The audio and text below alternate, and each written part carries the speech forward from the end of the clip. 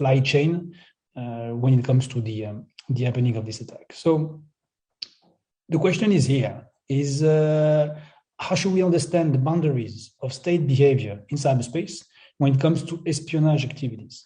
And how does this relate to attacks or operations which corrupt the ICT supply chain?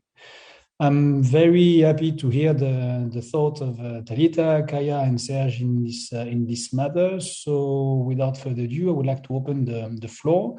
If each of you could start with a 5-7 minutes opening statements, and then we will jump into open conversation. And Talita, if that's okay with you, I would start with listening to your statements. Thank you very much.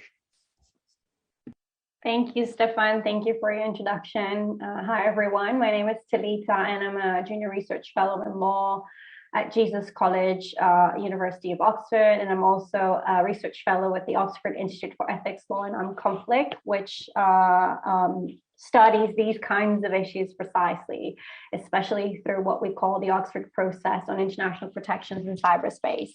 And it's really a pleasure to be here today because IT supply chains, attacks against the IT supply chains was one of the topics that we discussed during this Oxford process on international protections in cyberspace. So this is really right up my alley, our alley, and so it's a real pleasure to have the opportunity to discuss this issue, which is so divisive, as we've noted during our discussions. So what I wanted to talk about in my 5 to 7 minutes is I wanted to just make 4 points on the question in response to the question that has been posed for this session. So, and these points, they arise out of the workshop that we held as part of the Oxford process on precisely this issue of IT supply chain attacks, using the SolarWinds hack as an example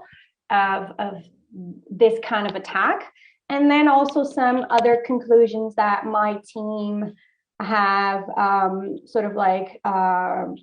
reached when assessing the issue from an international law perspective. So we were actually in the midst of producing an article precisely on this question of the SolarWinds hack and IT supply chains more broadly. So it's I want to talk about some of the conclusions that we've reached during our research. So basically, the first point that I wanted to make is that, obviously, Stefan, you've already raised this point in your introduction, and that's that IT supply chain attacks, they pose unique challenges because of the pervasiveness, the insidiousness of these types of attacks. So even if their main goal is to just extract information, to obtain data, to do espionage, they might have indiscriminate effects in the supply chain, in different digital supply chains, for example, update systems, as in the case of the SolarWinds hack. So there are unique challenges that these attacks bring to the table, and it's important to understand the specificity of these types of operations when dealing with them from an international law perspective. And one main issue that these kinds of attacks might pose is that they might, as you've mentioned, I think, Stefan, so far, is that they might undermine the trust in some systems that are regarded as essential for the operation of the internet, such as the update system, as I've already mentioned. So this is a big issue from a factual perspective and also from an international perspective. The second point that I wanted to make is quite well agreed upon, and this is something that we have reiterated many times during our conversations on these types of attacks, supply chain attacks, and other types of cyber operations, and that is that international law as a whole, it applies to information and communications technologies, or cyberspace, if you will. And this includes IT supply chain attacks. So IT supply chain attacks are not in the limbo They're not there. They're not unregulated by international law. International law applies as a whole to all kinds of operations, including IT supply chain attacks, including things like solar winds. And then, but the tricky thing is, what about espionage, right? We talk about this attack as if it's just espionage, and that's the main sort of like topic for this discussion today. And this brings me to my third point, which is the fact that an operation is qualified as espionage, which has traditionally been perceived as permissible under international law, and it still is, including in the cyber environment. That is not the end of the matter. So whether or not we frame a certain operation as espionage, it doesn't mean that other rules of international law beyond those that apply to espionage do not apply. Quite the contrary. So depending on the targets, the effects, and the means or methods employed in a certain operation, including a certain IT supply chain attack, different rules of international law might apply. And that brings me to my fourth point, which is that there is a patchwork of international rules that apply to IT supply chains, like the SolarWinds hack. And these rules, they don't necessarily cover IT supply chains specifically. So there aren't specific rules of international law that protect supply chains or digital supply chains more specifically. And there aren't specific rules, for example, that prohibit these kinds of attacks, indiscriminate IT supply chain attacks. There aren't. But nonetheless, there are a number of more general rules of international law that cover different aspects of these kinds of operations, because they protect individuals, persons, and objects that are involved in these supply chains, in these IT supply chains. And so just to give a couple of examples, so a lot of people talk about the rule of sovereignty in cyberspace. So states have sovereignty over their territory, but also over their cyber infrastructure, and for some states, even over their data. And so any trespassing over their digital environment could amount to a breach of sovereignty. So that's one view. Another relevant rule here, and perhaps the more relevant rule for these kinds of operations, is rules regarding due diligence. So because in operations like the SolarWinds hack, it's unclear who the perpetrator is. If we don't know whether a state actor was actually directly involved. We know that it came from Russia, and we know that some non-state actors were behind it, but we don't know exactly what was the link between these actors and Russia. And so for rules that require due diligence, that is irrelevant. It is irrelevant whether it's a state that perpetrates the attack or not. What matters is whether the state from which or from where the operation emanated failed to take action to prevent these kinds of attacks. And this rule is very pertinent here. And there's not just one rule of due diligence, there are a number of due diligence obligations. So for example, there are rules that require states to prevent transboundary harm, regardless of whether the operation is illegal or not. So that is very pertinent to the issue of IT supply chains and espionage. So even if espionage is not illegal per se, even if IT supply chain attacks are not illegal per se, if they cause transboundary harm, they are covered by this rule. So this is just to give you an overview of the framework that applies. You've got human rights law as well that applies, in particular the right to privacy, which is very pertinent because in operations like SolarWinds, private communications were also breached. So human rights law is also relevant.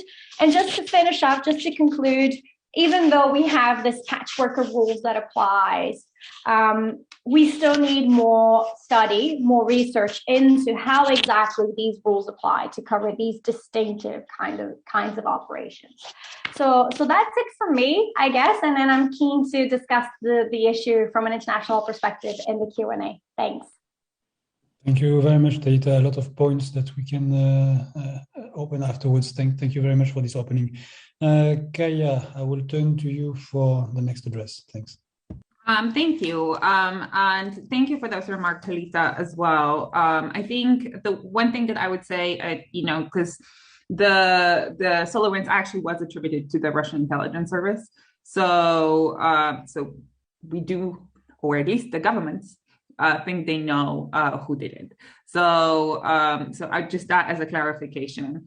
I would say I think talk about 2 points. I think try and explain a little bit about why, from an industry perspective, espionage and like this is problematic, and why it's cannot be seen as the same as traditional forms of espionage.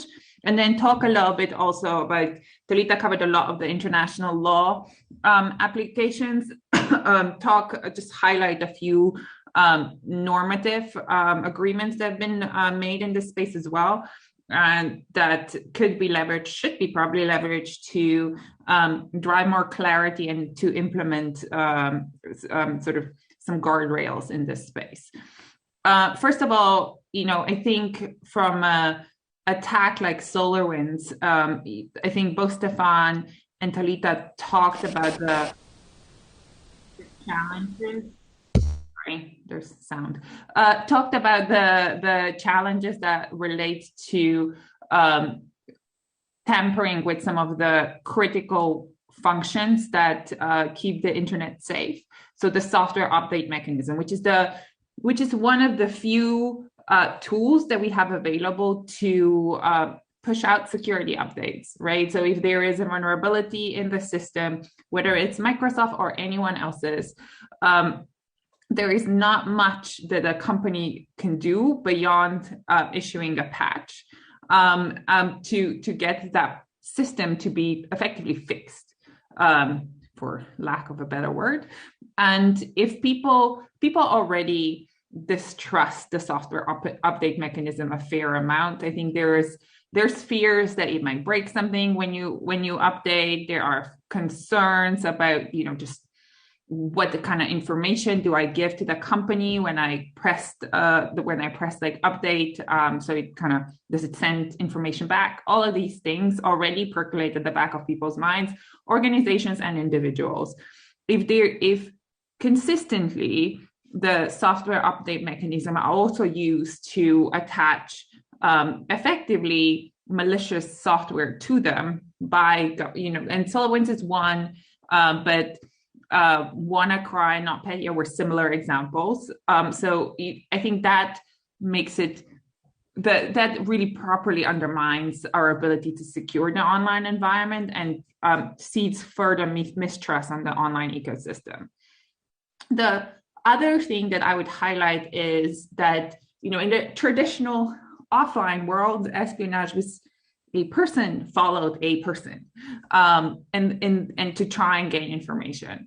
Here, because the products and services are used across millions, billions of people sometimes, if there is a vulnerability that is inserted, it affects everybody that uses it, even if it doesn't. And this was the case in SolarWinds.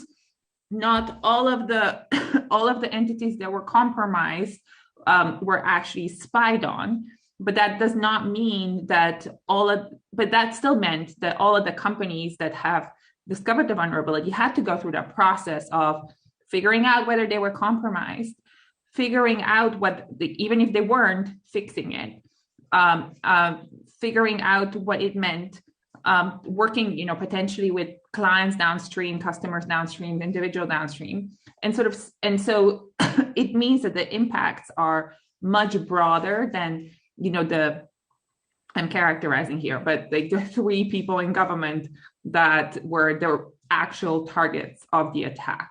So the implication on the security of the private sector ecosystem are immense, both in terms of, again, trust, but also financial. I think I think it's important that, as Talita was saying, we use some of the international legal frameworks that we have to try and limit as much as we can some of these issues. The question of proportionality and necessity was something that was highlighted by governments in the attribution of this attack. I think there's definitely something in there that we could think about. I'm being realistic here. I would love for this not to be a practice that is acceptable, but I'm also well aware that it's going to be difficult for the intelligence communities to be like, we're just gonna stop doing some of this. But having guardrails, I think, would be really, really important. I think in terms of the other. In terms of the two other things that, in addition to international law, I wanted to highlight, maybe three. So Microsoft has pushed forward a suggestion in the UNGGE, but now in the upcoming open-ended working group, the two processes at the United Nations that deal with sort of rules of the road for cyber offensive actions. To get states to agree to not tamper with the software update mechanism. So we'll see how that goes. The other norm that was proposed now a couple years back by the Global Commission on the Stability of Cyberspace that also kind of looked at this space, was the norm they called Norm to Avoid Tampering, which called on state and non-state actors to not tamper with products and services either in development or in production, or allow them to be tampered with if this, and this is important, if doing so may substantially impair the stability of cyberspace. So I think there's something in there as well. I think particularly the qualifier allows for a little bit of the wiggle room that I feel realistically we need to acknowledge. And then the third one was actually a norm that has been agreed in the UNGGE in 2015. So the group of governmental experts, group of governments that came together to agree a set of 11 sort of norms, voluntary, to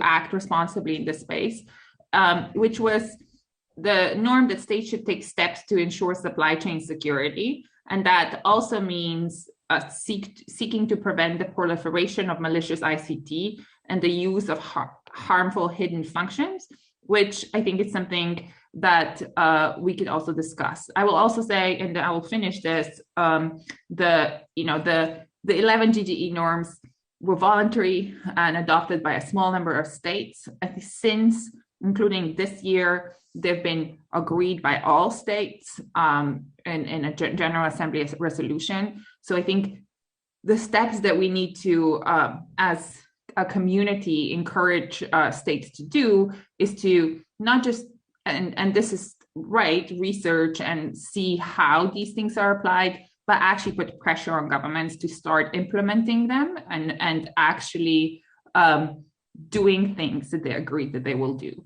And that will, by itself, clarify some of the uncertainties. I'll stop there, but again, also happy to discuss some of these later. Thank you very much, Kaya. Just to remind the audience that the chat is open, so please don't hesitate to post your question, comments. Serge, would you like to complement, please?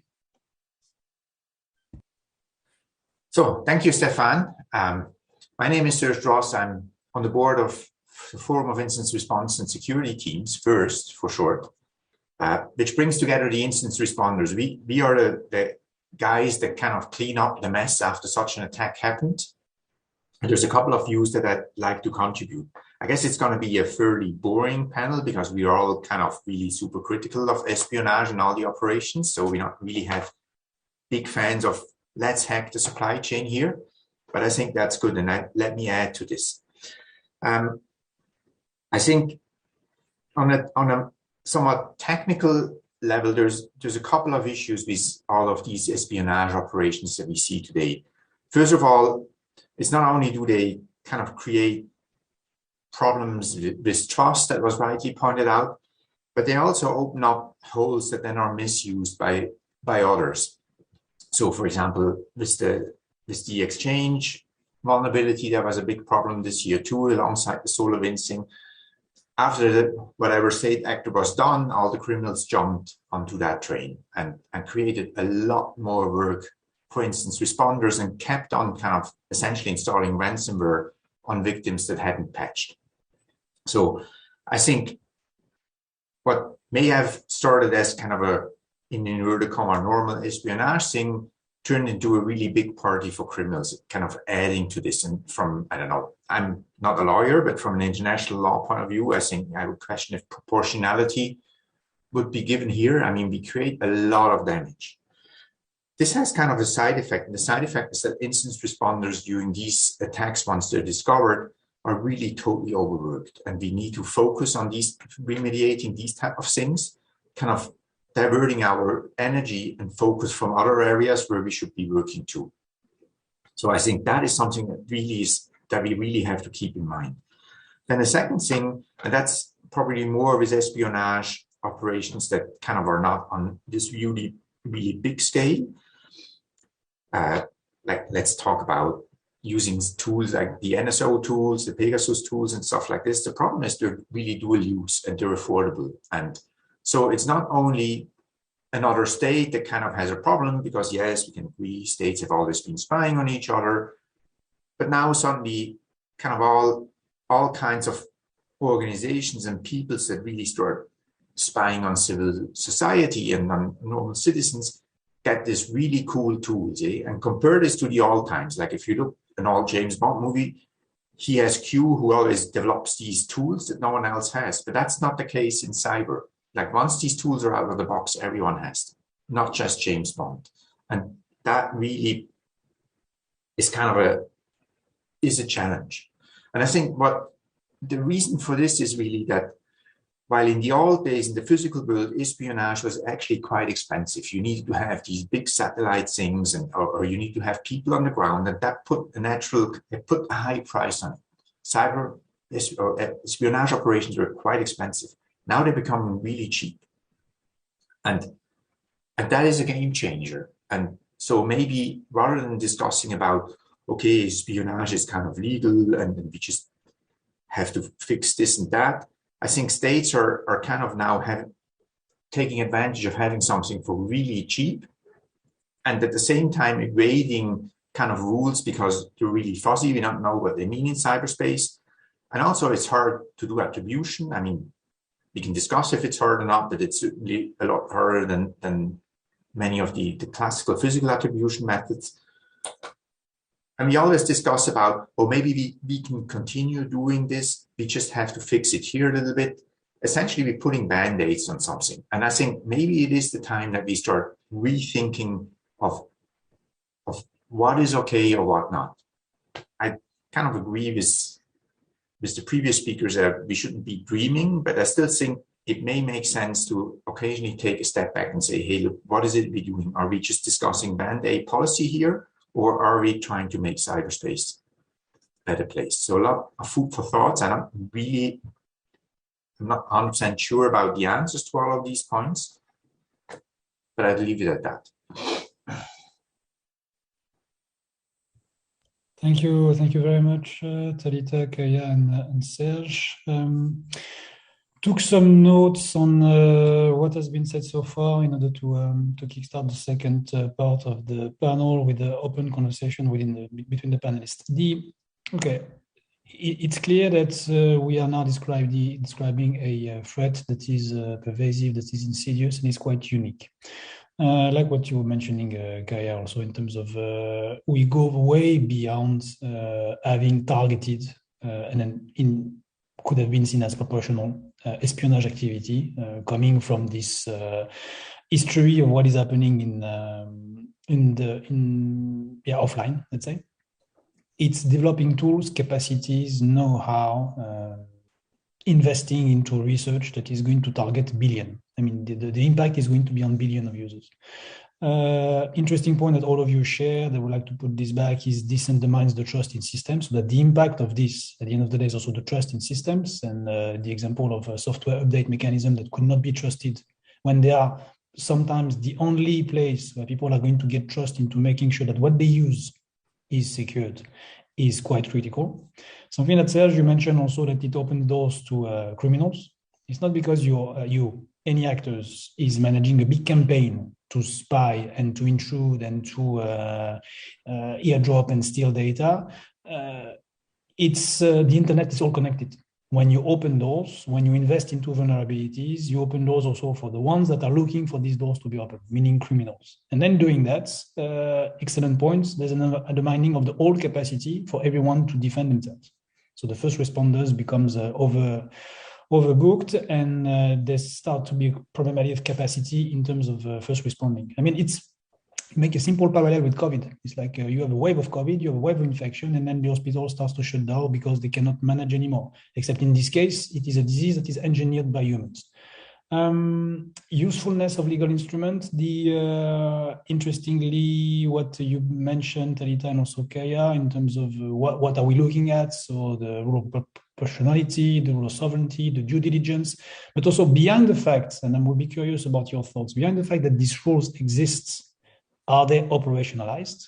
What is there to make sure that they are, put in place to be really used, from the legal instrument to the norms Kaya was mentioning before? And yes, what are we seeking? I will just also close this with what you're mentioning, Serge. In fact, are we looking for bandage, or are we looking to solve the issue? So what should be the ambition there? I would like to give back the floor with an opening question to the three of you. Something that was not mentioned, I think, so far is we should not, I guess, look at this as a state-owned, controlled, and enforced capacity and market. I mean, all of this is also interacting and, in fact, relying upon a industry-led market which is developing these tools and selling these tools. And Serge hinted to that, is that, there's a recent study of Atlantic Council looking into at least 224 companies in the world that are involved in espionage. The more the companies, the less the price.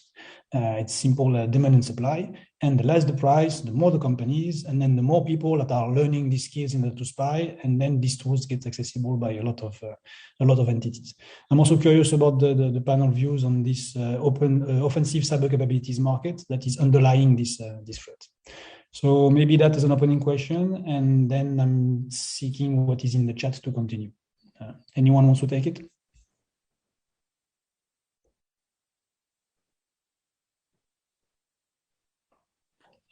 Then let me take it. I think it actually relates. What you just asked is really about like all these companies and organizations, this kind of what I call a gray market that aids and only makes this possible. It does relate to a question by Hank Nussbacher here in the chat, who says actually these suppliers, they level the field, they make it they make these tech accessible to players that don't usually have these. And that's true. I mean, developing all of this stuff is really hard. There's a certain initial investment, a high initial investment that you have to make before you can actually become a successful cyber spy. And having private companies that sell this kind of big style kind of makes the stuff accessible to others. And this is now a really good question. If we really insist on a point that espionage is totally okay, then maybe we should also insist on the point that then the tools should be available to everyone. So I think fair point, and I can understand that countries or organizations say, hey, look, we don't have the resources that all the superpowers have.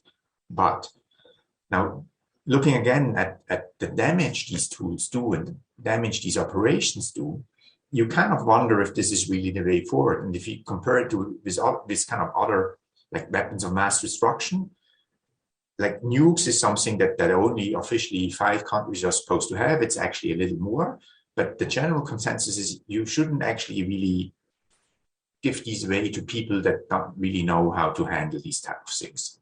And with nuclear arms, we kind of really understand what responsible behavior in the nuclear space is. It's you don't use it. And so if you work on the premises that, okay, this should in principle be available to everybody who's responsible, however you define responsible, then at least we have to come up with an understanding on how to use this. And I think this is what's really hard in the cyberspace. That's where we're completely failing. I think today, one of the roots of these challenges is that no one really agrees on responsible use. What is this? And all we do is the mandates we mentioned. So personally, I'm really very critical. And I completely accept the fact that smaller nations have a disadvantage, but that should lead to to the more powerful nations actually really taking their responsibility serious.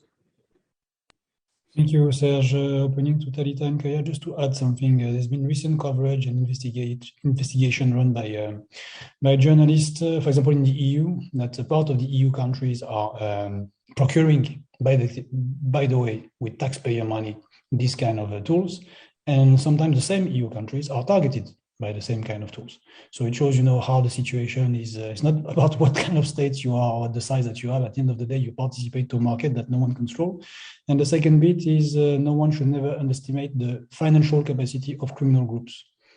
Because at the end of the day, it's about the capacity to buy what is developed. So thinking that even if we allow for this market, only states are going to buy it, it's a foolish dream, a big foolish dream.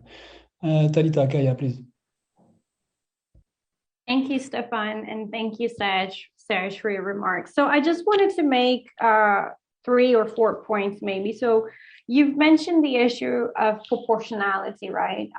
So that the operation wasn't proportionate to, the traditional aims of espionage. And I think that this is really relevant when you're thinking about international human rights law and the right to privacy, for example, because so for any state to limit, or non-state actor for that matter, because non-state actors also have responsibilities to respect human rights law, right? There has to be a legal basis, there has to be a legitimate aim, there has to be necessity and proportionality and any limitation or interference with the right to privacy. So if you're talking about operations that are going to affect or have as a side effect an interference with privacy of private entities, individuals, ultimately, then these operations, they must be targeted. So, for example, the indiscriminate nature of supply chain attacks or solar winds, for example, would go directly against this requirement of necessity and proportionality under human rights law, which means that any surveillance type of operation must be targeted. It must be reasoned, there must be, so for example, bulk surveillance, we all know it's blatantly illegal under international human rights law precisely because it's indiscriminate. So that's something to bear in mind. So the fact that an operation is not targeted to a specific individual or state actor, and it's not justified on some basis. So for example, for national security reasons, that means that raises the red flag that the operation is contrary to the right to privacy under international human rights law. And my second point is related to that, and it relates to these technologies. So for example, Pegasus, etc. And so, for example, if you read through the report from the special rapporteur on the right to freedom of opinion and expression on surveillance and human rights, basically the special rapporteur proposes a moratorium for these technologies until we find a way to make sure that these technologies can only be used for aims that are legitimate, necessary, and proportionate. So if these technologies can be used for both good and bad aims, then they should not be sold until we find a way to control the damage that they might give rise to. And so this is really interesting that you've mentioned the pervasiveness of these technologies and the way in which they are being employed. And actually, from an international human rights law perspective, at least these technologies should not be put on the market until we find a way to control them, right? And then on espionage, you've also mentioned those. Espionage is something that most people frown upon, at least in the cyber community, because it's bad. But actually, I wanted to just talk a little bit about the other side of the coin. And actually, there are important advantages, or there are good uses of espionage for peace and security. So states have done it for centuries because it, for example, avoids conflict. So if states know what other states are doing, it gives them a little bit more confidence and what to expect in terms of, confrontation, non-confrontation. So if states have more information, then that means that they're less likely to be hostile towards other states. So that's a benefit of espionage. But obviously, espionage can be used for a number of different purposes. And what we've seen right now is that it's being used in an indiscriminate manner. So perhaps the way forward is not so much to prohibit espionage as a whole, but maybe just establish some rules of the road, some boundaries, some red lines beyond which espionage should not go, to try and contain it to the traditional uses that it had before. Stefan, you've mentioned the operationalization of international law. That's a problem, right? In any area of international law, it's difficult to enforce international law because we don't have an international police force. We don't have an international executive. So that's tricky. So the main function of international law is really symbolic, right? It serves as a deterrent, as a preventive tool to help guide behavior of states. But I think that one thing that would contribute to the operationalization of international law on that front and on this sort of like educative, didactic function of international law is to help build legal capacity of states, especially less developed states. And I've done a lot of capacity building exercises, especially with Latin American countries. And what I hear constantly is that they lack legal capacity. They don't know what rules of international law apply. So I think that it's really important to invest on that. Thank you. Thank you. And maybe if I feel like I have lots of notes on different topics. But if I start, so I think maybe on the point, Talita, you just mentioned about, the good uses of espionage. So Microsoft, now about a month ago, I think, published our annual Microsoft Digital Defense Report, and it looks at sort of the previous year and kind of the attacks on the Microsoft systems that we've been seeing, the trends type of things about cybercrime, nation states, and sort of the different trends, whether it's, uptake in ransomware or the attacks on IoT. And if you look at nation state sponsored attacks, the vast majority of them are for espionage purposes. They're not destructive attacks. They're attacks to try and find information. Whether they, even the attribution we made yesterday, on Monday, Seattle time, against a threat actor that's coming from China, it was very clear that the targets were largely government and Ministry of Foreign Affairs, a few nonprofits dealing with foreign affairs, that and across a particular region of the world, basically looking to find information that could only really be used by a nation state.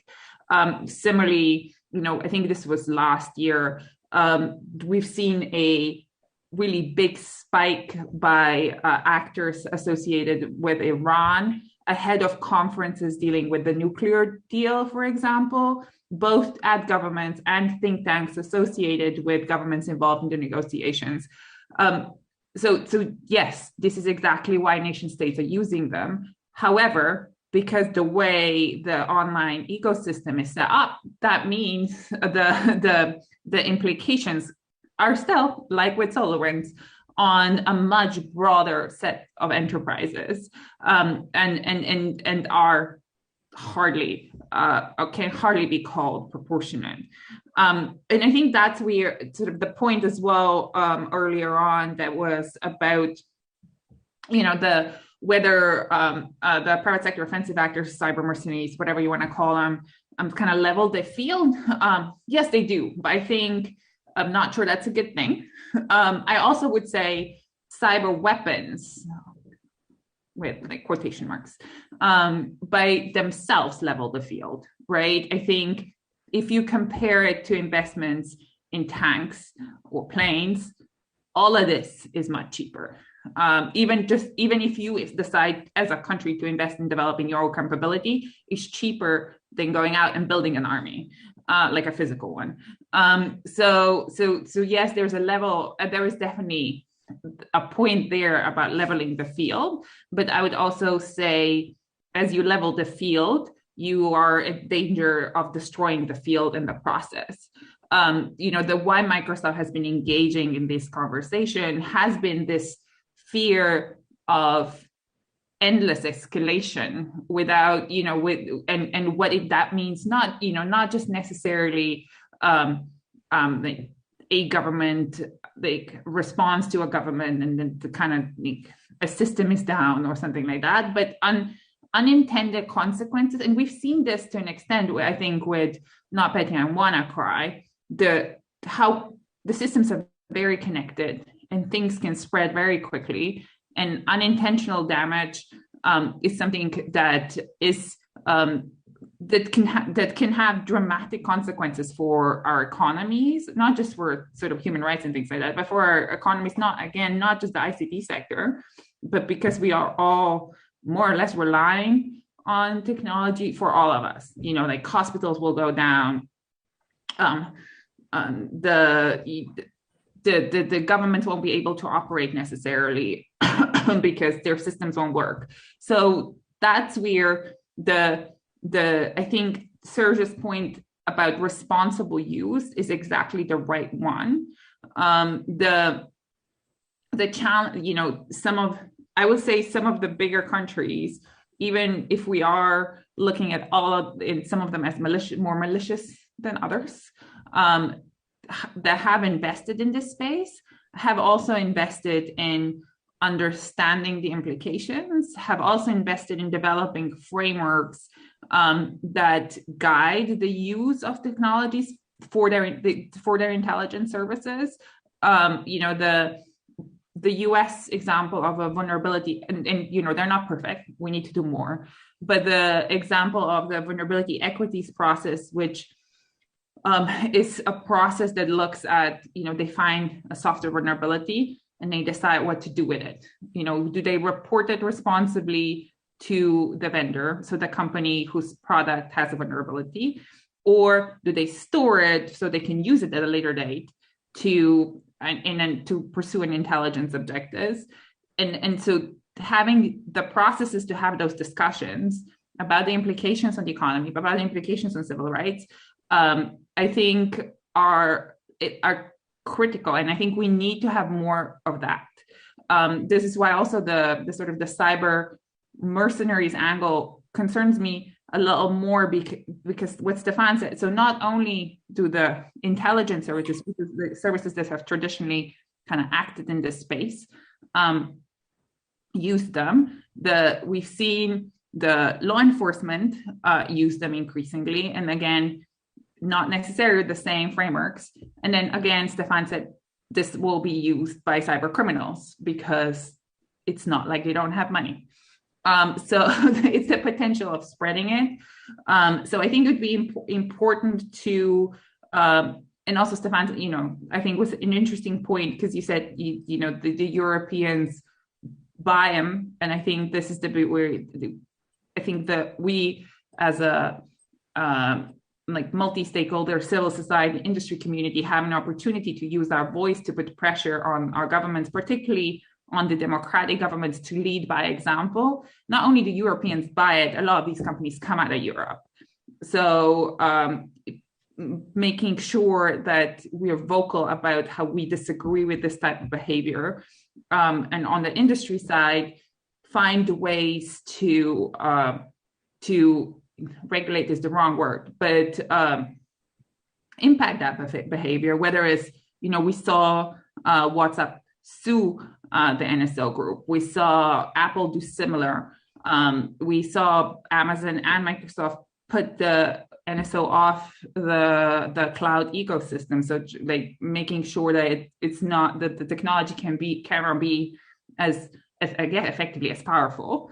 I think there's things that we can do collectively to put pressure on governments to try and get to that end place. But again, I think the end place will be difficult to achieve. And maybe just one last point on the earlier question at the beginning, where some of these discussions are happening. So at the UN, there is a open-ended working group, which is a group consisted of states that is starting next week. So I put the link in. There's fairly limited participation for the multi-stakeholder community, but there will be consultations, and there will be and also there's always an ability to reach out to your government and put some of these points across. So I would encourage you to check that as well. Thank you very much, Kaya. I was looking at the chat, but would like to answer what has been mentioned by the three of you, to put some additional points before going into the chat. Something that you mentioned, Kaya, in terms of legal action that can take place, because we look at this from the point of view of international law, international legal instruments, or norms of responsible behavior. But indeed, there's been some national initiative. So on the basis of national law, when it comes to legal action against, it's very high in the news with the NSO and the different companies that are suing NSO, basically. Something else that maybe I'm not sure that the group knows about this, but it's Naxa Technologies, and how they are now under judicial investigation for being complicit in act of torture. So that's what we're talking about at the end of the day, because the technology was allegedly used in order to facilitate the surveillance that led to torture. So interesting to look into these kind of cases, because that's other avenues. And interestingly enough, it looks like there's measures taken by states or state-sponsored actors in order to espionage. Let's use this keyword, even if it's a bit more complicated, I guess. And the countermeasures are put by industry and civil society. So where you can imagine that states' responsibility at the end of the day is to protect people. In fact, today, the takedown of infrastructure, the forensic analysis of phones, the organization of class action is managed by industry and civil society to protect people. So it's kind of a strange situation, to say the least. I have another question, which is linked to the comment that Tsefe put in the chat. I hope I'm pronouncing your first name right, Tsefe. When it comes to the exchange of information, so where is the information? Who is responsible for the information exchange and security? I guess it's the core of the discussion we're having now with the supply chain attack, is that the supply chain is a big one. And then when you start to attack whatever weak link in the whole supply chain to get hold of data, then suddenly the responsibility behind are a bit complicated to look into. I have a question to the groups about this. I strongly believe that you can only policy what you can measure. Is there any, maybe to share with the audience, source of information about the scale of attack on supply chain, their occurrences, what they mean in terms of violation of international law? Is there a body of work there? Curious to have your views and maybe some pointers if there's anything.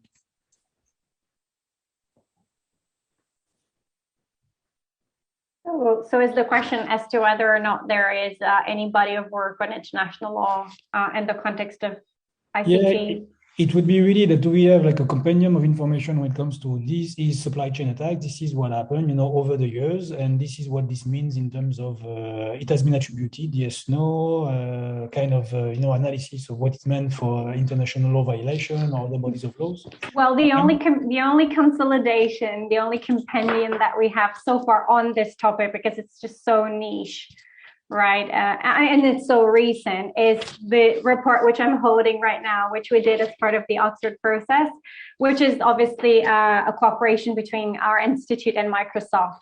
And so we've produced this wonderful report of the workshop that we held on this topic right after SolarWinds happened.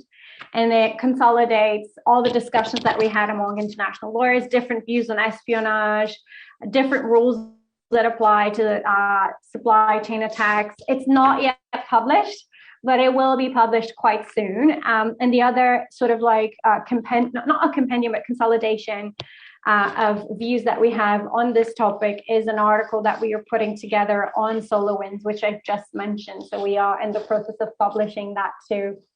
And just what I would say, just to tune into our website and just wait for these materials to be published. because they will be there soon. But that's the only thing on IT supply chains that we have right now.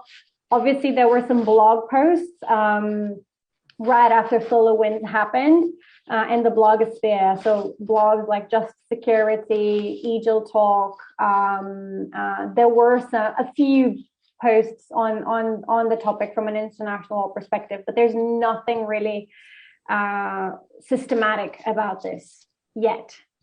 Thank you, Talita. Serge, on your side, when it comes to the community of the first responder, is there any statistics or data available to look into the scale of it or the progression of the threat? So that's a really very, very good question. And I think it is at the heart of a lot of these discussions, because there is really very little data and there's no really solid or very little solid research done on this, which allows states kind of to really wiggle their way through all these opinions, and because the opinions are what they are, opinions and not facts. I mean, there is a lot of published kind of reports, mostly by security companies, like Kaya mentioned a couple, that describe these attacks, and I guess there is people doing statistics. I think the Center for Foreign Relations kind of systematically collects state-driven operations and things like that. Now, turns out that all of these reports, they're targeted towards the clientele of these organizations that bring them out, which that's a research that was done at Citizen.net, kind of shows it leaves out civil society, which still is a big part. So I think right now we do have some kind of idea of what's going on in terms of malicious operations, but it's a biased picture. It's biased towards kind of people that can actually afford expensive security companies. And it really leaves out the poorest of the poorest. And these are the ones that have it that really need this. And I think another good example of this bias is really, now we all complain about NSO, and I don't want to defend this company. I think their business case is certainly not one that I would subscribe to, but NSO is just one of these. And it's not just NSO, and it's not just the Israeli high-tech sector.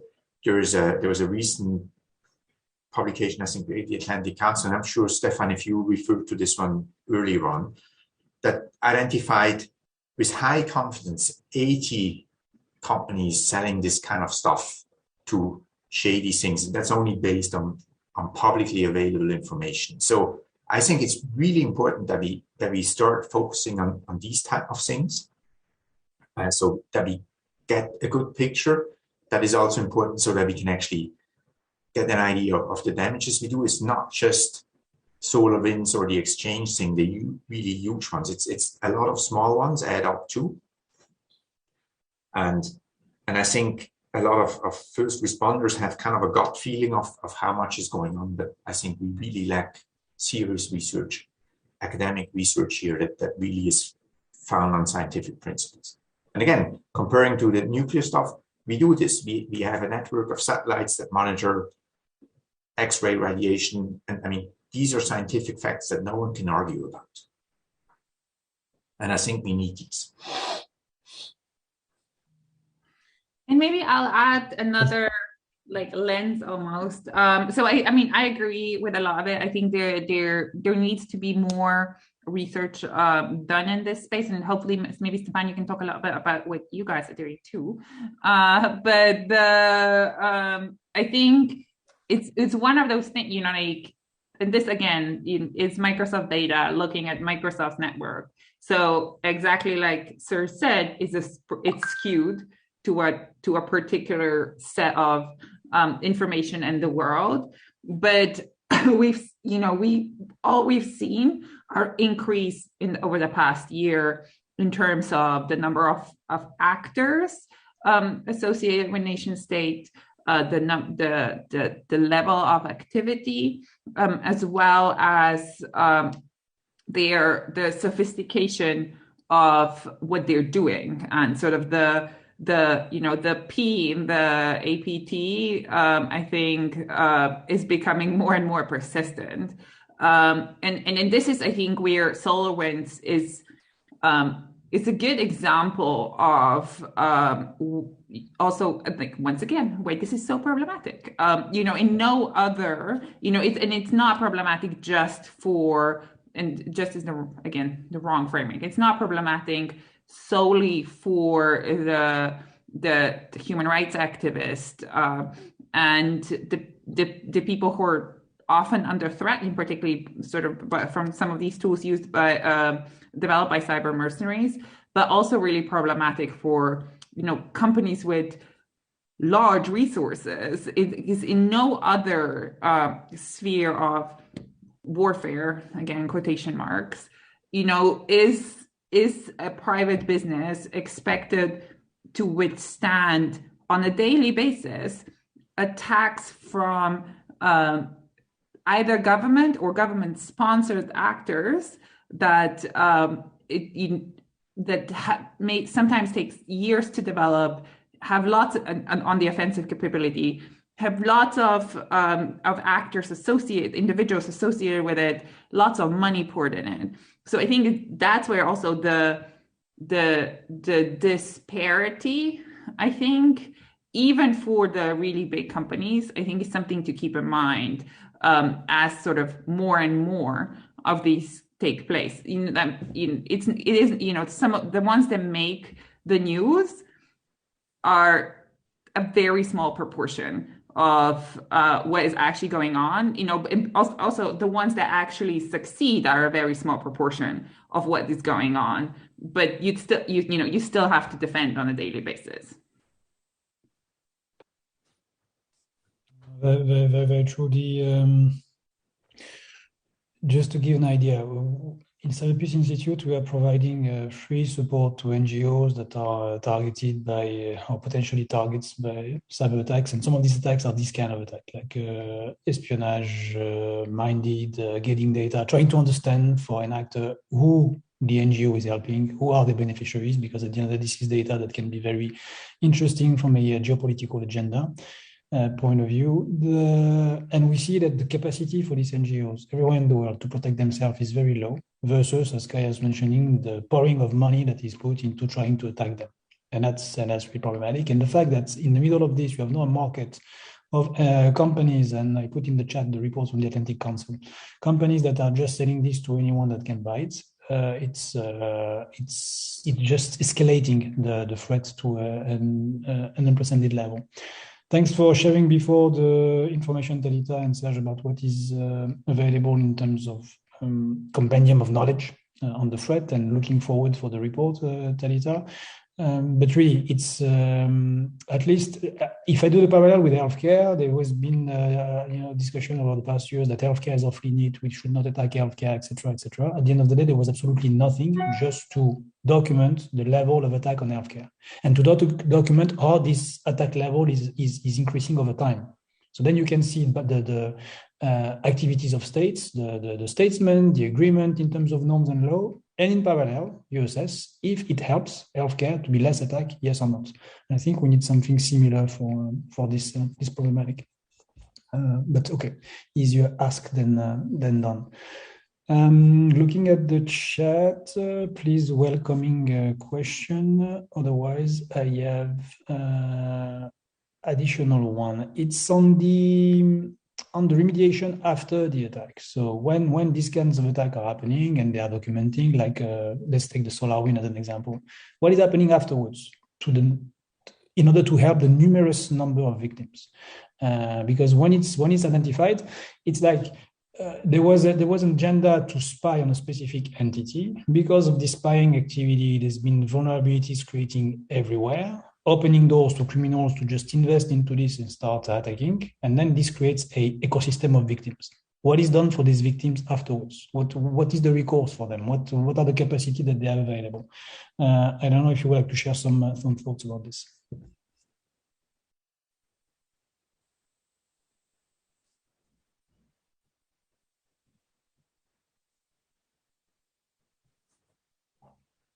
Serge, would you like to start?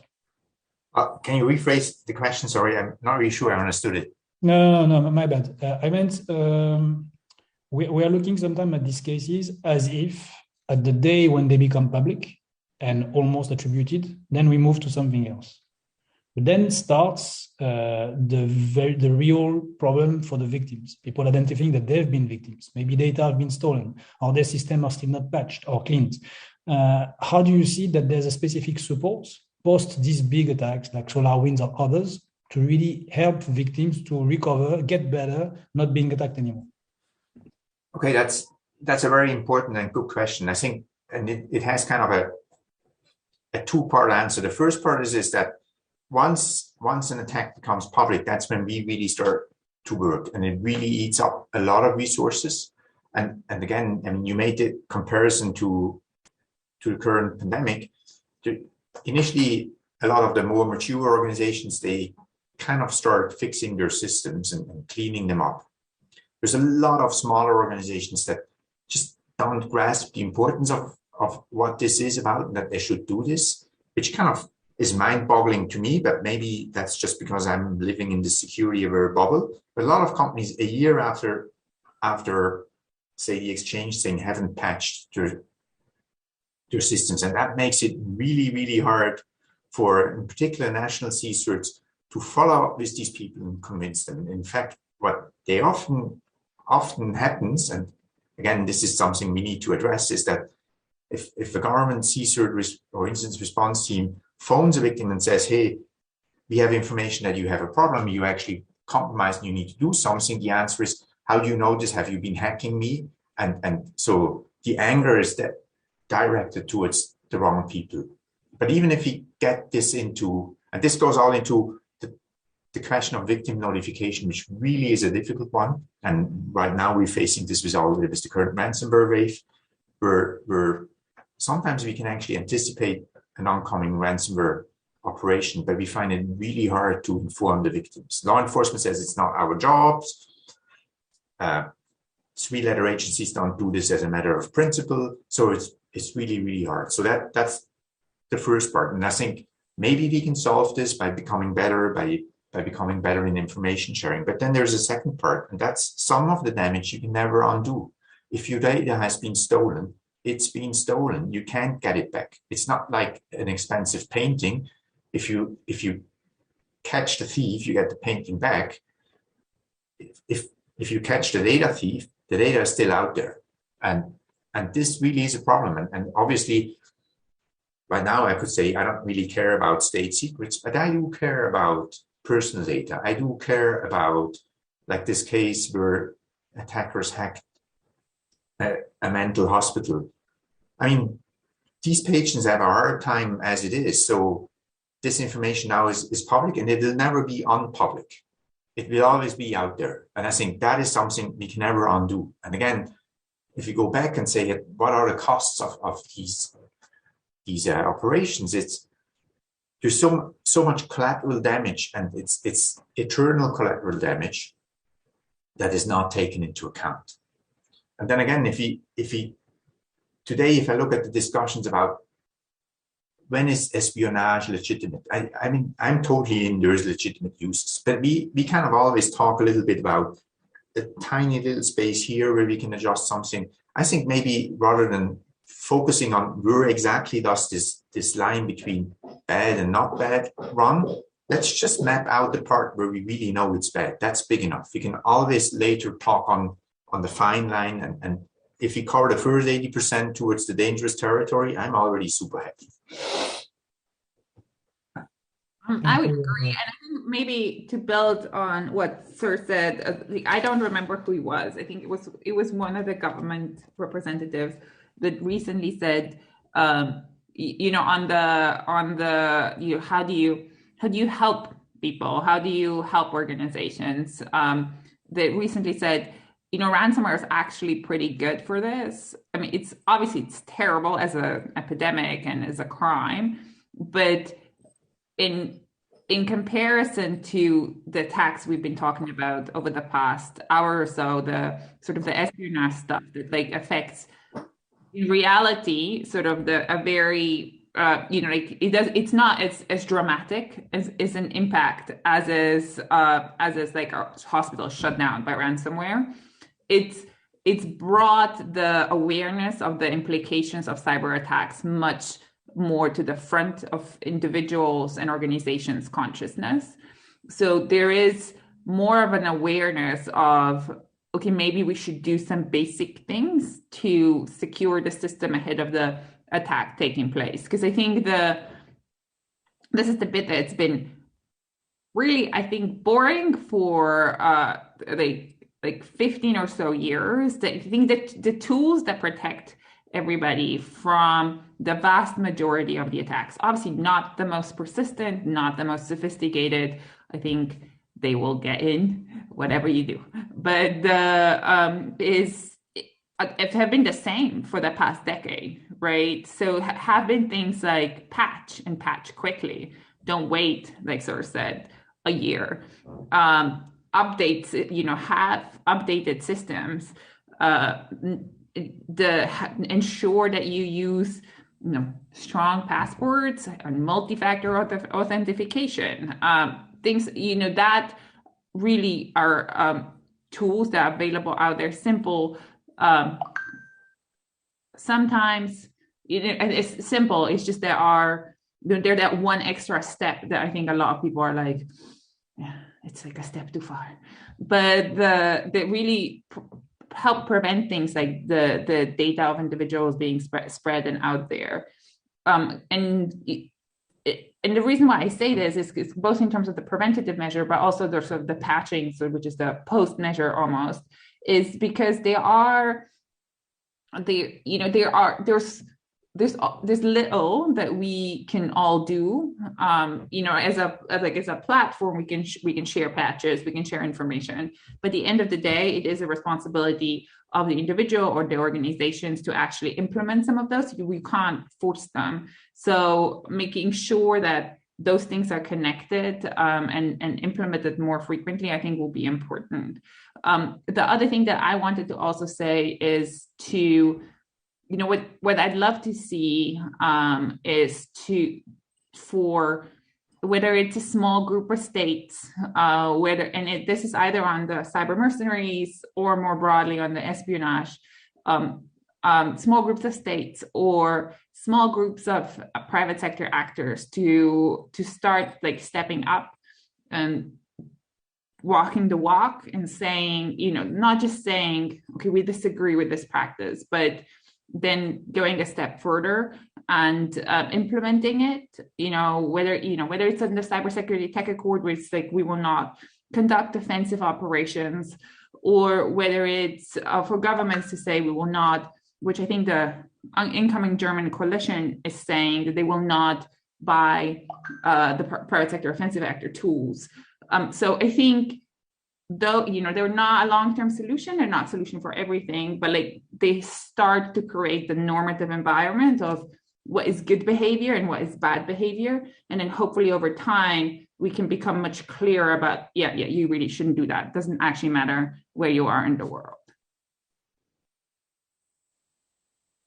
Maybe to add to this, it's kind of like, actually most of the ransomware operators say could paint themselves as helping to improve security because we really point out people with weak security and that's what they get for not working with us. And in fact, for most of the ransomware groups give you a fairly high quality security report after you've paid up. And but that brings me to another thing. It's I think when you say it's the responsibility of everyone to kind of be prepared, I would argue that's probably true for kind of big players, big companies, but the vast majority of victims right now for ransomware, for example, are kind of small and medium enterprises who frankly they just can't do it. It's and so they can move part of the stuff into the cloud because the big cloud providers actually can do it and can help them. So that may be part of a solution, but then you can't move kind of a hospital device into the cloud. That's just not going to work. And so I think we have a lot of questions here. And I think, I'm not sure who mentioned this before, is mostly what states do is actually espionage. I kind of start wondering if this really is true if we start to include kind of state-tolerated cyber operations, and we're really moving away from the espionage things. I find it's hard to believe that that these huge ransomware groups that claim to have hundreds of millions of dollars in profit can do so without the state not closing both of their eyes. So, and I think maybe that is something we need to address, because it's not only that there are criminals, and then they say criminal law is not really part of international law, blah, blah, but it's also about arming up these people. Like if you have criminals with hundreds of millions of dollars, you've got a problem, because then you can literally buy whatever they want. Serge, and going to tell it to your last point here, that's very problematic, because that's the case. It's not like a scenario of that we imagine. This is the case. We have today criminal groups. They don't have to be cyber criminals, but criminal groups that are owning more than income of small countries. So, and that's the situation we live in. Please, Atalita.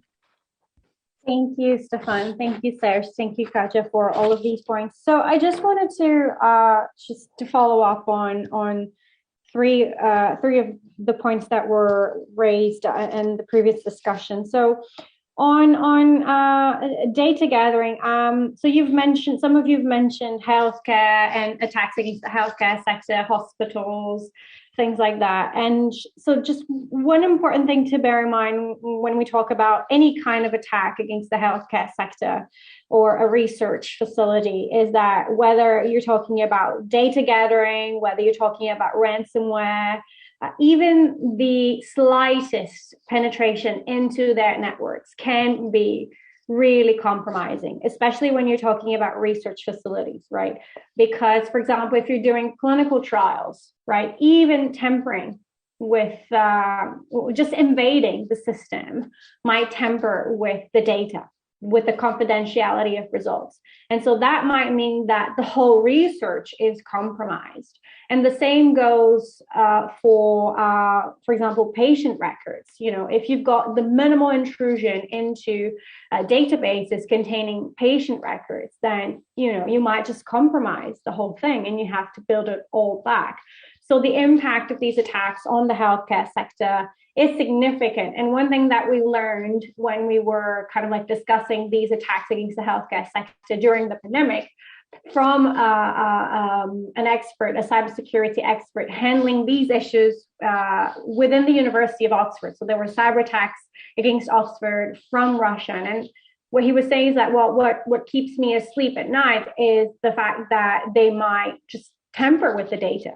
And all of our research on the AstraZeneca vaccine, for example, might just go to waste. And so it's important to treat these attacks differently, because you've got harm might arise from minimal kinds of effects or operations. So this is really important to treat those types of attacks differently. In a way, it's almost as if these kinds of targets are off limits. Right, you know, when you talk about laws of war, states cannot attack hospitals, and something similar kind of like happens in peacetime when you're applying existing rules of international law. So on ransomware, ransomware is as Katja said, something that's even more complicated and even more problematic than IT supply chain attacks, because ransomware is almost per se illegal under international law, right? Because the whole purpose of ransomware is to coerce the victim, and that in itself might breach a number of rules of international law. The coercion aspect, right? The fact that you are threatening to delete someone's data or threatening to release someone's data. So ransomware is almost inherently illegal under international law. And this is something that we also discussed as part of the Oxford process. And there is agreement in the academic community that ransomware is almost per se illegal. And the other point that I wanted to raise is that when it comes to both ransomware and IT supply chain attacks and other cyber operations for that matter, we must not only think about the obligations of the perpetrator state, the state that perpetrates these attacks, or the state from where these operations emanate, like the whole state, if you will. We must also think about obligations of the victim state. because the victim state has obligations to protect their own citizens, right, under international law. So as Kaja was saying, well, simple things like, adopting cybersecurity measures, just monitoring their networks, simple things would kind of like allow these states to discharge their obligations to protect their own citizens and other private entities within their territories. So it's important to focus on the obligations of victim states as well. The problem is, though, that we don't have enough guidance on how these states can discharge these duties. At least under international law. We do have the norms of responsible state behavior, but again, these norms are quite general, they're quite abstract, they don't provide specific guidance. So, the latest GG report that we had earlier this year talks about some measures of due diligence. So, for example, information sharing, investigations, which is good, but it's not enough. So, I'm a big advocate for technical standards in this area. So we do need more specific technical standards. So we need to bring the legal, the policy, and the tech community together to put together specific technical standards that states and their cybersecurity teams must put in place to prevent these kinds of attacks. So this is something that I'm a big believer in, and this is something that we currently don't have. We have institutions that deal with technical standards. So we've got the ISO, we've got the International Telecommunications Union, but these fora, they're underused. They have so much potential, and we could do so much more with them. So that's just a few thoughts on what has been discussed. Thank you very much, Talita. On the last point, in terms of the recent GGE report, there are indeed some measures, not perfect to say the least, but at minima, some of them can be measured. And that's also, I guess, the responsibility of civil society and other entities. That this is ours in Cyber Peace Institute. We are measuring, like documenting what states are really doing out of what they were supposed to do in the GGE report. And you're mentioning this in terms of obligation also of the states where the attack unfolded, so the targeted state. There's also obligation, it's one of the norms, to reduce the space for criminal groups. So what does it mean? And there's a simple way to measure this is to see, the number of cases opened against criminal groups, the number of times that extradition requests were answered, the number the scale of judicial response when it comes to a investigation on cyber criminals. So there's pointers that for sure we are looking into in order to, over time, see if what states discuss and decide as the rules of the road is helping in any way the community. And if not, what kind of recommendation we can issue. I see question in the chat from Amir. Sorry, it's a bit late on this one. Could we have a special rapporteur at UN level so that all countries and groups could be able to report the cases of mass surveillance at global level as a systematic violation of human rights and digital rights and intervention in internal affairs of other countries? So I'm not the one to appoint special rapporteur at the UN level, but at least we can discuss about it. So I don't know if... I can come in on this one. I mean, there are already some special rapporteurs dealing with these issues. So I've already mentioned the special rapporteur on freedom of opinion and expression. So it was David Kay before. And under his mandate, there was a specific report on surveillance and human rights where he reported these incidents of mass surveillance.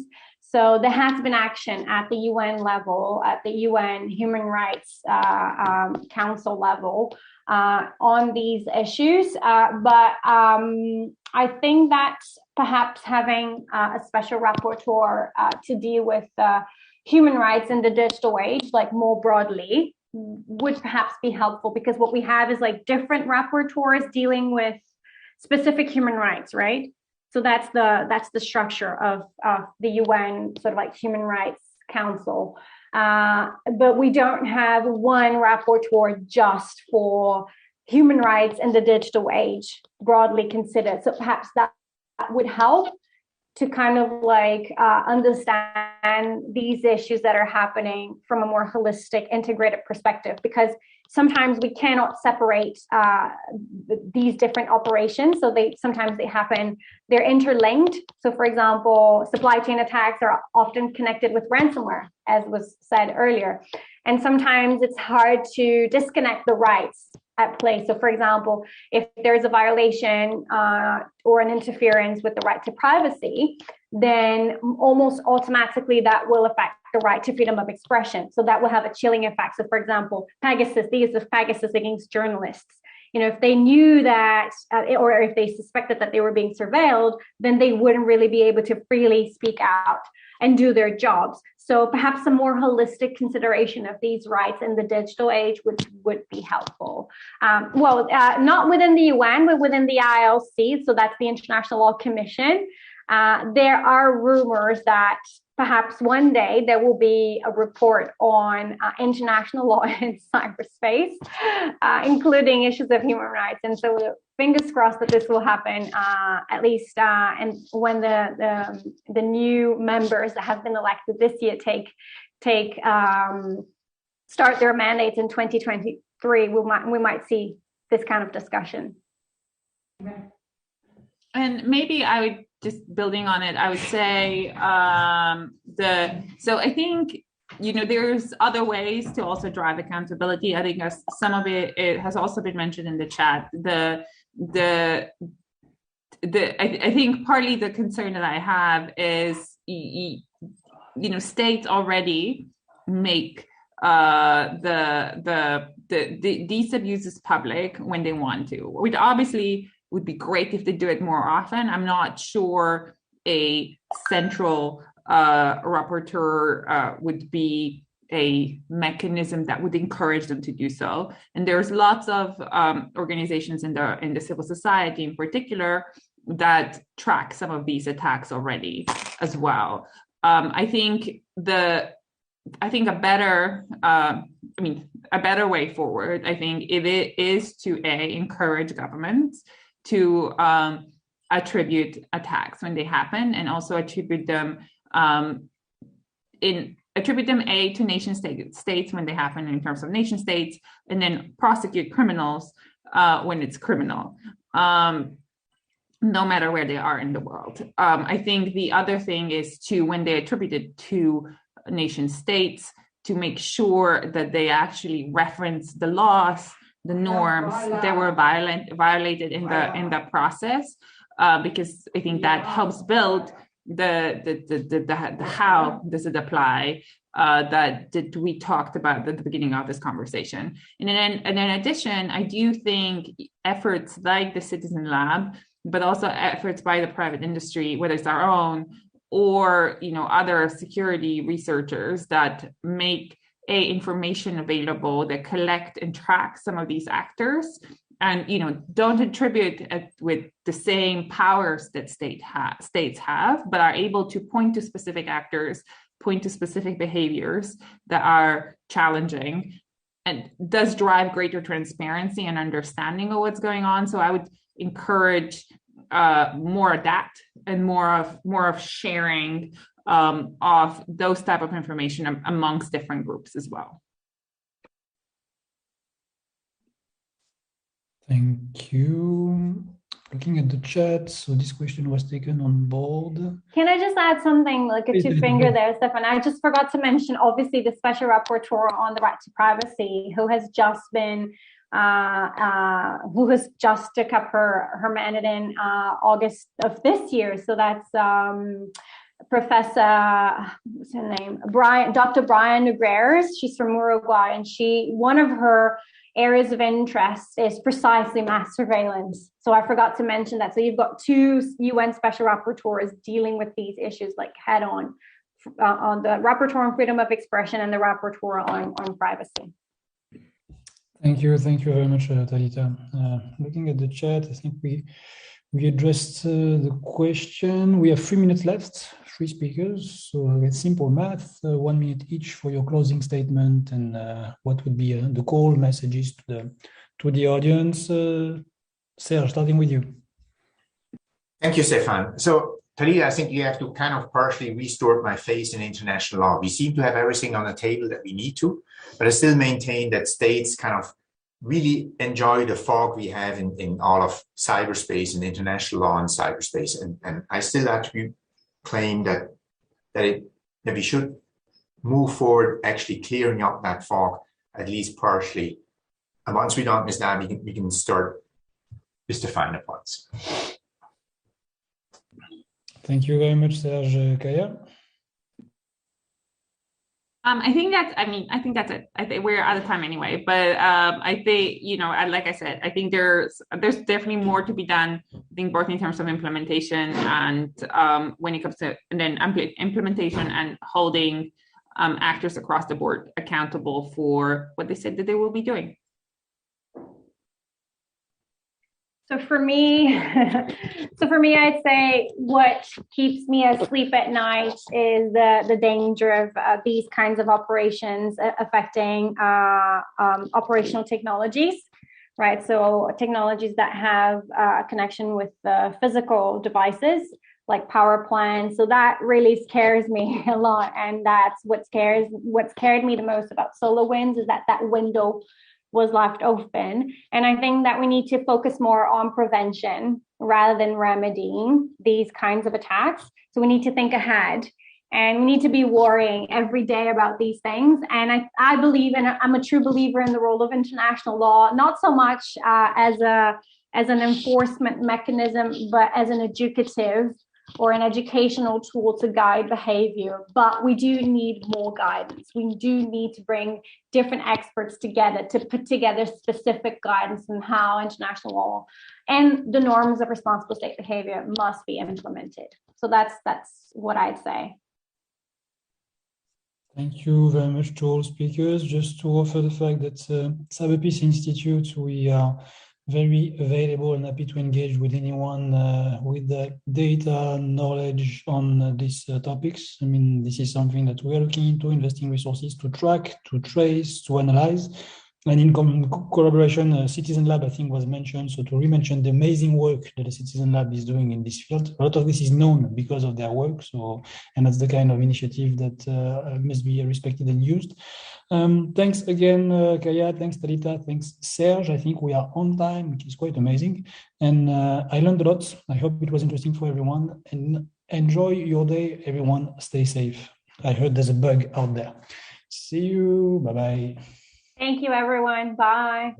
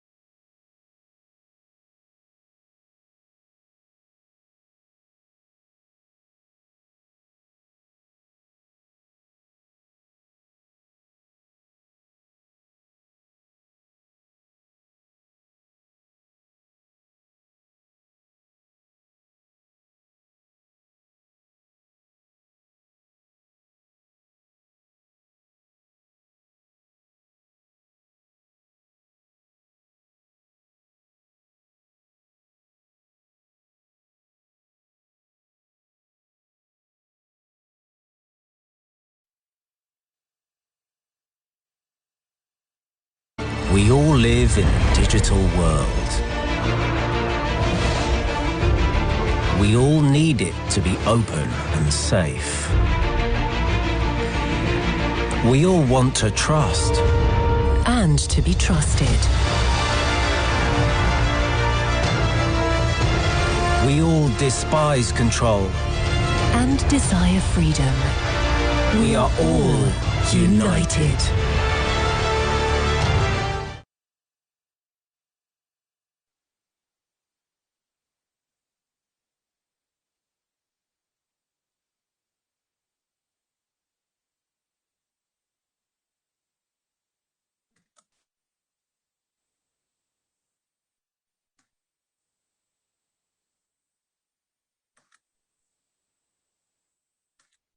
Greeting to everyone. Let us just give ourselves a minute for the interpretation work to be done. Thank you.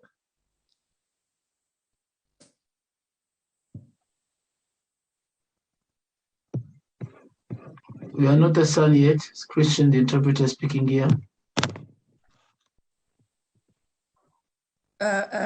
Christian, we assign you French or English? It's English and French. English into French. Okay. As yesterday. But the name they written is Belen. Yeah, thank you. That's it. Thank you very much.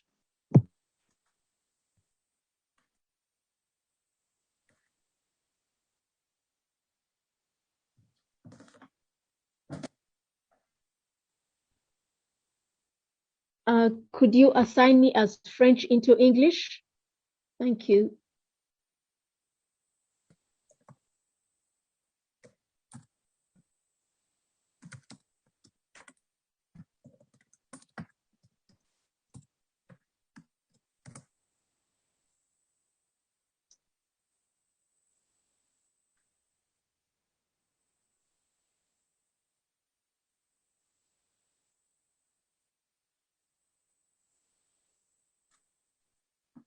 Okay, good.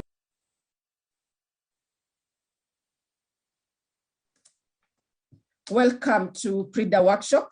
That is cyber diplomacy and digital transformation in Africa. I hope the interpretation is working well. Are we able to confirm whether the interpretation is working well? Anyone who is able to confirm that?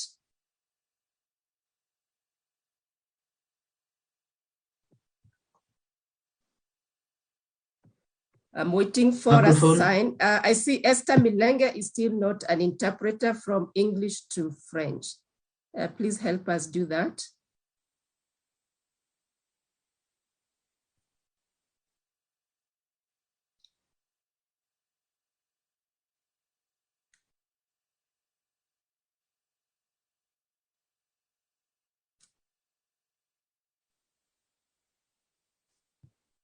Again, to the host, please, Esther, make Esther Milenge an interpreter.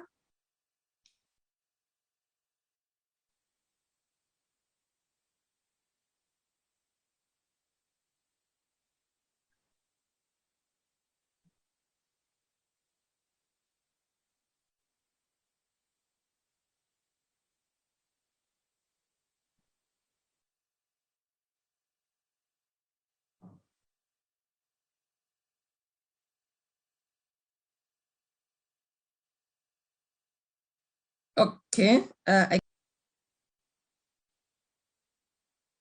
interpretation is working well.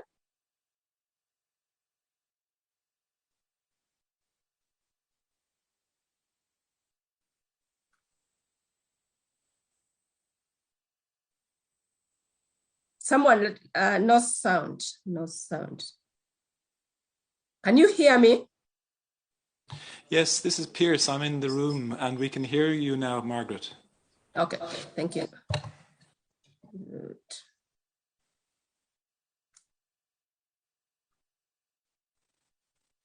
Perfect. So we start our session. As I said, we have interpretation from English to French and vice versa. And I believe it is working now.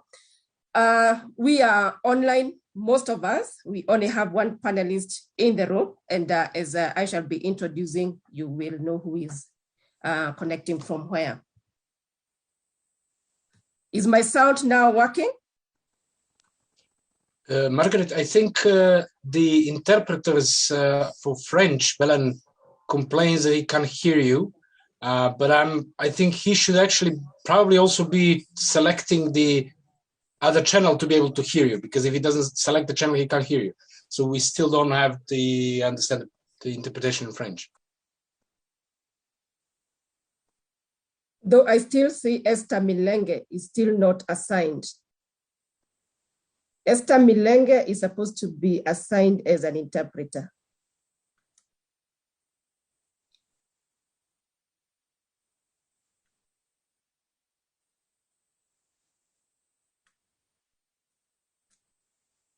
Okay, I'm not sure whether I am communicating to the host.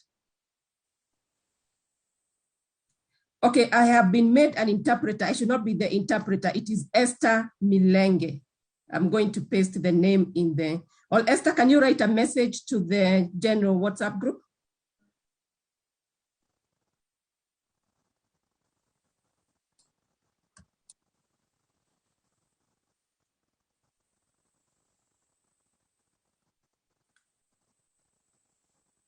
I think you're not an interpreter anymore, so it should probably work. Yeah, it is working now. So thank you very much. My name is Margaret Nyambura Ndongo, a senior internet governance expert working on the Policy and Regulation Initiative for Digital Africa. For those who may be new to this, PRIDA is a joint initiative of the African Union, the European Union, and the International Telecommunication Union. In this workshop, we ask ourselves, could cyber diplomacy be the bridge to Africa's digital transformation?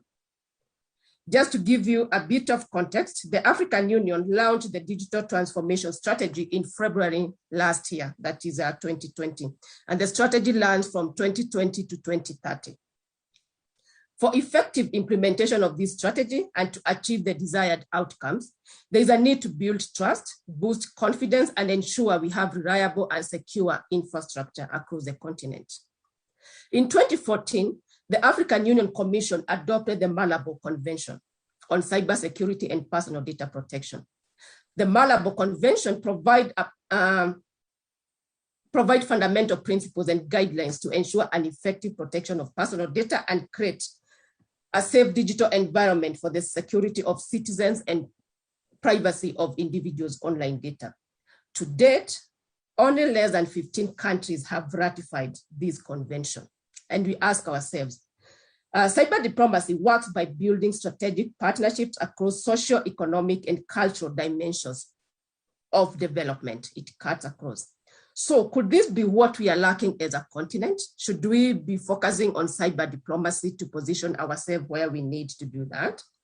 To discuss these important issues, we have 5 distinguished panelists and our appreciation to the panelists for being ready to share their expertise with us.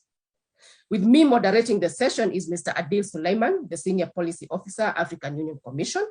We also have a rapporteur, Madame Harimeno from Madagascar, IGF. Without much ado, I introduce our panelists without any particular order. And our panelists, if we could put our cameras on, that would be very good.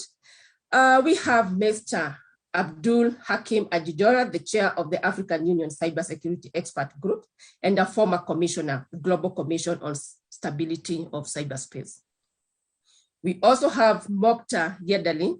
I hope Mokhtar is already here with us, the African Program Director for the Global Forum on Cyber Expert, that is GFCA. We have Dr. Nena Ajufo, the Vice Chair of the African Cybersecurity Expert Group and Senior Lecturer, Law and Technology at Swanea University, United Kingdom. We also have Vladimir Radunovic, the Director of Cybersecurity and E-Diplomacy at the Diplo Foundation. And finally, we have Mr. Piers Odinon, the Director of Future Networks at DG Connect European Commission.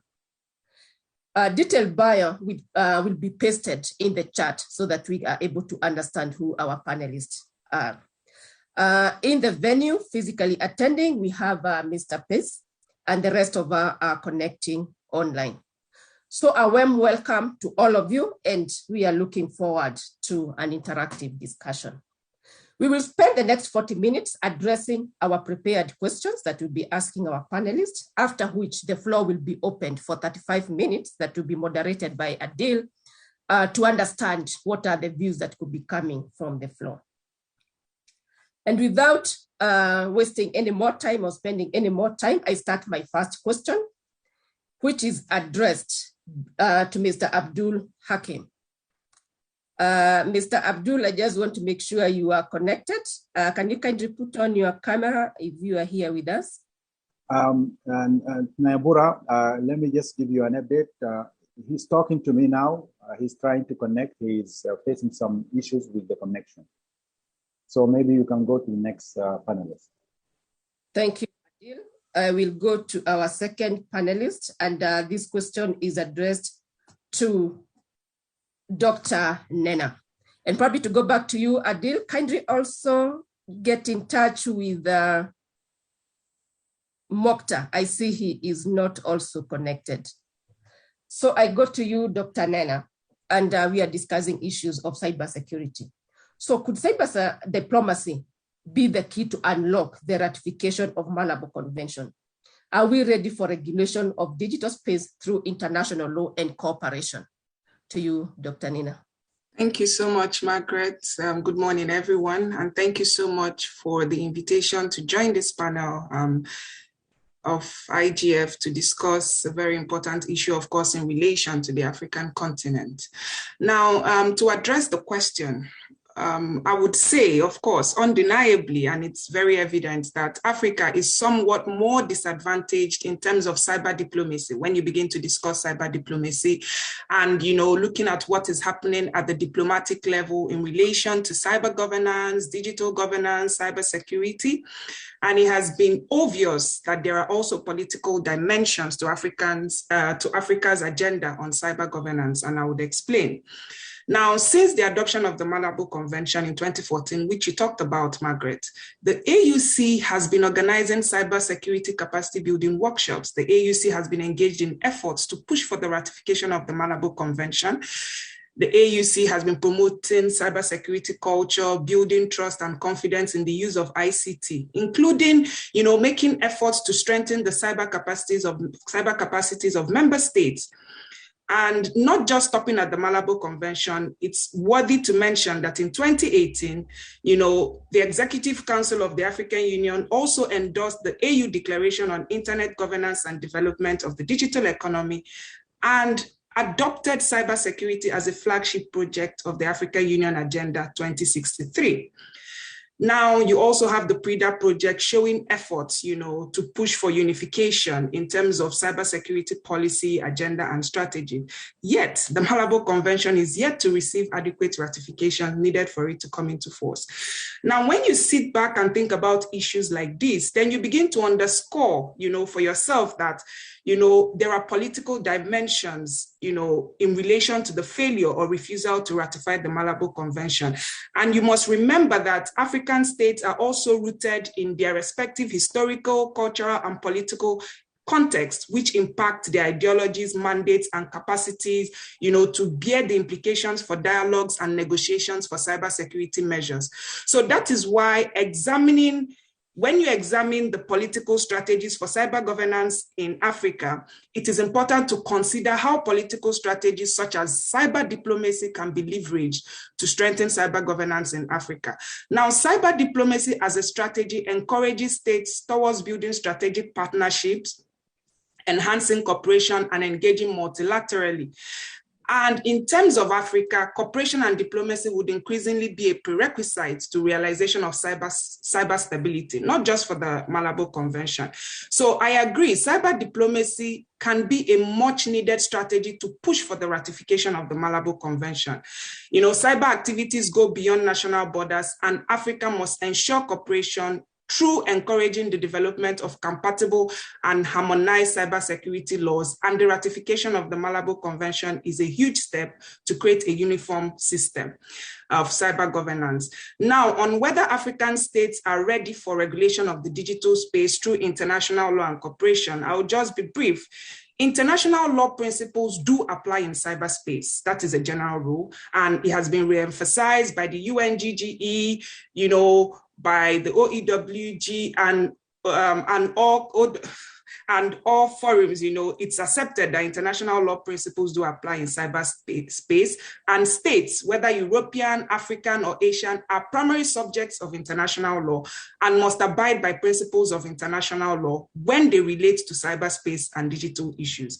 However, for the African region, it is important to bear in mind that, you know, the significance and influence of any international or regional agreement, convention, or treaty in any country is only viable to the extent to which the instrument has been domesticated and implemented into national law and strategies. And when we talk about cyber governance, many times international standards will always collide with the realities of developing states, particularly for states in African region, where we are at the end of the digital divide still. We lack the capacity, skills, and infrastructure to effectively ensure digital or cyber governance at international standards. So even though we know that, you know, we must abide by international law in relation to cyberspace, in reality, sometimes our reality, our digital capacity makes it impossible for regions like Africa to compete internationally in participating in international and global cyber governance discourses.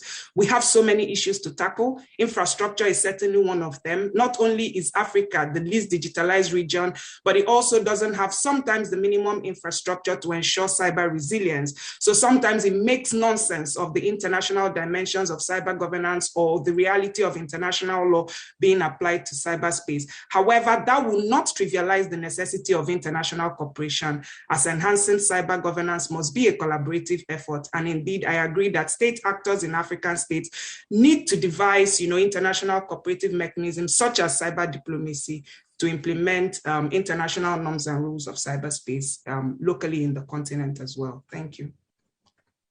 Thank you very much, Nina. Very insightful. And with that, I come to Vlada. And Vlada, how can the African states prepare for cyber diplomacy, participate and follow the UN processes? I know Nina mentioned the processes. And how do we ultimately implement the outcome of these processes? Over to you, Vlada. Thank you, Nimbura. And again, thanks for the kind invitation. It's always a pleasure to discuss to be in Africa, even if virtually. Those that know me know that this setting behind me, the African painting, is a regular one. It's not for this occasion only. I'll probably save the second part of your question on implementation for a later discussion, but I want to focus now on preparing Africa, and not just Africa, developing countries for cyber diplomacy. And I used to joke with that. There are two types of people when it comes to cyber diplomacy. Those that would ask cyber what, and those that would ask what cyber? And then there is a couple of us that know what cyber diplomacy is, and we believe that everyone else knows that. But we are really, really a minority. So the first step in that is, how do we ensure a buy-in from decision makers? Because they don't have a clue what cyber diplomacy is. They don't even care. If you look at, whether cyber issues, cybersecurity in particular, which is maybe in focus, can cybersecurity win the elections? In US, yes. But in Africa, definitely not. That's not the topic on the agenda. It's the same thing in Balkans, in many other places. It's just not the political topic. But there, and Malabo Convention that you mentioned is an example of that hard buy-in, because policymakers are still not tuned to that. Now, the good thing is that cyber diplomacy coverage is broad. And we usually talk about security context, which is sort of a focus of cyber diplomacy, but it's not just that. Cyber diplomacy, if you ask experienced diplomats in ministries that have position of cyber ambassador or some sort of small offices, they would tell you that they equally have to follow discussions, or at least what's happening in the World Trade Organizations when it comes to e-commerce negotiations. It touches upon cybersecurity, but also e-commerce, the trade, and so on. Even sustainable development goals, because there is a huge connection between digital and even security and sustainable development goals. For instance, from the course that we had in Diplo recently, there was an interesting twist talking about cybersecurity as an enabler of development, as an enabler of commerce, trades, rights, not as talking about cybersecurity. And probably in many countries, and including Africa, these other things are more relevant politically, and they win the elections other than security and other than cyber particularly. So there is a need to connect, to reframe this discussion when we provide buy-in or try to get the buy-in, to connect with financial inclusion. I mean, back to M-Pesa and the other innovations that we always mention, but that's what concerns people. And that's what concerns the politicians over there. So the first step is ensuring this sort of a buy-in by decision makers by connecting to real problems.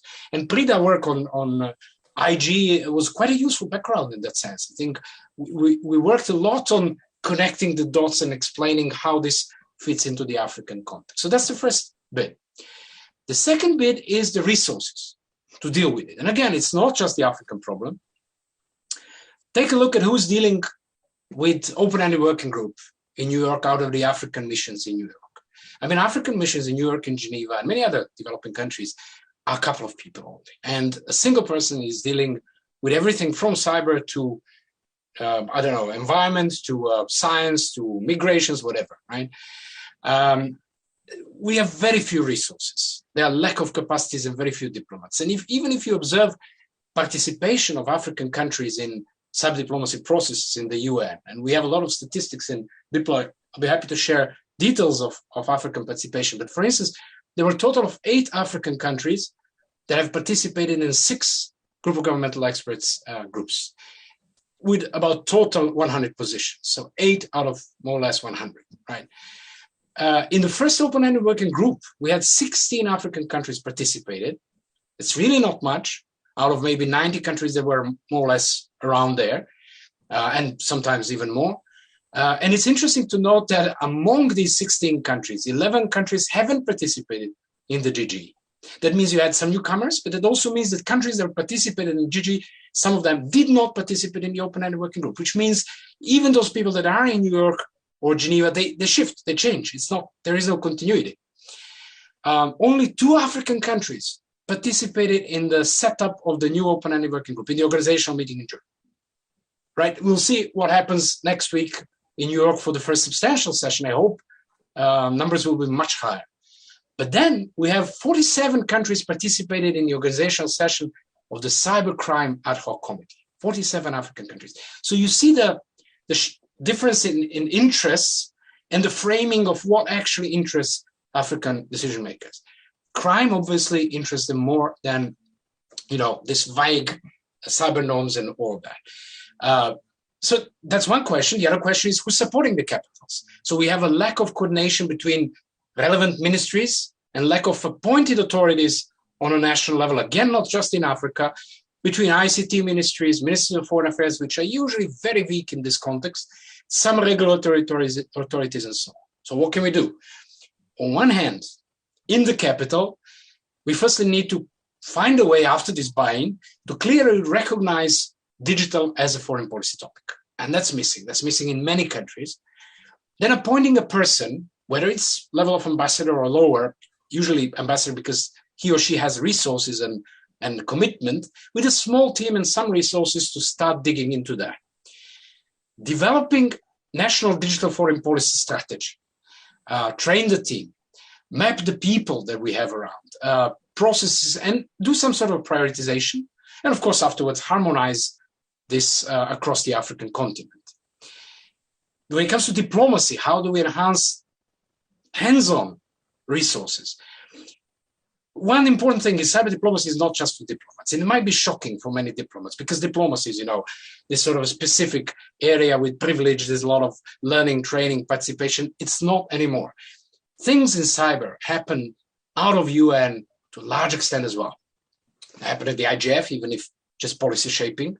They happen in the standardization development organizations, where African countries, apart from the ITU, are not that present. Maybe in ISO a little bit, but to what extent African and generally states are present in IEEE, in ITF, it's just a techie community, but things happen there.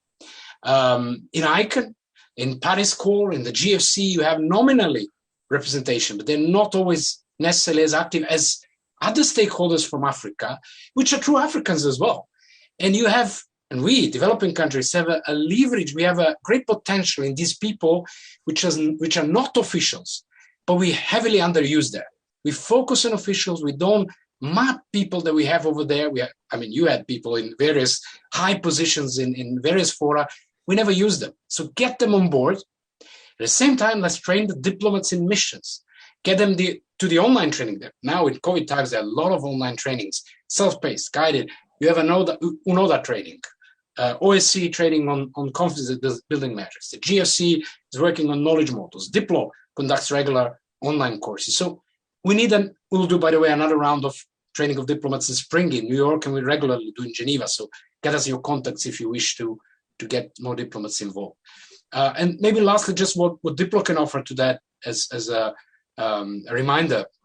So we hope to publish this African digital foreign policy paper by the end of this year, at least the first draft. So that will be an interesting point for further discussion on how to develop digital foreign policies throughout Africa. We're working together with the GFC on these knowledge models. One of those will be for Africa. One of those will be on cyber diplomacy. We have regular online cybersecurity diplomacy courses. I think the next one will run again in February or March, and other digital policy courses. And as I said, we will be doing training for diplomats in Geneva, New York, and maybe hopefully also others in other places. And I'll stop there, and we can get back to implementation at a later stage. Margaret, back to you. Thank you, Vlada. Very, very informative. Our panelist, Hakim, has joined us, so I'll go back to Hakim before we go to Piers. So Hakim, welcome. Thank you. I'll ask you, why is cyber diplomacy important for the continent? And as you answer that, tell us, are there opportunities and should we be interested with issues related to cyber diplomacy? Welcome, Hakim. Thank you, Doctor. I must sincerely apologize. I had some connectivity issues. That's why I'm unfortunately a bit late.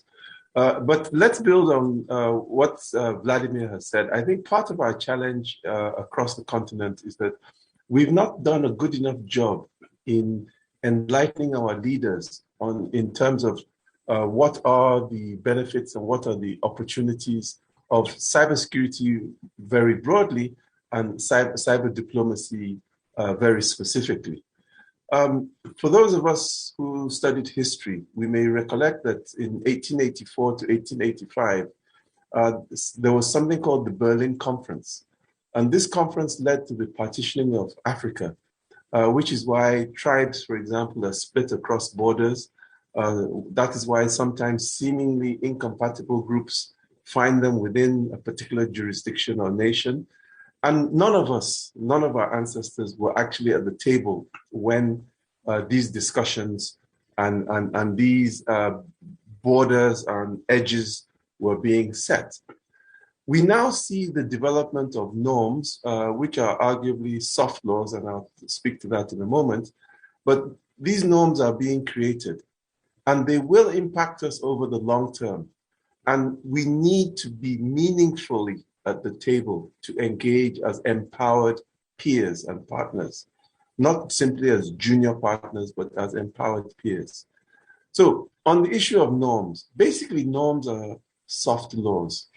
And again, as history has shown us in the areas of space, nuclear, even laws of the sea or laws of the ocean, often these norms or soft laws can evolve into hard international law, which all nations must obey at the cost or peril of being a global pariah state.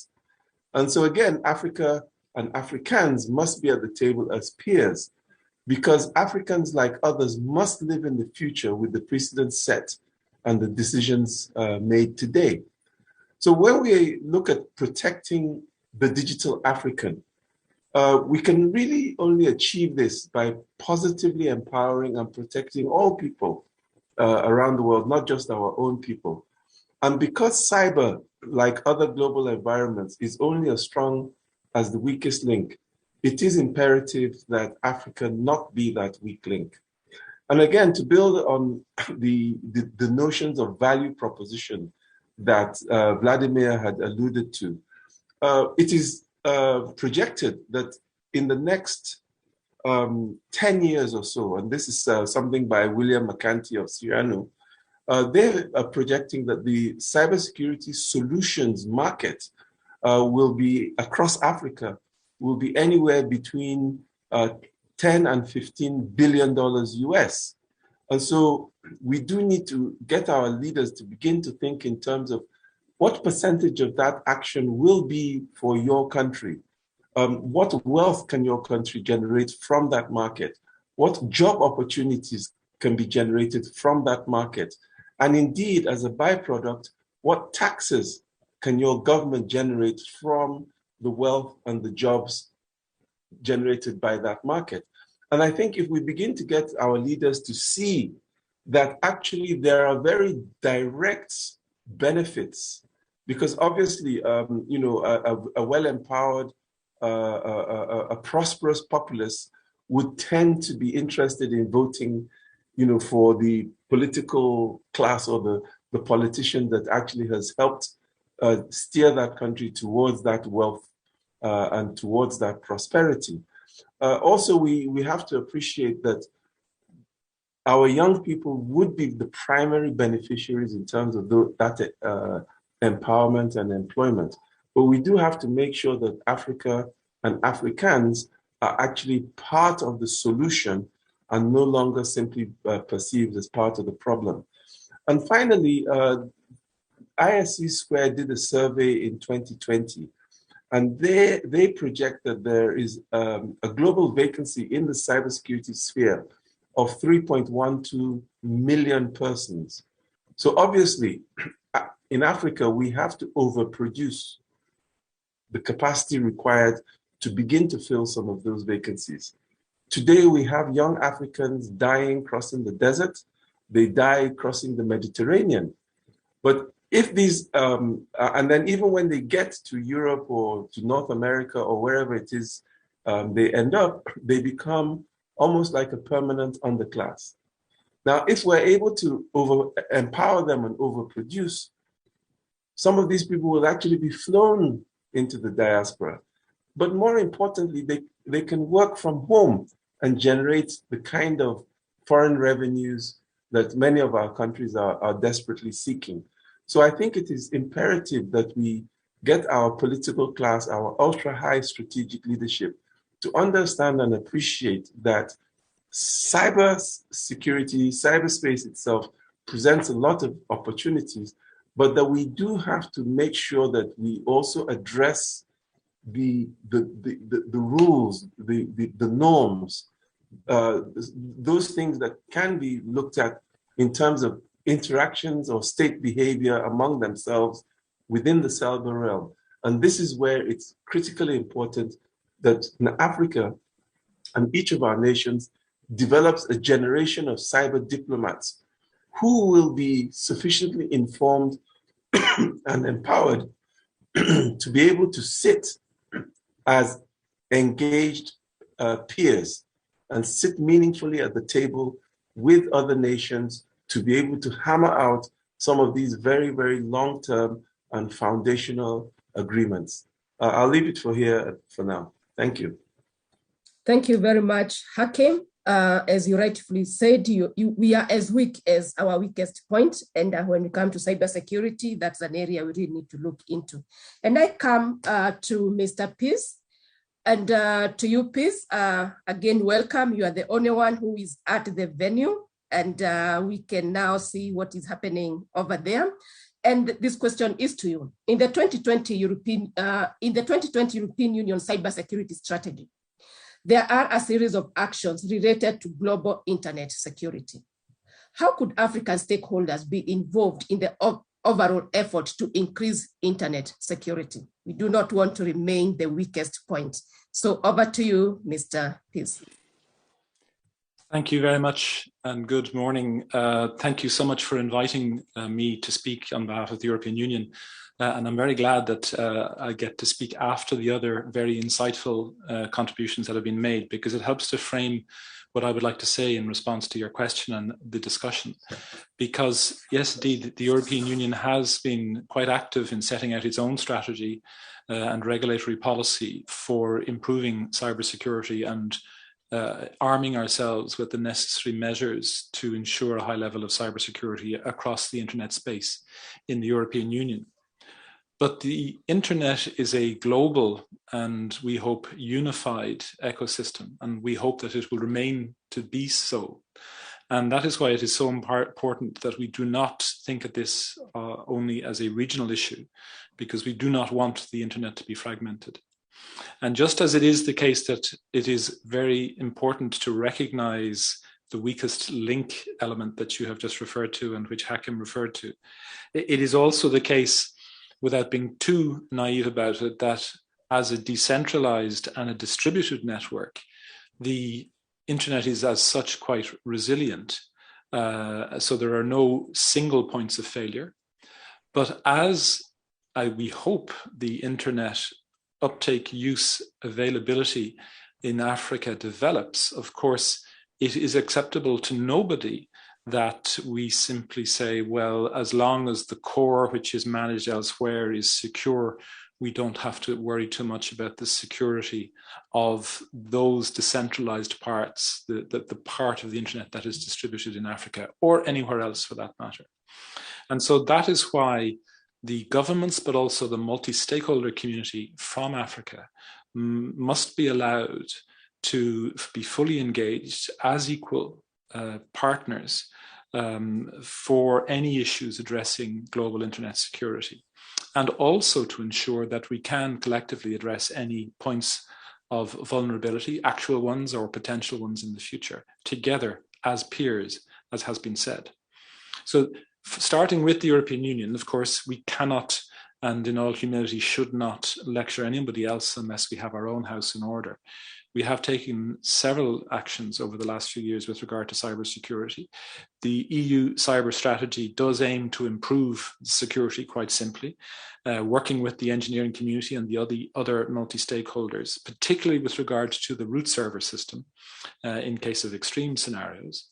And let's face it, a few years ago, the global environment was one that did give rise to some concerns in that dimension, but also to increase and ensure the diversification of DNS resolution services, where we see that there is a dangerous trend towards market concentration. And that is something which I hope that African countries and the African Union working together can also address, because it is not just a concern here in Europe. And lastly, of course, our security strategy seeks to improve the deployment of internet security standards and their development. And they are obviously crucial. But here again, that is a process which must be global. It must be done by all partners, all regions. And we welcome and encourage the involvement of African countries and African stakeholders in that process. African stakeholders necessarily must take a very active part in this debate. And so engagement with all levels of the community is very important, not just at the core in the technical areas such as in ICANN, but also in the standardization organizations as well. And here Europe does have certain measures to try and assist other partners and other regions in order to allow them to play their full part as equals, as has been said, in these important processes. I would suggest also, I mentioned our concerns about DNS resolution, but that is something which Africa as a region would probably also need to look at if it is the perception of African countries that there is a problem of concentration, that then perhaps we should be aiming for a situation in the future where an Africa-wide resolver, as part of this decentralized internet, is something that is created, but which can also then be geared to the needs of growing African use and addressing local cyber threats as they develop. But I would just open the brackets here, as has been a theme of several sessions here in the IGF this week. We must, of course, as a global community, first and foremost, address the over 3 billion people who still do not have any basic access to internet. So clearly, as we seek to refine and secure those who are online, we must ensure that we ensure and allow the global population to have access to internet services which are open, trusted, free, and of course secure. So those are significant considerations for us. We hope to work together, even though some people yawn and get very tired because we've been talking about it for 20 years, but with regard to the implementation of IPv6. And if there is any, shall we say, positive element to the relatively later development of extensive internet infrastructures in Africa, it is that hopefully African countries can avoid making some of the mistakes that certainly we made here in Europe with regard to the resilience and robustness of not just the core infrastructure, but also, of course, the security protocols that operate on that system. And if I could just finish by saying, again, inspired by the very insightful contributions from the previous speakers, is that we are only recently really talking about cyber diplomacy. And Nena actually was the first to mention and differentiate slightly between digital diplomacy and cyber diplomacy. But I think it is very important, as she said, but also as Vladimir then expanded on, that we don't see the two as being totally separate. As we develop cyber diplomacy, those diplomats, that strand of discussions needs to be fully embedded and fully informed about the development of internet and ICT technologies in general. Otherwise, we will give rise to not so much a two-tier system, but a siloed set of discussions between those who are seeking to develop the internet technologies, including, may I say, many of the services which add value and can give rise to the increased prosperity and increased well-being that Hakim referred to, which is the goal that we all have. That will be happening on one side, and we will have a different approach to cyber diplomacy, which will seek to, shall we say, set rules and be more prohibitive, perhaps. And if governments are overly identified with just that strand of the digital ecosystem in which we are all operating, then that could have problems for all of us in Europe, in Africa, and globally. Thank you very much. Thank you, Mr. Pearce. Very informative information.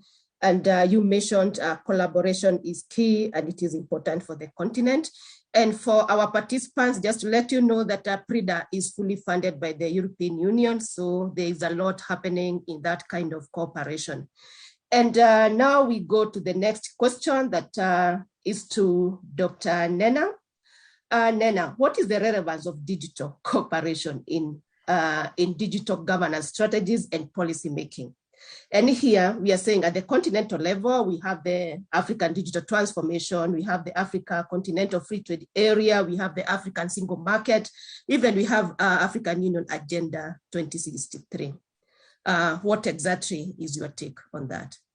Thank you, Margaret. And I'll start by saying that, Pearce has absolutely underscored the value of digital cooperation and has spoken, effectively as well to this question. So I absolutely agree that, digital cooperation remains imperative because in the context of the borderless cyberspace, just as he mentioned, collaborative approaches will engender shared responsibility among states. And that is why I would say that there is a growing need for multilateral cooperation, just the way Abdul Hakim has also mentioned, amidst the global pursuit for cybersecurity and cyber governance. Now, looking at these regional efforts, the value of digital cooperation for ensuring cyber trust and cybersecurity cannot be overemphasized. In as much as these are regional efforts alone will still be insufficient. Now, the UNGGE reports have consistently emphasized the increased need for international cooperation. If you look at the digital transformation strategy for Africa, the 2020-2030 strategy, which of course speaks to the African digital transformation agenda, unequivocally states there that, international cooperation, it states that collaborative ICT regulatory measures and tools are the new frontier for regulators and policymakers as they work towards maximizing the opportunities afforded by digital transformation. So which means that the African region, even in introducing these efforts, these strategies and policies, are aware that collaboration is important. And we've said this again, Abdul Hakim has pointed out this fact that, Africa remains weak when cybersecurity is measured. Now, if we look at all these efforts, the African Digital Transformation Agenda, other continental efforts such as the African Continental Free Trade Area, the African Single Market, the AU Agenda, the 2063 aspirations, these efforts will require effective cyber trust, security, and resilience, undeniably. However, when you think about all these efforts, you also think about the capability of Africa, which, when you think about it, to effectively meet international standards of addressing cybersecurity, it calls into question, the ability of Africa, the capability of Africa due to uncertainties concerning the effectiveness of sometimes existing cybersecurity mechanisms. So that notwithstanding, there have been efforts, at ensuring cybersecurity. The European Union, PS has also mentioned that there have been cooperation efforts with the European Union and Council of Europe. One thing I wanted to highlight as well is, the AU-EU ministerial meeting that happened in October 2021. If you also look at the joint communique, which was issued after that meeting in Kigali in 2021, it also underlined a commitment to digital cooperation between both regions. So we need digital cooperation, not only for capacity building, we need it for policy exchange. We also need it for, best practices, adopting best practices. We can learn in Africa that through digital cooperation, effective approaches to cyber governance can be achieved by developing transparent legislation, policies and strategies, by building adequate cyber capacities and strengthening cooperation efforts, which would also include multi-stakeholder partnerships and ensuring appropriate cyber emergency response mechanism, which will be beneficial at the end to the goals that were set out for introducing these efforts that have been highlighted. But one thing I want to add before I end is that advancements in the area of international digital cooperation is laudable. In as much as we are driving towards not being the weakest link, there are efforts being made there. However, what I think I also want to see beyond international cooperation is intra-digital cooperation in Africa, which is almost not happening. At the sub-regional level, it would be good to see, ECOWAS cooperating with SADC, in terms of digital cooperation. It would also be good to see more intra-state or country cooperation. That in itself will enhance the desire for uniformity in cyber governance policies or cyber security policies, both in the development and pursuing of, like the Malabo Convention, which was the first question you asked me. So when we look at digital cooperation based on international cooperation, let's also look at it in terms of, intra cooperation. I would just say that, preserving cyber security or cyber stability in Africa must be a collaborative effort. And speaking to nation states, state actors in African countries must then devise cooperative mechanisms to observe and implement, norms, strategies, and policies, and include them in their own cyber policy and strategies. Thank you. Thank you, Nena. That digital cooperation, we need senior leadership, we need diplomats, we need everybody on board. And I come to you, Hakim. African diplomats and senior leadership, including parliamentarians that are making the laws and the like, well informed on the role of cyber diplomacy in enriching their work in their respective mandates. Over to you, Hakim. Okay. Thank you, Dr. Margaret.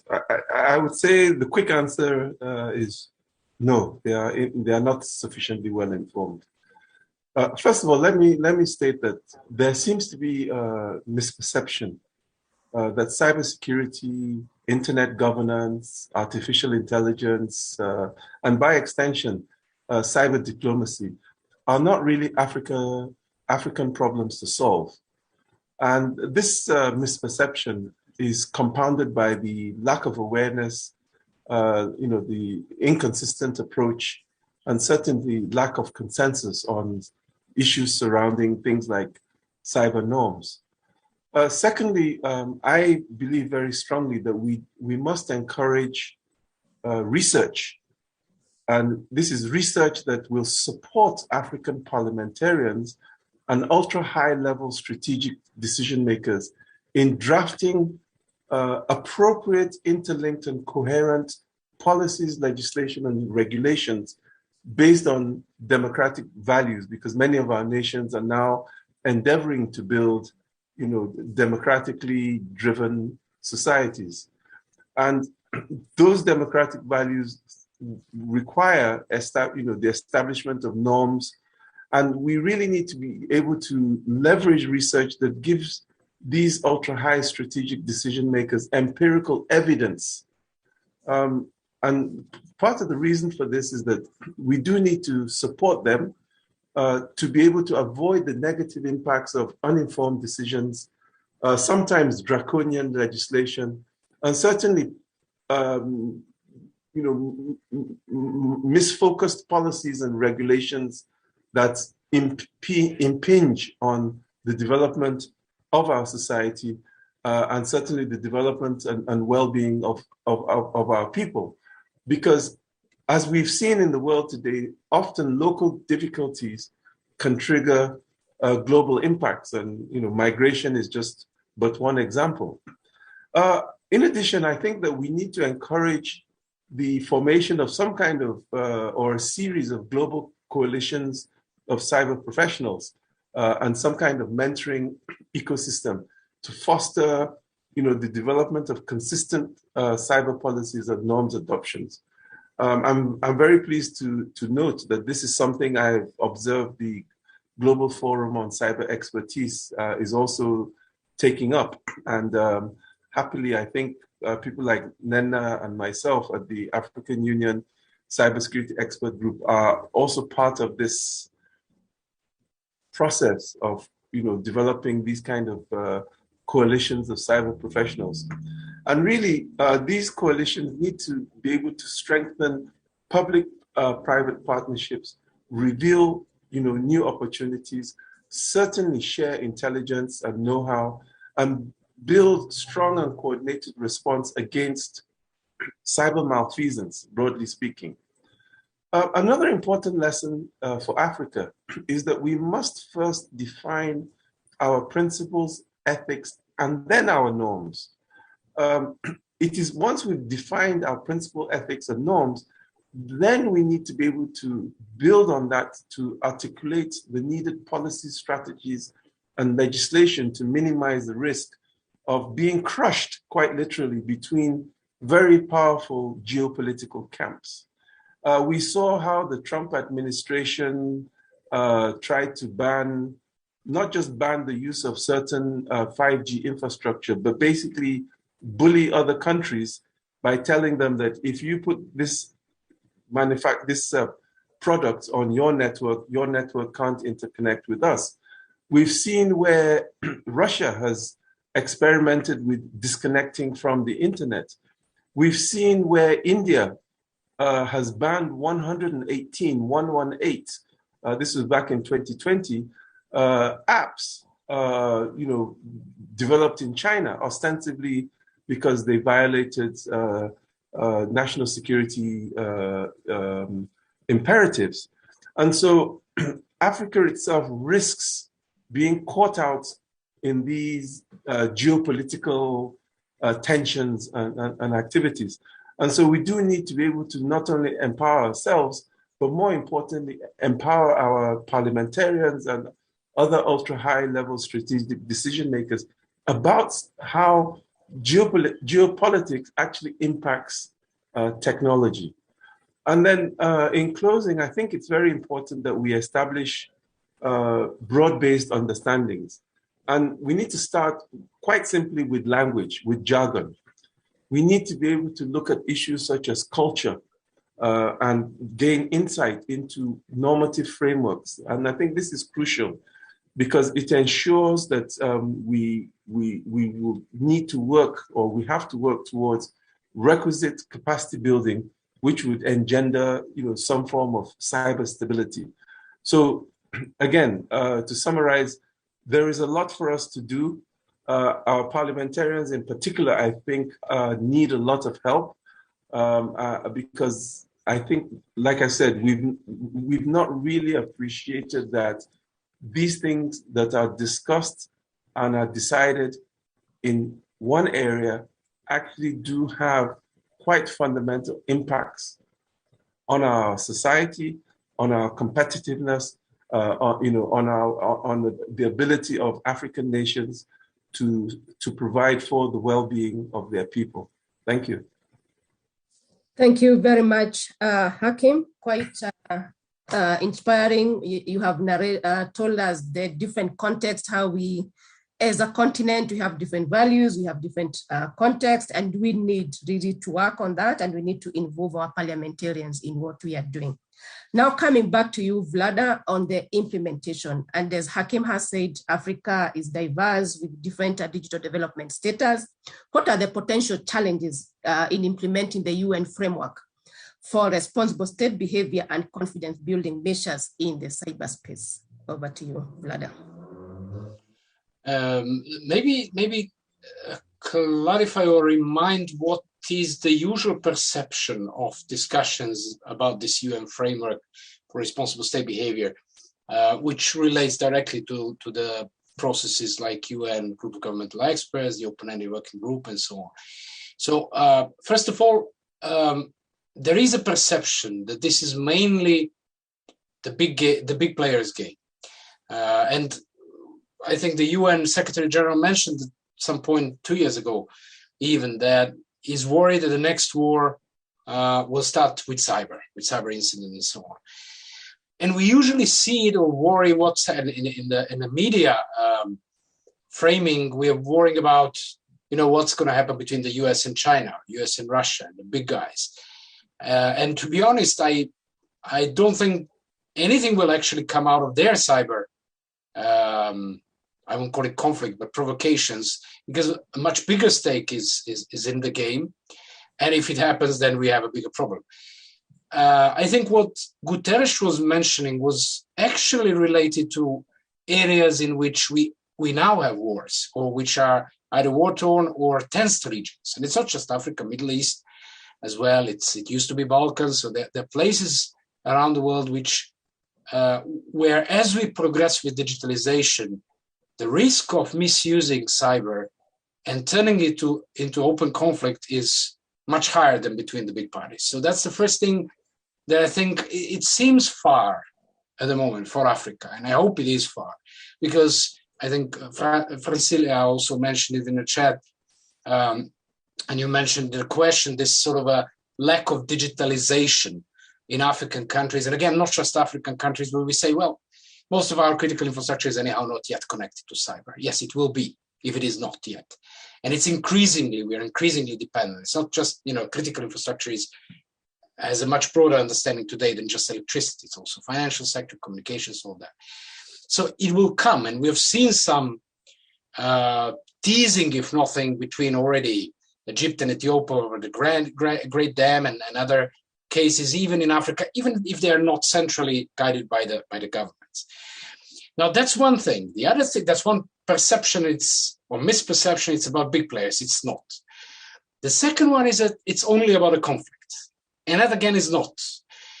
Most of the things that are in the reports of the GGN Open-Ended Working Group, yes, relate to international applicability of international law, and these high-level politics and principles, how to avoid getting into conflict and how to behave if the conflict starts. There are certain norms of what should and should not be done and so on. But in essence, this discussion on framework of responsible behavior sets the agenda, the global agenda. It builds the capacities. And I mentioned how many countries, African countries, are getting into the process and newcomers. It is a geopolitical positioning. I think Abdul Hakim mentioned it in a previous address, to what extent it's important that Africa is at the table as well. So it goes much beyond conflict. And then it has a lot of provisions which are actually boosting political awareness on national levels of countries to do some very tangible measures to improve cybersecurity resilience. Now, there is a good question, how do we make sure that, if we discussed in the previous part, how to strengthen diplomats to get involved in the processes, the good question is how to make sure we have a feedback loop, that we now, what we receive from diplomats actually ends where it has to end and boost the national processes as well. And that's an open question. I don't know how that can particularly be done.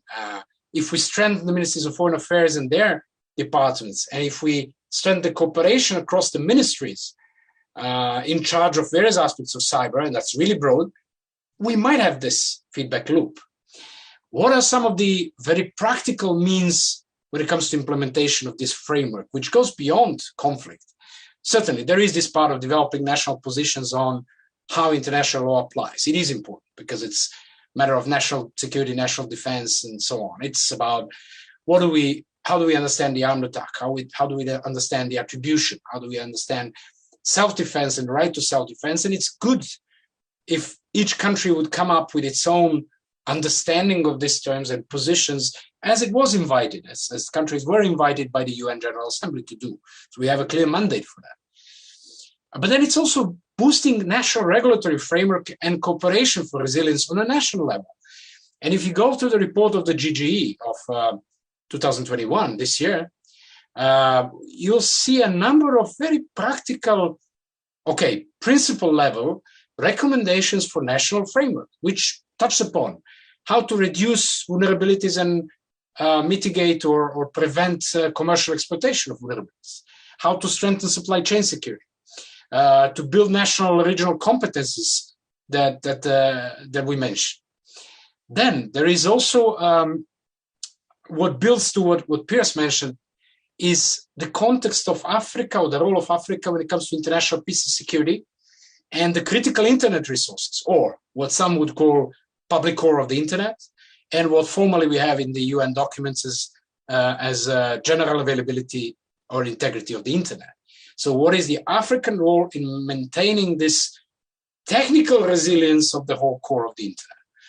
And then lastly, the regional cooperation and boosting, I think Nenna also mentioned that, where confidence building measures that are outlined as part of this framework are the key to prevent the conflict. But not only that, CBMs basically say or encourage states to share information about national frameworks, about points of contact, share information about the attacks, experiences, cooperate together. So it's really boosting the cooperation to boost up the resilience. It's much more practical, or it could be termed much more practical than what it immediately looks like. And there is one suggestion. I don't know whether there is a potential for that. I throw it to all of you that are basically in Africa. I think the ASEAN countries endorsed some of the CBMs by the group of governmental experts, even though it was already approved by the UN General Assembly, the whole report and all of the CBMs. It's a voluntary measure. So to boost the commitment, they just formally endorsed the CBMs and norms. I wonder whether African countries, without reinventing the wheels and trying to combine at this point their own CBMs, which is certainly welcomed, but maybe start with endorsing what we have and increasing the commitment of on the national level for that and for implementation of those. I leave it as an open question. I leave it to you to maybe touch upon that. Back to you, Nico. Thanks. Thank you, Vlada. Very informative again. We come to Mr. Peace. Just to ask you to share with us the ongoing initiatives by the European Union to promote cyber diplomacy in Africa. Over to you, Peace.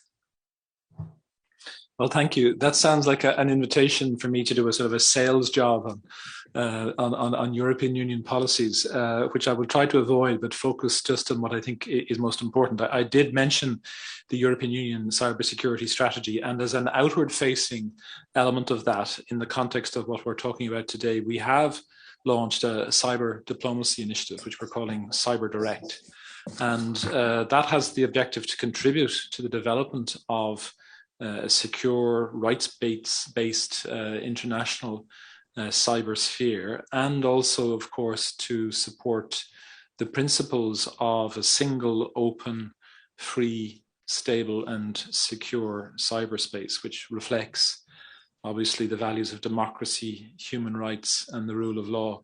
Now, I spoke all those words slowly because it is not just a set of principles that we can then move on from. We are giving the trainings.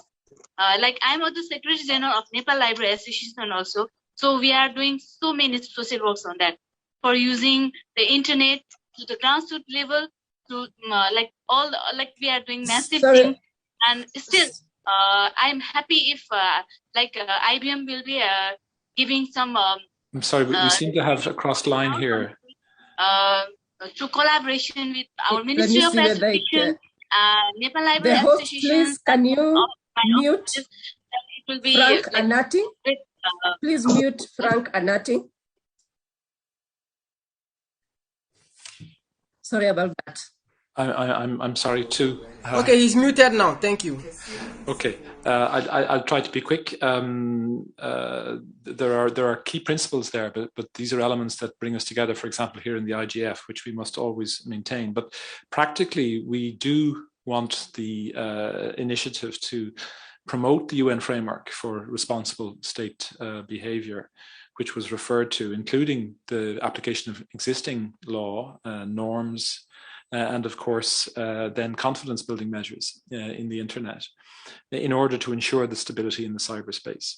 And that we're doing with our regional partners, with the multi-stakeholder model, and through multilateral engagements.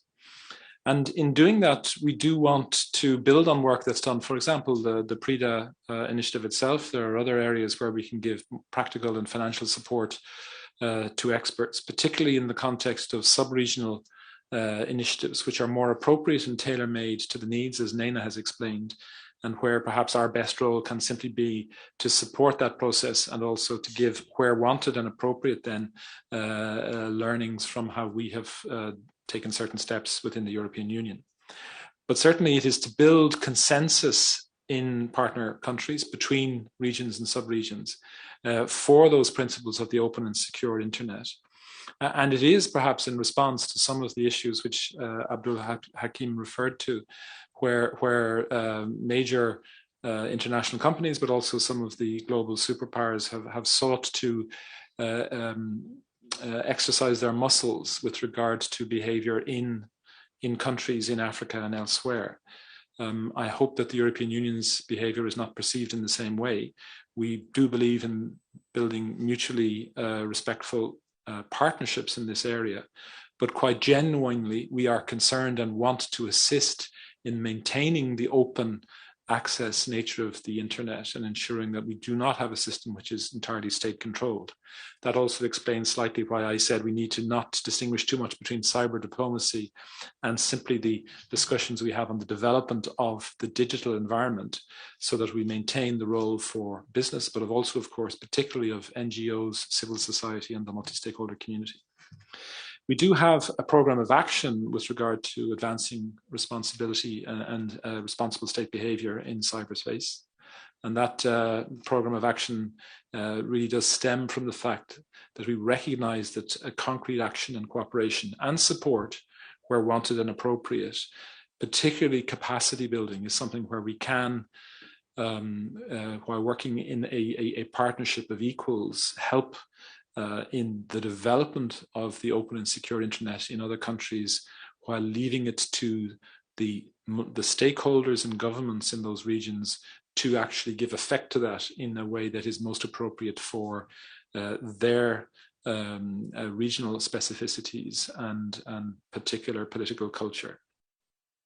So we do believe extensively in capacity building. And I just then finish by saying on that point, therefore, that in the context of the newly launched Global Gateway, which was announced by our President von der Leyen, we will also be launching in 2022 an initiative to promote the open and free internet in Africa, working, of course, with African partners. Again, this is linked closely to our view that we need to assist in the basic physical connection of hundreds of millions of people to the internet, to ensure that they too can benefit from open access to a free and secure internet. And then building on that with regard to the need for cybersecurity to protect the user and the individual, as well as the process in itself, and of course to ensure that we are developing together open standards which are applicable and acceptable to partners in other regions, but which do follow the best practice with regard to security and other technical protocols across the internet. So that is something that we want to do together with our African partners in very concrete terms and in support of the internet governance model, which is at the heart of what the IGF does, and as we see where African stakeholders have so much to offer. Thank you. Thank you very much, Mr. Pearce. Quite a lot of initiative going in Africa. I'll now invite my colleague, Adil, to take us through the questions in the Q&A and the chat. Thank you, and over to you, Adil. Thank you very much, Nyambura. My name is Adil Suleiman. I'm with Senior Policy Officer with the Union Commission.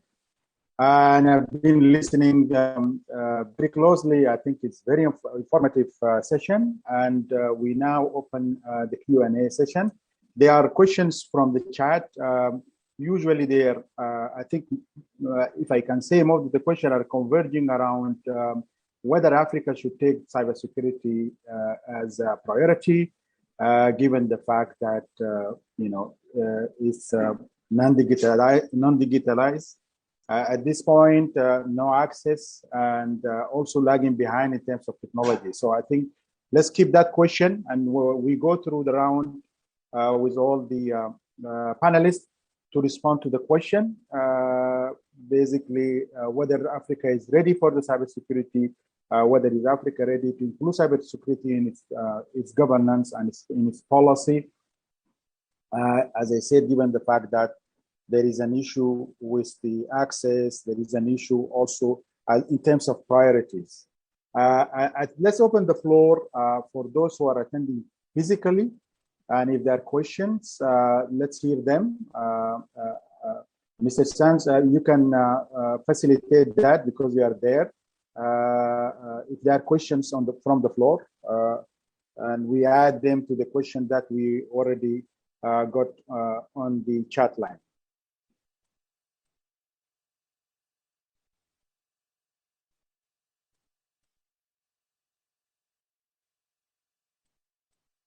It seems that there are no questions.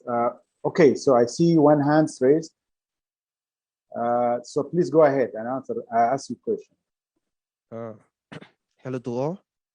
I'm Fudestin Pei from Liberia. I am the president of the Liberia Information and Technology Student Union and the first young mind to write a book on cybersecurity in Liberia called Be a Good Digital Citizen. And I listened to that splendid presentations.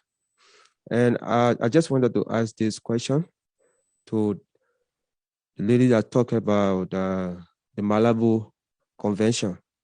My country, Liberia, hasn't signed the Malabo Convention. So how is the AU or any organization working with my country to sign the Malabo Conventions?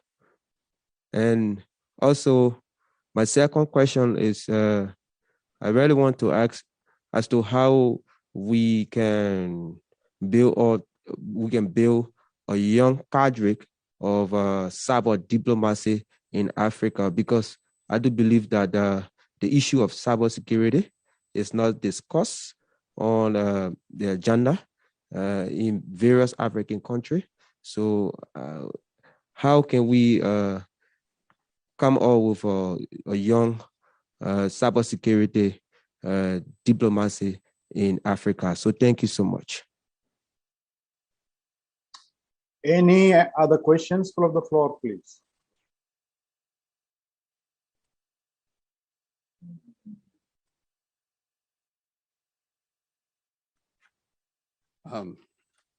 Ms. Chair and distinguished panelists, I'm very thankful to you for this brilliant session and remarks. For me, as a person coming from Persian Gulf sub-region, it was very interesting to see that how we can use the lesson learned by Africans in our sub-region. But I think, as one of them has said, nowadays cyber is not the subject of diplomacy in Persian Gulf, but a source of conflict. My country, Iran, since 2011 is under attack, Stuxnet attack, and you can see in 2070s that Qatar diplomatic crisis, which was caused by cyber attack. Now, it is very important that we ask, do we have any cyber regional diplomacy model which is applicable in other regions, or it is not possible, and the regional dynamics effectively affects the content and priorities of cyber diplomacy in different parts of the world. I think if we talk about the content of cyber diplomacy, we have to pay attention to the priorities of a specific region. In our region, cyber geopolitics and rivalries between great powers is somehow affecting this cooperative move of diplomacy. And in this case, you are not talking about cooperative governance or common cyber security, but more you are focusing on how you defend yourself and how you define your geopolitics in this competitive atmosphere. And coming back to the Persian Gulf, in this case, you are not going to talk about cyber cooperative and normative cyber diplomacy, but you have more to focus on somehow principled pragmatism. It is very important that you come to pragmatic results. Coming back to the experiences learned by European countries in 1960s or 1970s based on no functional approach, it's very important that you, first of all, define pragmatic steps to have tangible results and use these tangible results as a spillover effects to come to another area of cooperation. And the last point is, what would be the role of international brokers such as EU in other part of regions? As I understand, European countries in the form of EU have played a role in promotion of cyber diplomacy in Africa. But can we define the same role for European Union in cyber diplomacy of Persian Gulf? I think in this case, it is very important that, again, you take note of the priorities and dynamics of regional, of the region that you are living. And I think it's not possible that you use a similar approach for different regions. Thank you so much. Thank you very much for the question. Any other questions from the floor, please? I see none. So there are also a couple of questions from the chat. Let me read. I believe that, I hope that the panelists are taking note of the question. So let me summarize one of the questions because it was a long question, but in a sense, it says that I believe to reach cyber diplomacy, we need to have open and honest engagement in various cyber space topics. Already, I work in the topics that focus on human behavior, an element which is often overlooked, which I believe is a critical cyber space discussion. And there is another question from Madagascar Hub. You tell no economy can work. If you can tell no economy can work if the cyber security does not exist. What are the situation of the country who does not have network or internet? Okay, so let me just open the floor for the panelists to respond to the questions. And let's start with Nena, because I think there was a question on Malabo Convention, and then we go to Abdul Hakim and Blada and Mr. Sands.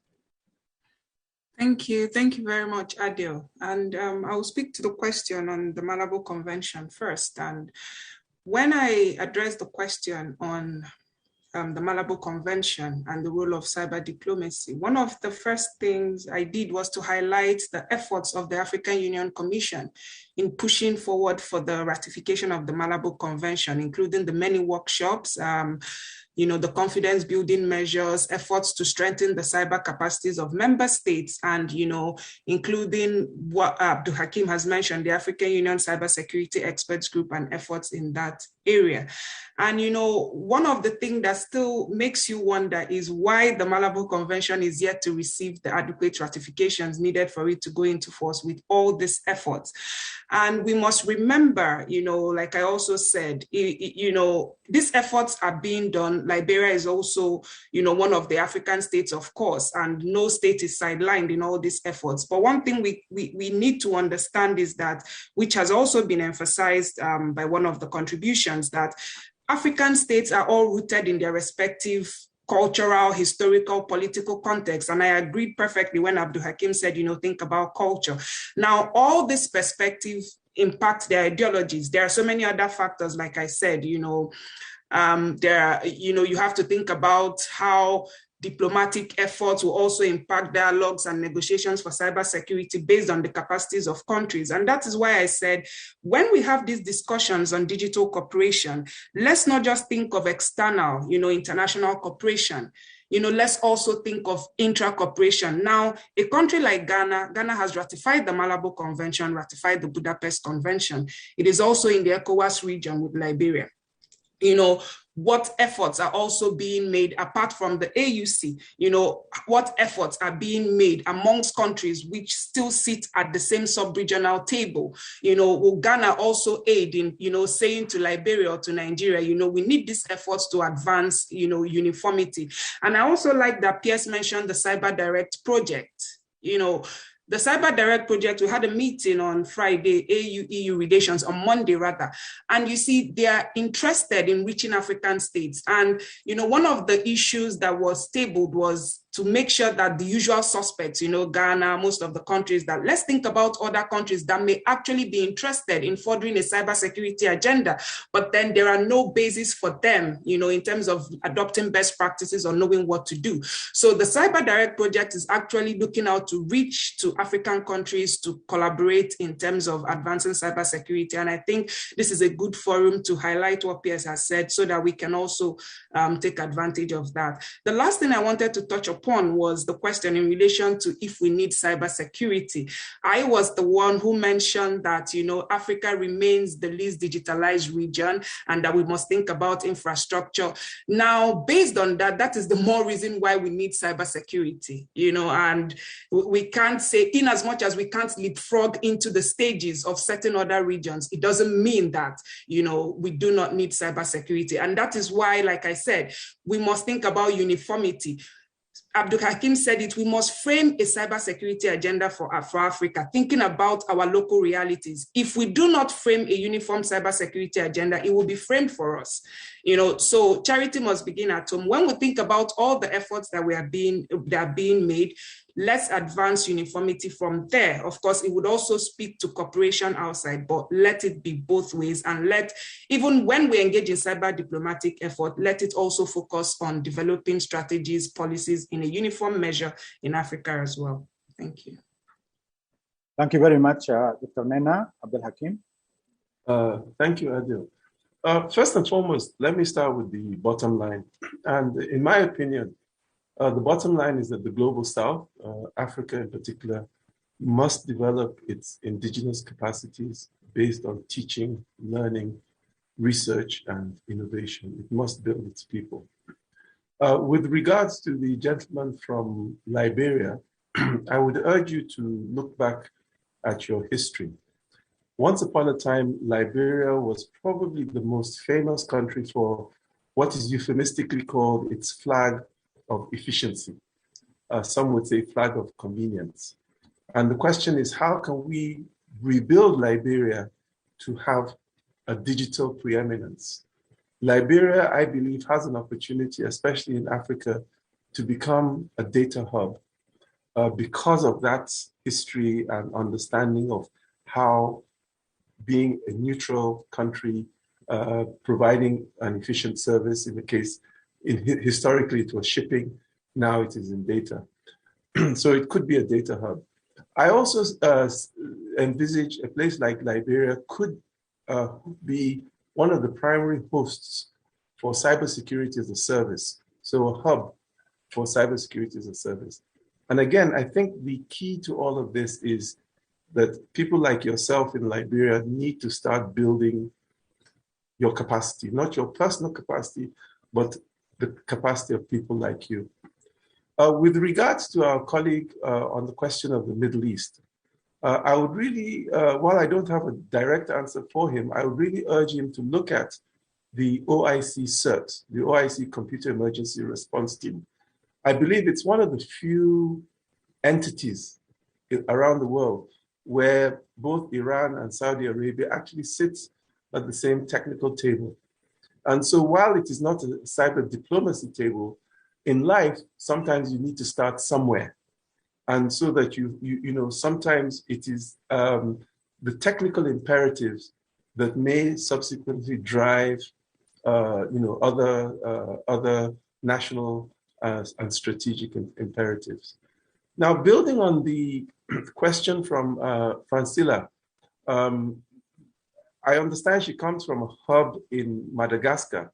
And I'm a bit puzzled because if you are part of a hub, then obviously it means Madagascar does have some connectivity.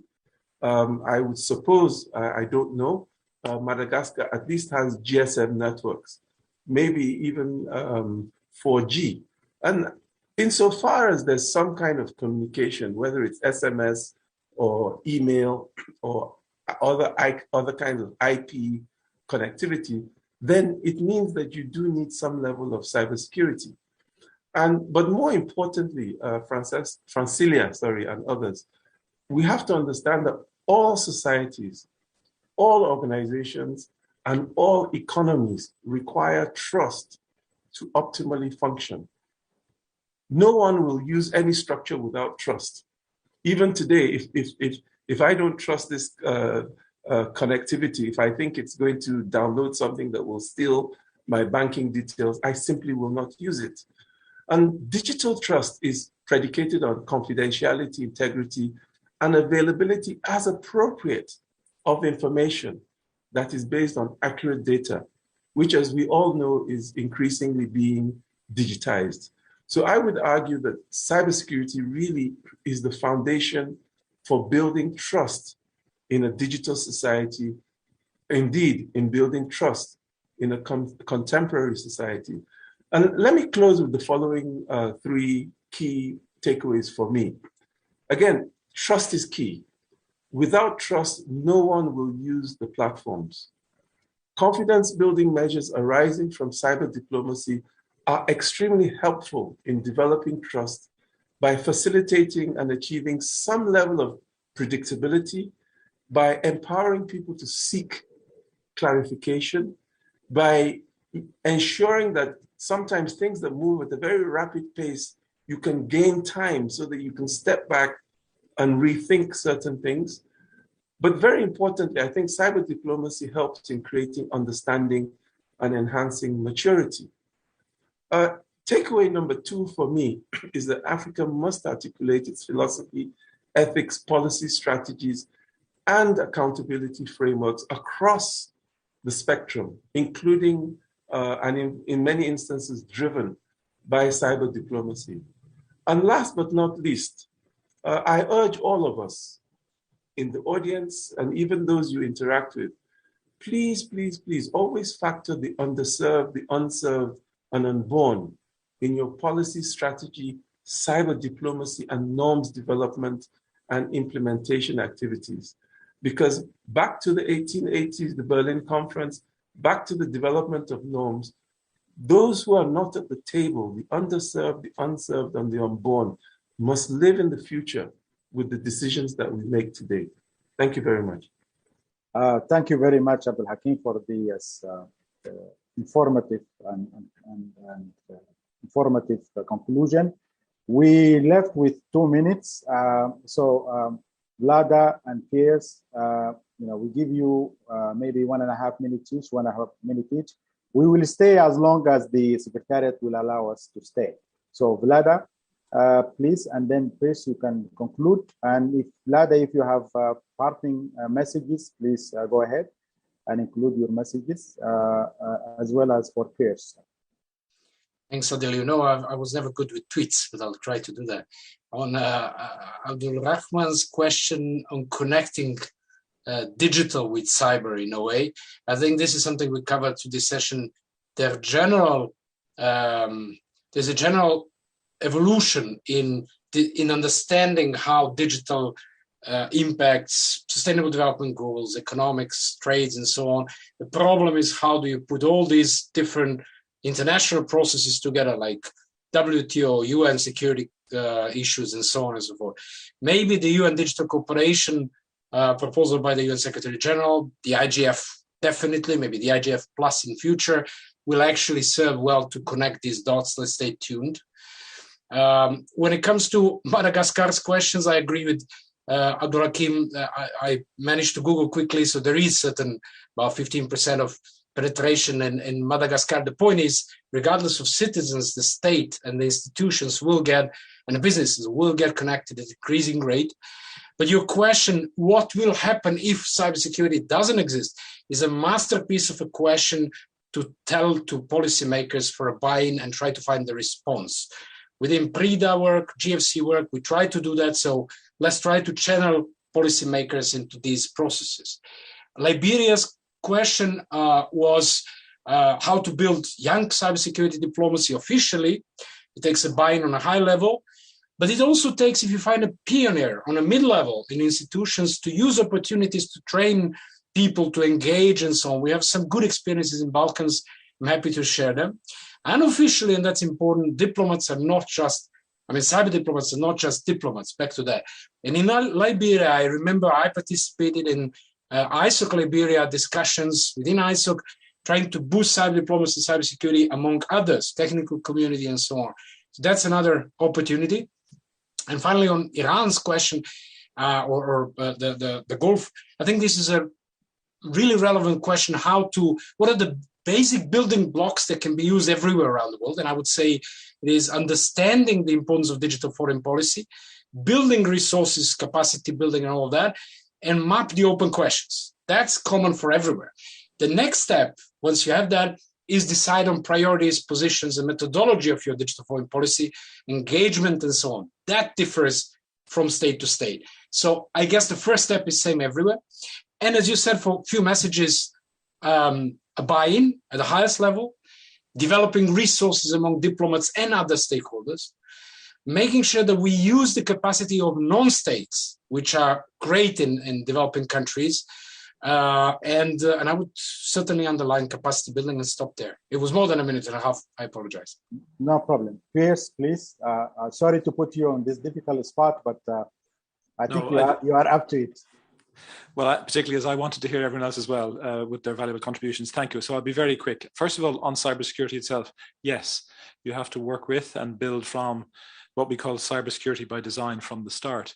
I think it's worth recalling, even though we're talking about diplomacy and there's a certain suggestion that we're mostly talking about state actors, in terms of quantity at least, the vast majority of cybersecurity threats and actual cybersecurity penetrations, incidents in other words, come from commercially motivated actors who seek to steal and defraud. And in an internet environment which is just, shall we say, in its infancy or growing, particularly with we hope, very large number of new users of the internet, where perhaps the digital literacy is not at a very high level, that is when those users need to be most protected from those bad actors. So cybersecurity from the start. And then on the role of the European Union, particularly the example of the Middle East, yes, perhaps we have to be careful and not naive. We see the great cooperation at the level of the African Union and the ability of that region and sub-regions to work together. But in areas where there are clear geopolitical tensions, we still have to hope, and I think Abdul Hakim's answer was very good, and Nena also, in the sense that this is an area where people have an interest to work together. Again, it's not just the diplomats, it's the engineers, the stakeholder community who can actually build links which might actually have a positive effect beyond simply building the internet. But it is a model where obviously, as I said, the European Union wishes to support and give our best practice, but again, it is for a community of equals who can take the learnings that are relevant to them, who can benefit from some of the project support that we give in order to adapt and apply the model as is most appropriate for the region or for the sub-region. Thank you very much. Thank you very much, Piers. Let me give it back to Nyambura to close.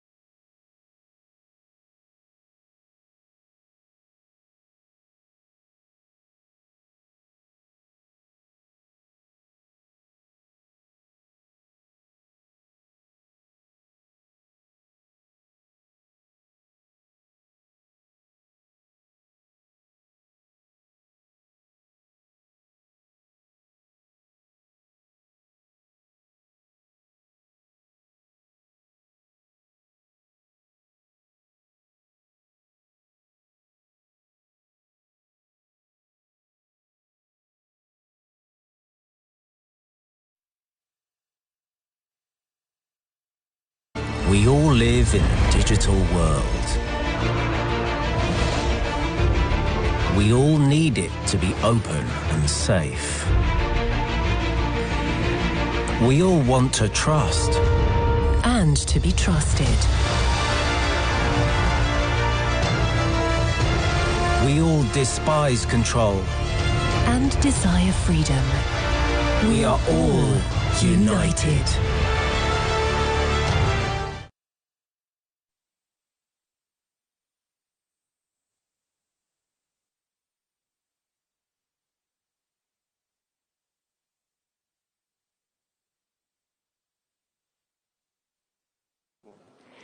Okay. Hi, everyone. Welcome to this session on the future of the PNE. Thanks, everyone, for joining us online and here in Katowice. I'm sorry I'm not sitting at the right table to actually be seeing everyone who's in the room, but just feel free to maybe raise your hand. And I have Michael here as my seasoned IGF assistant. Thank you so much.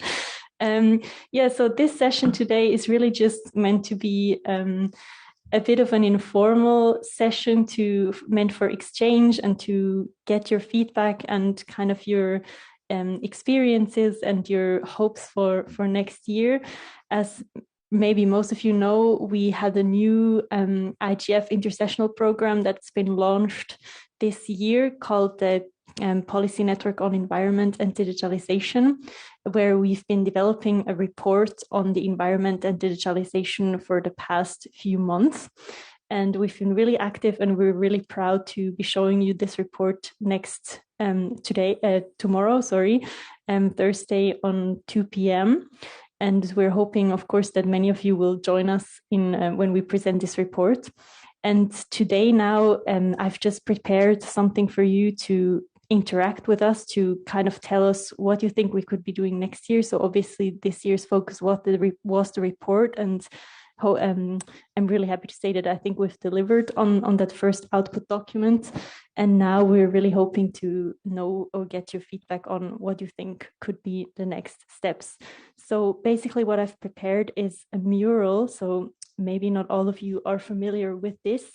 It's an online collaboration platform where you can access and kind of leave your thoughts, and kind of it works with online post-its. So I'm going to share this link in the Zoom chat, and also for the people in this room, we're just going to do it collaboratively, I think.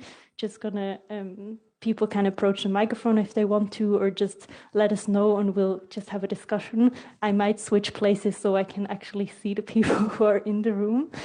Let me just copy this link. So the link is also linked on the PNE Future session that you can find on IGF.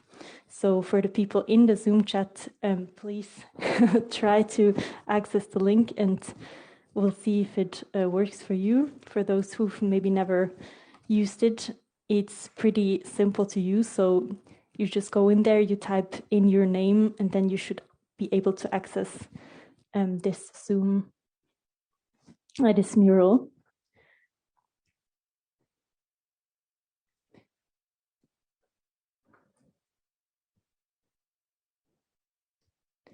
Okay, so I can share my screen. Apparently, I don't have permission, but it's fine. Maybe you just all go. I guess that would have been the organizers' task here in Katowice, but it's fine. Just all go on this mural, and let me know in the Zoom chat if it doesn't work out for you. Ah, thanks.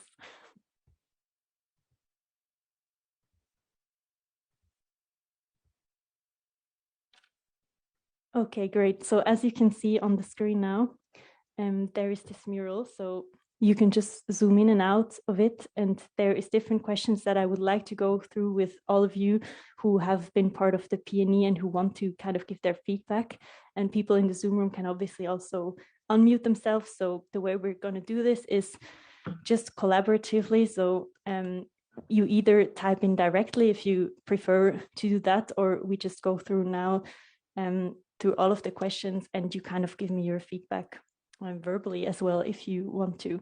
So basically the first question we want to address is the question of how do we pursue with the report. So tomorrow we're going to present an over 80-page report that contains a lot of information. And the question really is, how do we assure that we have maximum dissemination of this report? So what are your ideas to encourage interaction with the report, where we talk about environmental data, we talk about food and water systems, we talk about supply chain transparency. So a lot of issues that are also talked about within this IGF, and we are hoping to encourage talk further next year. So this would really be where you kind of tell us what your ideas are. There, we also already have some ideas within the PNE. We have think tanks that are kind of planning to maybe take a part of the report and continue there. So many things are possible.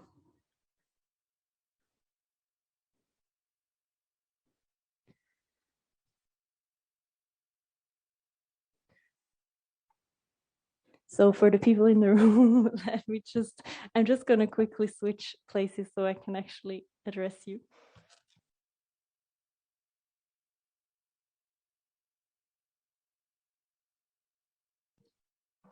Hi everyone. While you're doing that, Florina, just a casual reminder that as long as you feel comfortable sitting around the table, you're more than welcome to come here too. It's open to anyone. So thank you.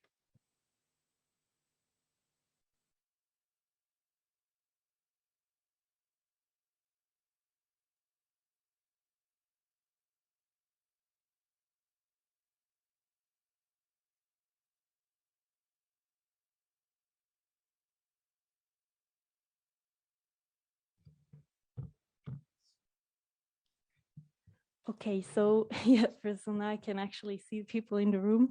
So I don't know if we've only met within the PNE online, so I'm not sure whether any of you have actually participated in the PNE, so this might be really new to you. So feel free to ask any questions you might like. And for the actual content of the PNE, we have the session on the policy network tomorrow. So that's where we're actually going to discuss the contents of the report. But for now, does anyone from the Zoom want to express her or his thoughts on how to encourage interaction with the report?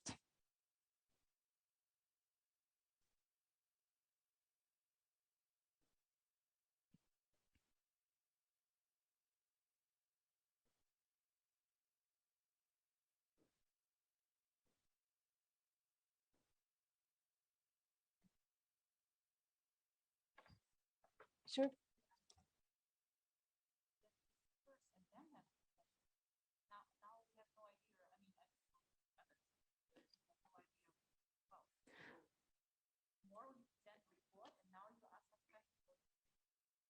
Yeah, that's just a part of the session planning. But it's a very true remark. But as you see in the IGF, it's a very full session. So of course, feel free. I'm really sorry, but feel free to come tomorrow to attend our session. And this document will always be open for introducing your remarks or your notes. You're welcome. Oh, sorry, could you just show us the interface, how, to interact with the report? So, if you want us to comment on it, so. Sure, actually, so I'm sorry, it was maybe a misunderstanding. So it's not really about interacting with the report. So this session was really meant for people who maybe have been part of the PNE or knew about the project and kind of want to give their opinion or thoughts on how to pursue next year. So the actual interaction with the report itself would be kind of tomorrow. But sorry, maybe I expressed it incorrectly. I meant this system you're showing right now. Oh, sorry. Yeah, that's what I'm after, because obviously, yes, well, I'm completely new to this, and was sure. just wondering Let me explain. Thank you. So, do you have a computer where you can access it? Okay, phone. That's also fine. So basically, when you click on this link, like the mural, there are these post-its where you can scroll in and type what you want to give as a feedback. That's already, I think, the basic. And you can also produce your own, kind of generate your own post-its by copy and pasting, or by just clicking up here, this little text icon, and there are the different sticky notes that you can use. But yeah, at first it can be a bit overwhelming, but it's actually really simple to use. But I might just, I see that people are contributing in other areas. So let me just ask maybe we can go to kind of content-wise to kind of get the feedback on what issues we should focus on or could be focused on next year. So I see a lot of people in the chat who I've met through the PNE. So especially for those who have been part of the PNE, like, are there any issues or focus areas that you think we should prioritize and that should really make it into next year's efforts? Horst, I see that you've adjusted your microphone. Would you like to? Oh, to mention somewhat for next year, my exactly. Proposal.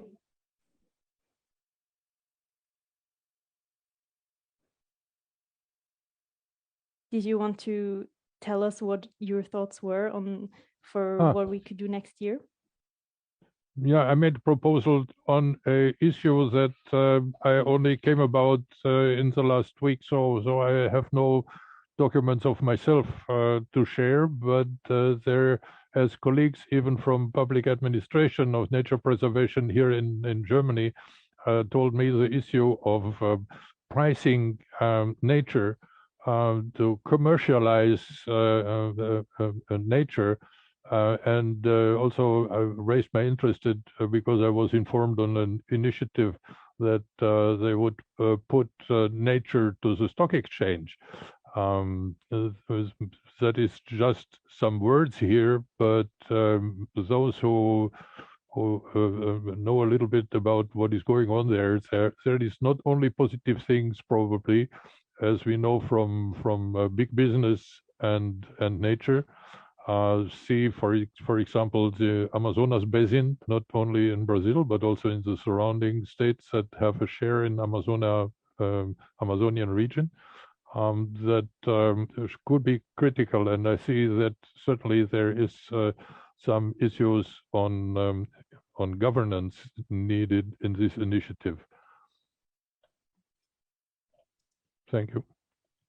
Thanks a lot. So I noted that, so we have the nature pricing issues and governance, maybe prioritize the topic of governance more. I see other people are inputting in the mural. Elif, I noted, I'm sorry to put you on the spot, but you've joined recently the Food and Water workstream, and I'm wondering whether from your perspective there is something you would like to add, because you've been joining later, so you might not have had the chance to input as much as possible. Yes, thank you very much for giving the floor, Florina. I think since I joined in, definitely it was taking up a lot of space in our discussions, how the digitalization will be seen as an opportunity, but also how there will be risks associated with that. And I think that comes up in every governance discussion. So I imagine that also in 2022, maybe we will be looking at newer technologies. So I put one suggestion with how the predictive algorithms are actually beneficial, but there are also downsides of using predictive algorithms. So I think we will be looking at then new technologies, new challenges that are brought by digitalization. And I think we will be again keeping this governance angle when we are analyzing what would be, of course, these opportunities there that we want to capitalize on, but what would be also the risks that we will have to at least implement in policy planning. Thank you so much. With the can I just as a follow-up question, so with the governance, is there a specific angle of governance that you would want to cover, or because it's quite the broad?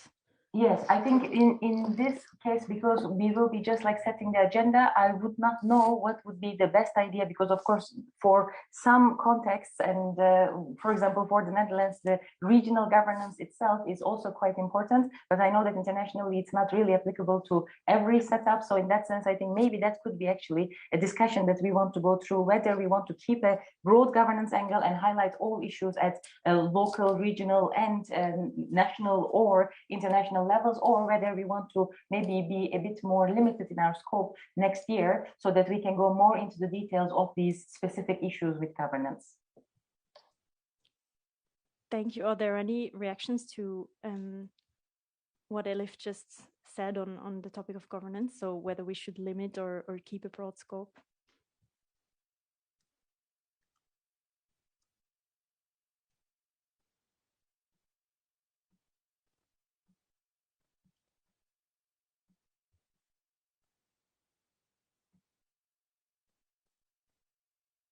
I mean, we can do both as well. It probably depends on the question addressed also, but I guess there's always something to be said for limiting the scope.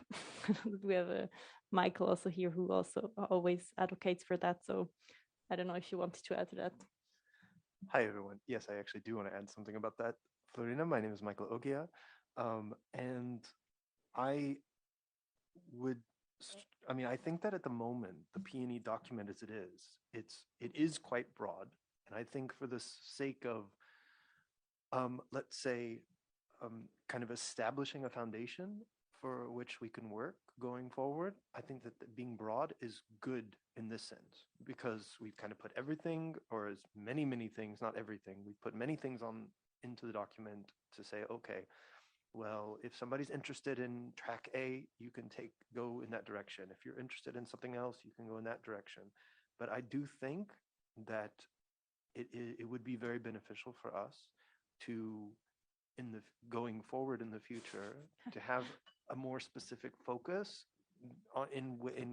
especially in areas that are not necessarily being covered either by other organizations or initiatives at the moment, or two, can take what's been done and then say, okay, well, how can we apply this then using the unique nature of the IGF and the stakeholders that we bring together so that we really avoid duplication. Because something to stress is that on the local, regional, and international level, there is so much happening now on ICT sustainability. It's fantastic. However, that also means that it's very easy then to kind of to do something that's either being done already or that has already been done, full stop. So that for me is a big reason why I always say it's important to have a rather limited scope, not because it's not important, it's just so that we make sure that we're capitalizing on our strengths while still producing something that adds value. Thank you, Michael. Any other comments? I've seen that others have joined us in the meantime on Zoom, so feel free to share your thoughts as well. Maybe if I can come in for 1 second while waiting for other colleagues to maybe either raise their hands or join in. I was also thinking maybe one thing that we can add there is building up on these comments that we don't want to have duplication. Maybe we can stay a bit more in touch with the other dynamic coalitions or other policy networks in the IGF community as well. So maybe that could be for our planning for 2022, perhaps right after all the reports are out or the findings are out. Maybe that's one idea, that we can maybe have a common meeting or meetings for the PNE network between different dynamic coalitions so that we make sure that we build on each other's work, like you say, and we are not duplicating the work. That's a really good point. I think we can also add this to, there's another box I've prepared on important reference documents or initiatives. So I think this is also the idea that we kind of keep track of who we want to link with next year or who are important stakeholders. So I'm just going to put IGF stakeholders there as well.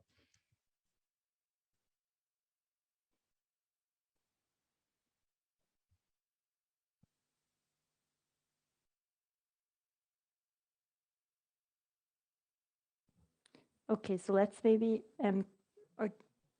sure.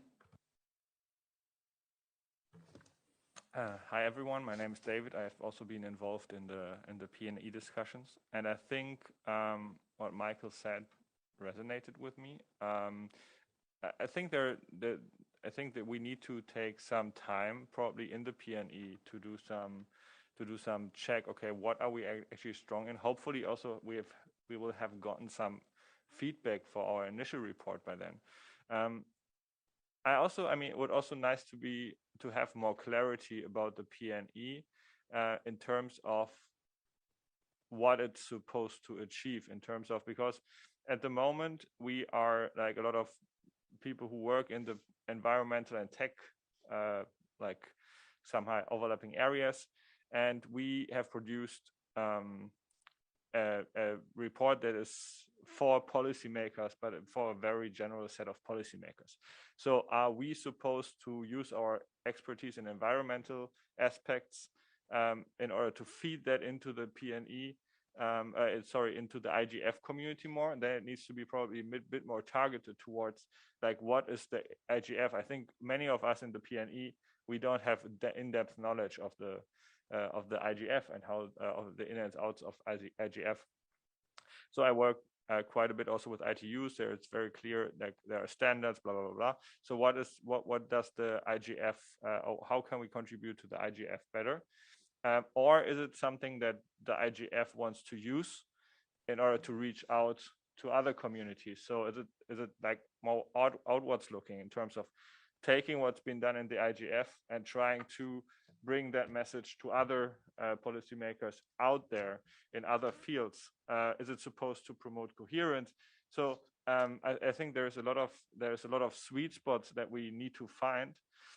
In the second case, if it's from the IGF, also outward looking and trying to bring that power of the IGF to other communities, then I think we need to have more IGF people in the PNE. So I think there's a lot of things to consider, and we can go both ways. Either see what we have in the IGF. It's a great community. I love working with it, and it has been very successful in a way. I mean, everybody knows that when you just drop in some people who are supposed to write a report, then everything can come out at the end, right? So it's people dropping the ball. Like this has been very good work in the terms that we have, I think, have a very respectable report at the end. But so how can we improve that? How can we scope it? How can we make it more clearer and more targeted? I think there is a lot of potential here, and it would be nice to get to have that harnessed even more. Thank you. Thank you so much, David. Yeah, I'm asking myself the same question. I think it's something we, or the IGF Secretariat also wants to discuss, because for full transparency, I haven't really, or I think that the IGF is planning to have these discussions basically over 21, 22, like going into 22. And this is really meant to be, all of these things we're discussing now is meant to be feeding into their discussions as well. And I'm sure they also have ideas on how to proceed, but I agree that that's one of the most important questions to clarify. I would like to speak again, but before I do, is there anybody online that would like to come in and, before, just to make sure that we're being fully hybrid?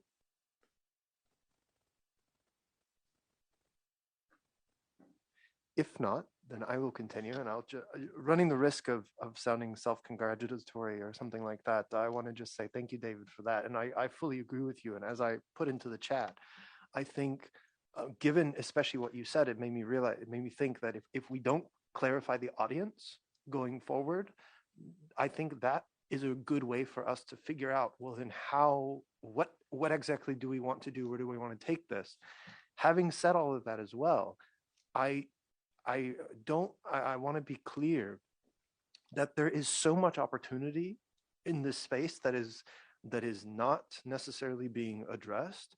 And I don't want us to run the risk of becoming, of seeming like there's not a specific direction to take, or that it's actually not as important of a topic as we thought, because we just don't really actually know which part of it. On the contrary, there's so much that if we try to do everything, I think that is kind of how we'll find a bit of confusion, or in terms of the identity of PNE, so to speak. But with that said, I just want to also say that I do very much support what is, and for the sake of, for the record, it's not just because of the main session tomorrow, which I'm part of, but I do think that the environmental data component is a very good bridge between the Internet Governance Forum as an internet body, as an internet discussion platform, and the environment itself, because I don't honestly know who else is really, where the environmental data governance discussions are happening. I do think that the IGF is a good home for them, because so that's kind of where I think is a good place for us to consider exploring as well. Thanks a lot, Michael. I see that Florian has also raised his hand on Zoom. Florian, please. So I want to offer a bit of a contrasting view, or a different angle on the role of the PNE, possibly also going forward.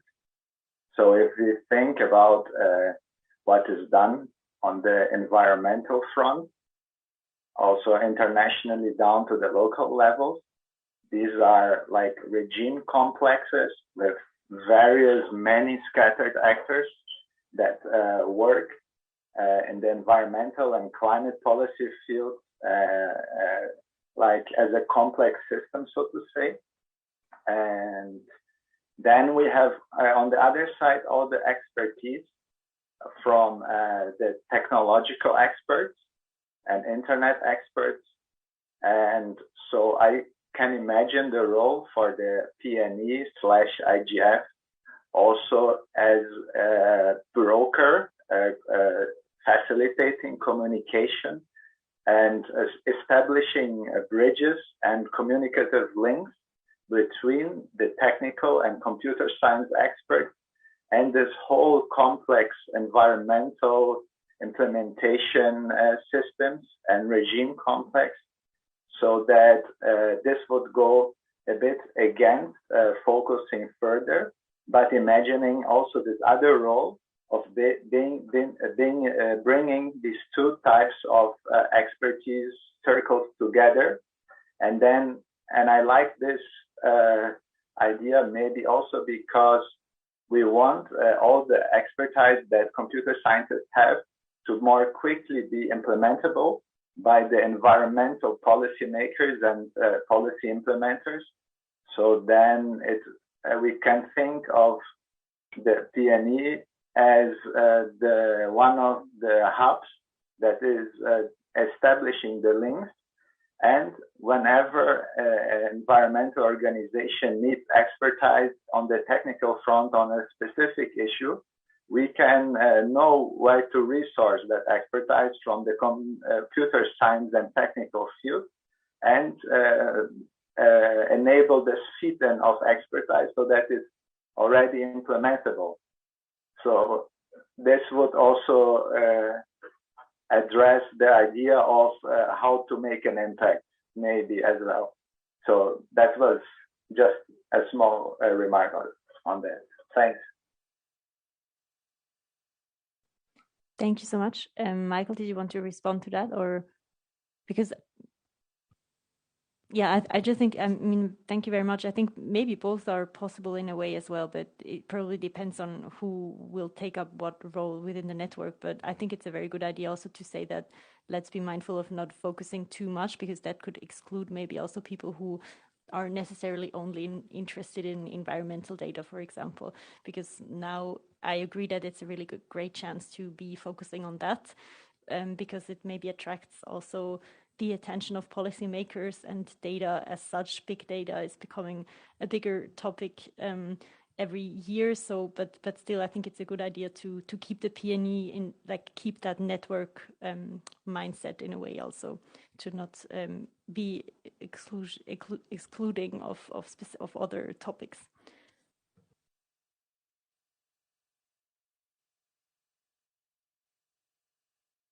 So another thing I wanted to kind of get your feedback on, or just be sure that we've collected what you would like to offer, is something that Horst has already been taking up in the chat. So Horst has, I think, offered, for example, to lead workshops. And I think this is exactly what I also would like to know from you and from other members of the PNE. Like, do you have any ideas of specific output that you would like to implement within the context of the PNE? So there is maybe a chance for us to collaborate and coordinate a bit what we could do under the umbrella of the PNE, for example.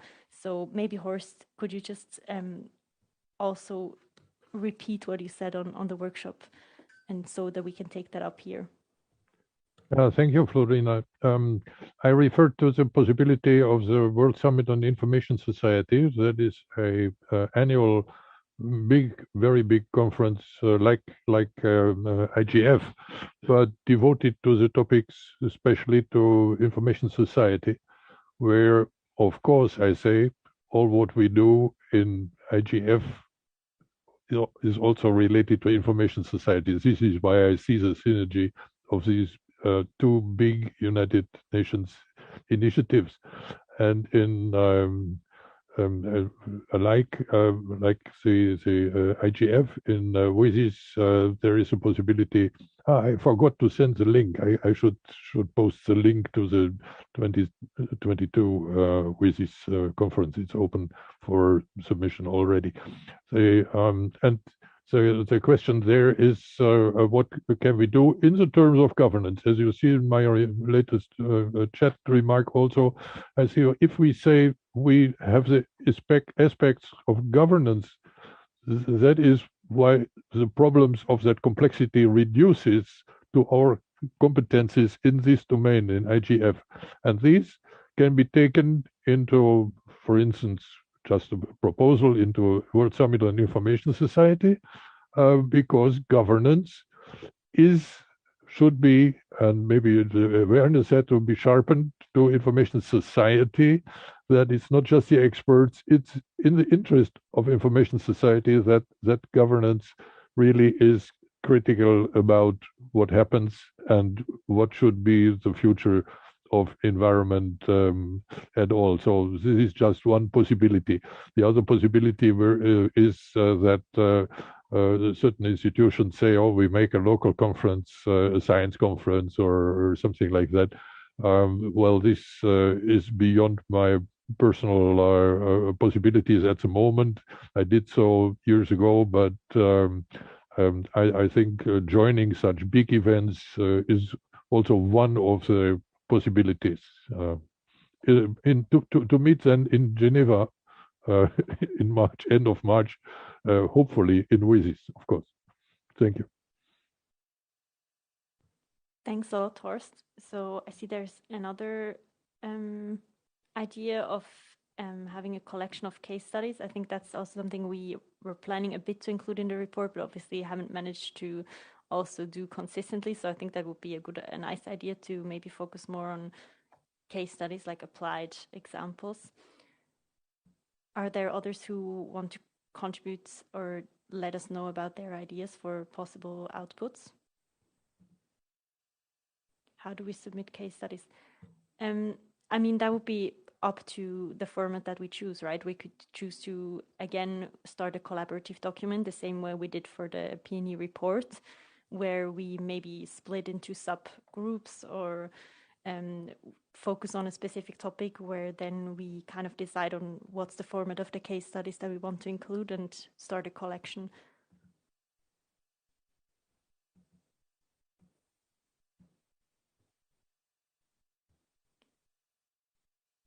Yes, Michael. Hi, everyone. This is Michael again. So there's, first of all, to answer the question about case studies, it could be a collaborative document, or it could also be a collection, kind of just basically collating existing resources and in kind of using those as a model. I mean, for instance, a good example of this is with Association for Progressive Communication. They just put together an incredible e-waste, an entire e-waste guide, and there's, or not guide, that's probably the wrong word, but basically just an entire resource where they look at different elements of e-waste, of electronic waste, and circularity. It's the circularity guide, excuse me, that they've put together. And so, for instance, which is also a collection of case studies. So again, there's no need to necessarily recycle what's already been done. It could also just be a good way to help people connect to all the resources that are out there.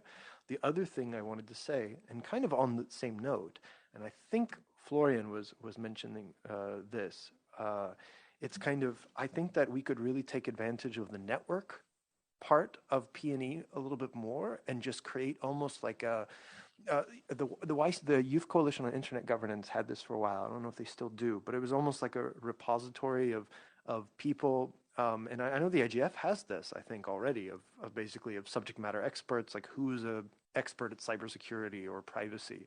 Well, I think maybe PNE could potentially do this for organizations and people, whether those involved or elsewhere.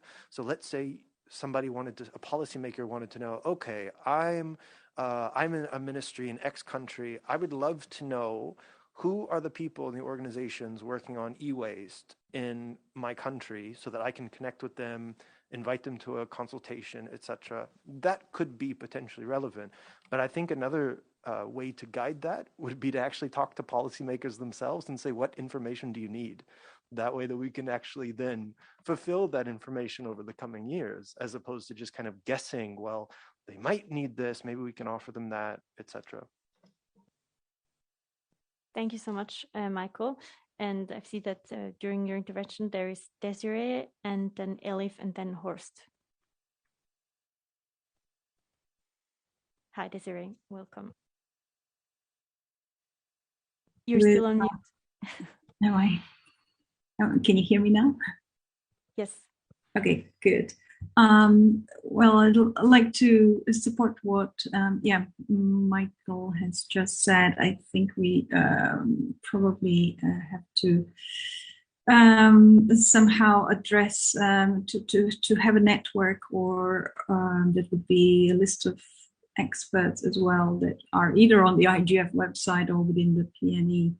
And and that people would know how to network and how to reach out to them.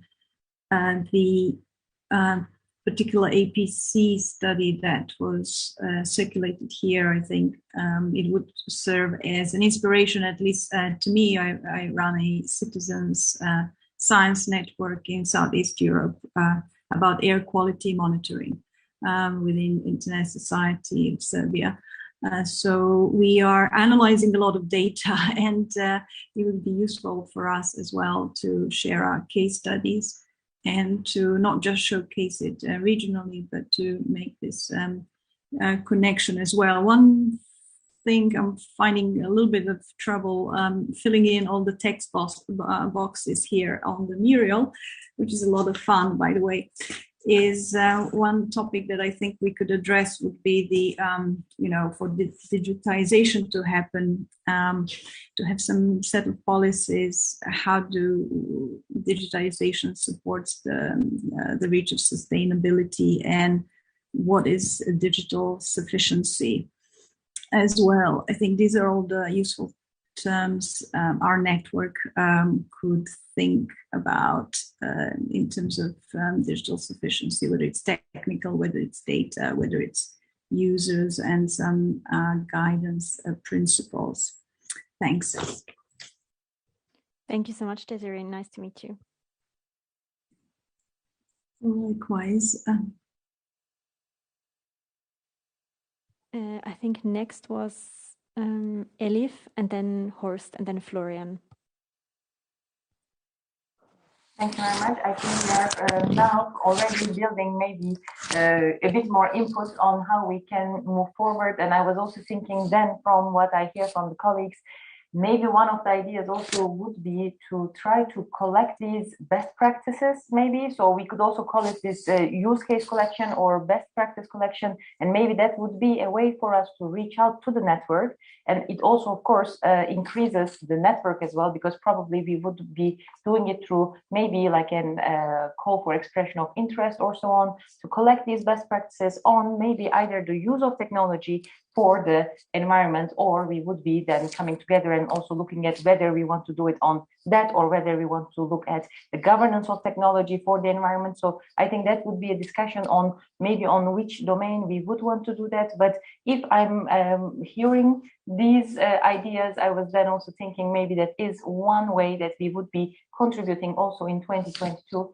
with this policy network, where we would be able to collect best practices, then also reflect on them, then also create maybe a collection of these use cases or best practices to be used also by policymakers, and then probably eventually also looking at the strategies and the working methods of the PNE, probably also with the experts that we have on board and we will be taking on board. Maybe we could be then analyzing these best practices to lead to policy advice, to lead to maybe further common expertise or common application grounds for us as well.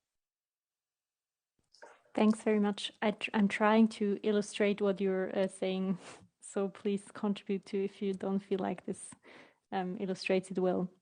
So I think next was Florian, or no, Horst, sorry. Yeah, thank you. With all the discussion, I'd like to mention a little bit, to put a little bit more carefulness into the broadness of aspects. Are we really going to repeat existing networks of experts? As we know, they are in biodiversity and SDGs in every single SDG in whatsoever. Should we repeat this, or is because it's not just policy, it's a policy network in the Internet Governance Forum, that governance is first for me. This is why I'm here.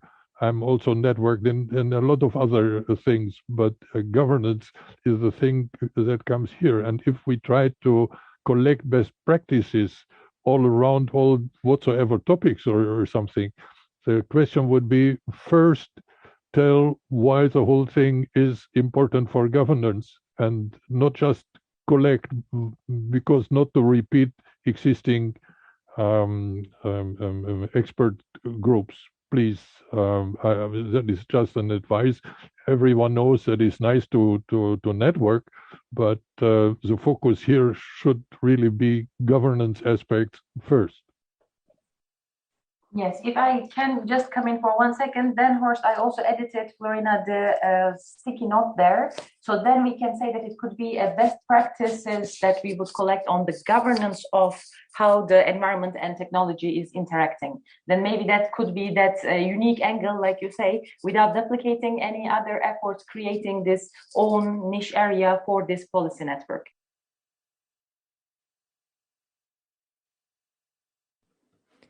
Thank you.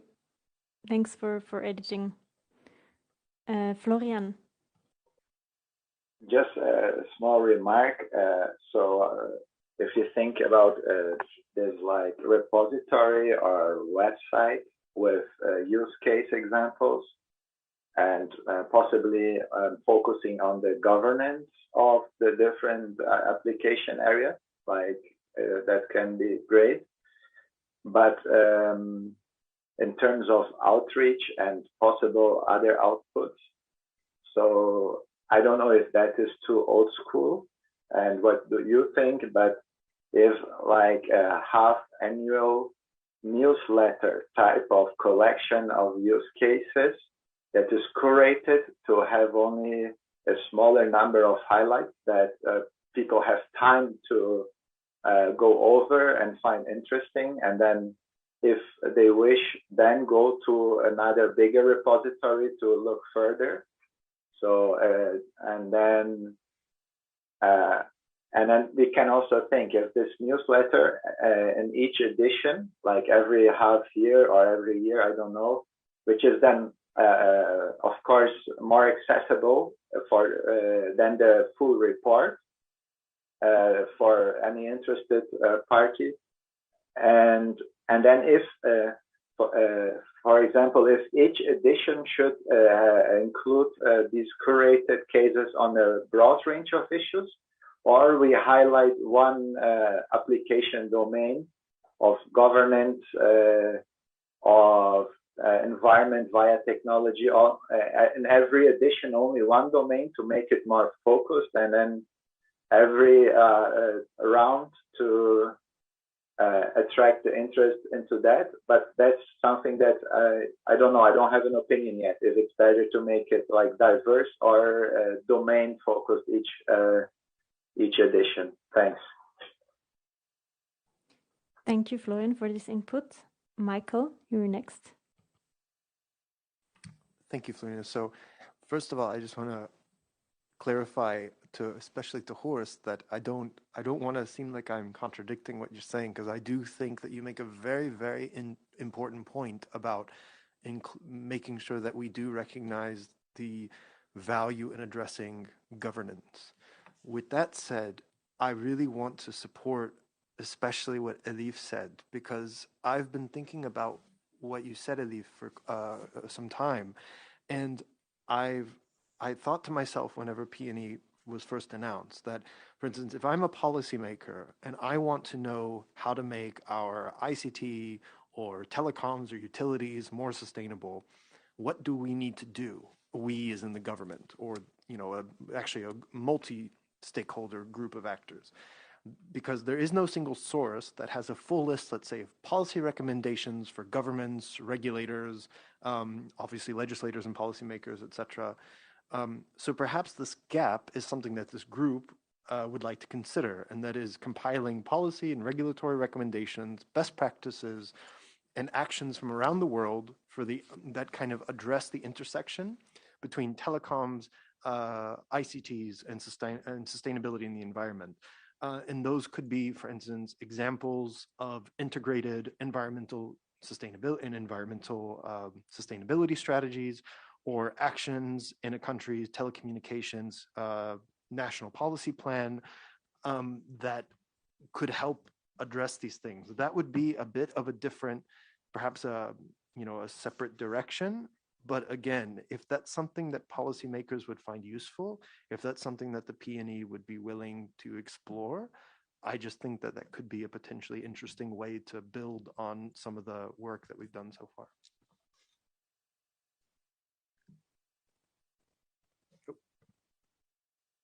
Thank you, Michael. And I think that's a point. I mean, you made this point very early on in the PNE process where we've already kind of discussed we were going to focus on a report first, but I also really like this idea from the start. And I think might be a different kind of resource that could really be a valuable add-on to the report as well, and really having more concrete examples from around the world, which I think would inspire policymakers, and we could still kind of make sure that it focuses on governance too, that we kind of don't lose sight of that aspect. But since it would be a resource specifically targeted for policymakers, I think that would almost come naturally if we set it up right, I think.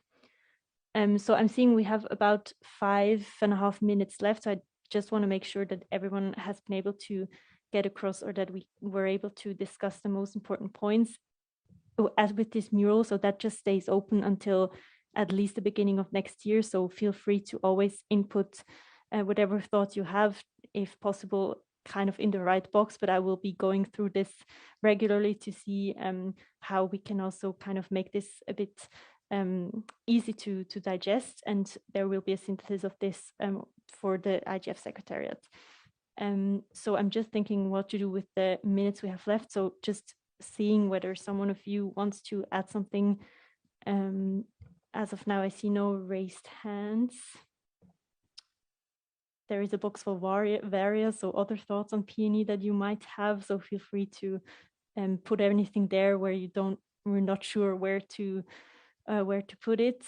Also, for those who are new here, who have never seen in the PNE, make sure to sign up to the PNE mailing list, which we already have, to make sure that you're you get every update for next year as well.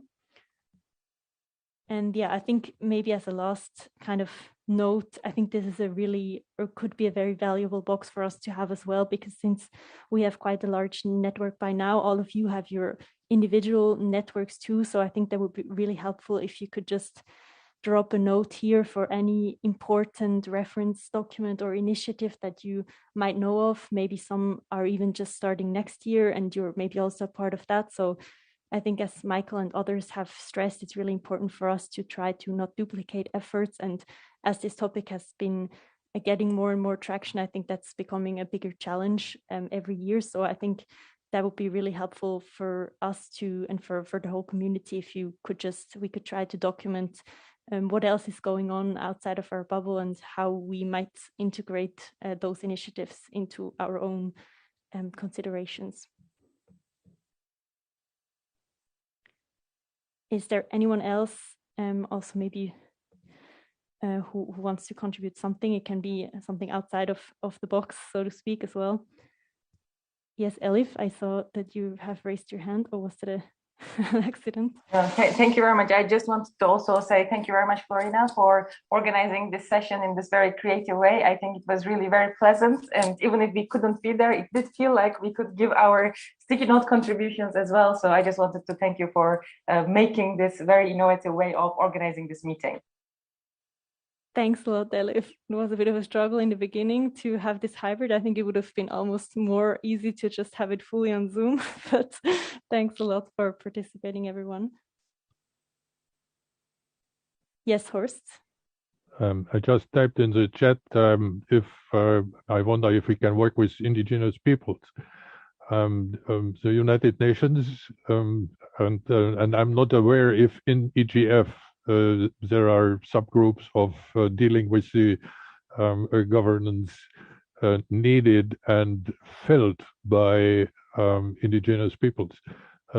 It's quite an important thing in connection to environment, because threats to indigenous peoples typically are directly combined with threats in environment, as we know, all over the world. And that kind of topic would be a little bit unique. I'm not the absolute expert there, but I feel from discussions with my colleagues that these issues could be something worthwhile doing. I don't know if we find a solution at the moment. Thanks for this input. Okay, so I think we can wrap it up because I see no more raised hands. Please remember that we have the P&E session tomorrow, so we're hoping to welcome all of you there at 1:50. You can still sign up through the website, and this document, as I said, is open for anyone to contribute as long as you want to. Thanks everyone for participating, and I wish you a very nice afternoon. Thank you. Goodbye. Thank you.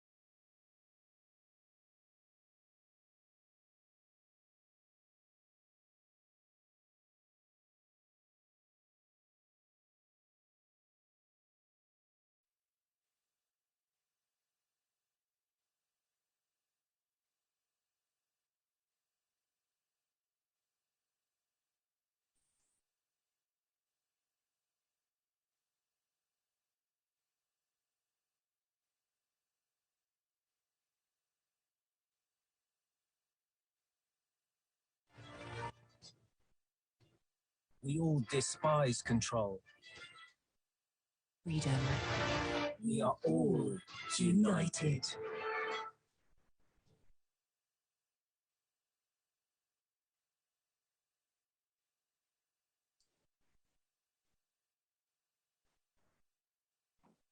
Good afternoon, everyone.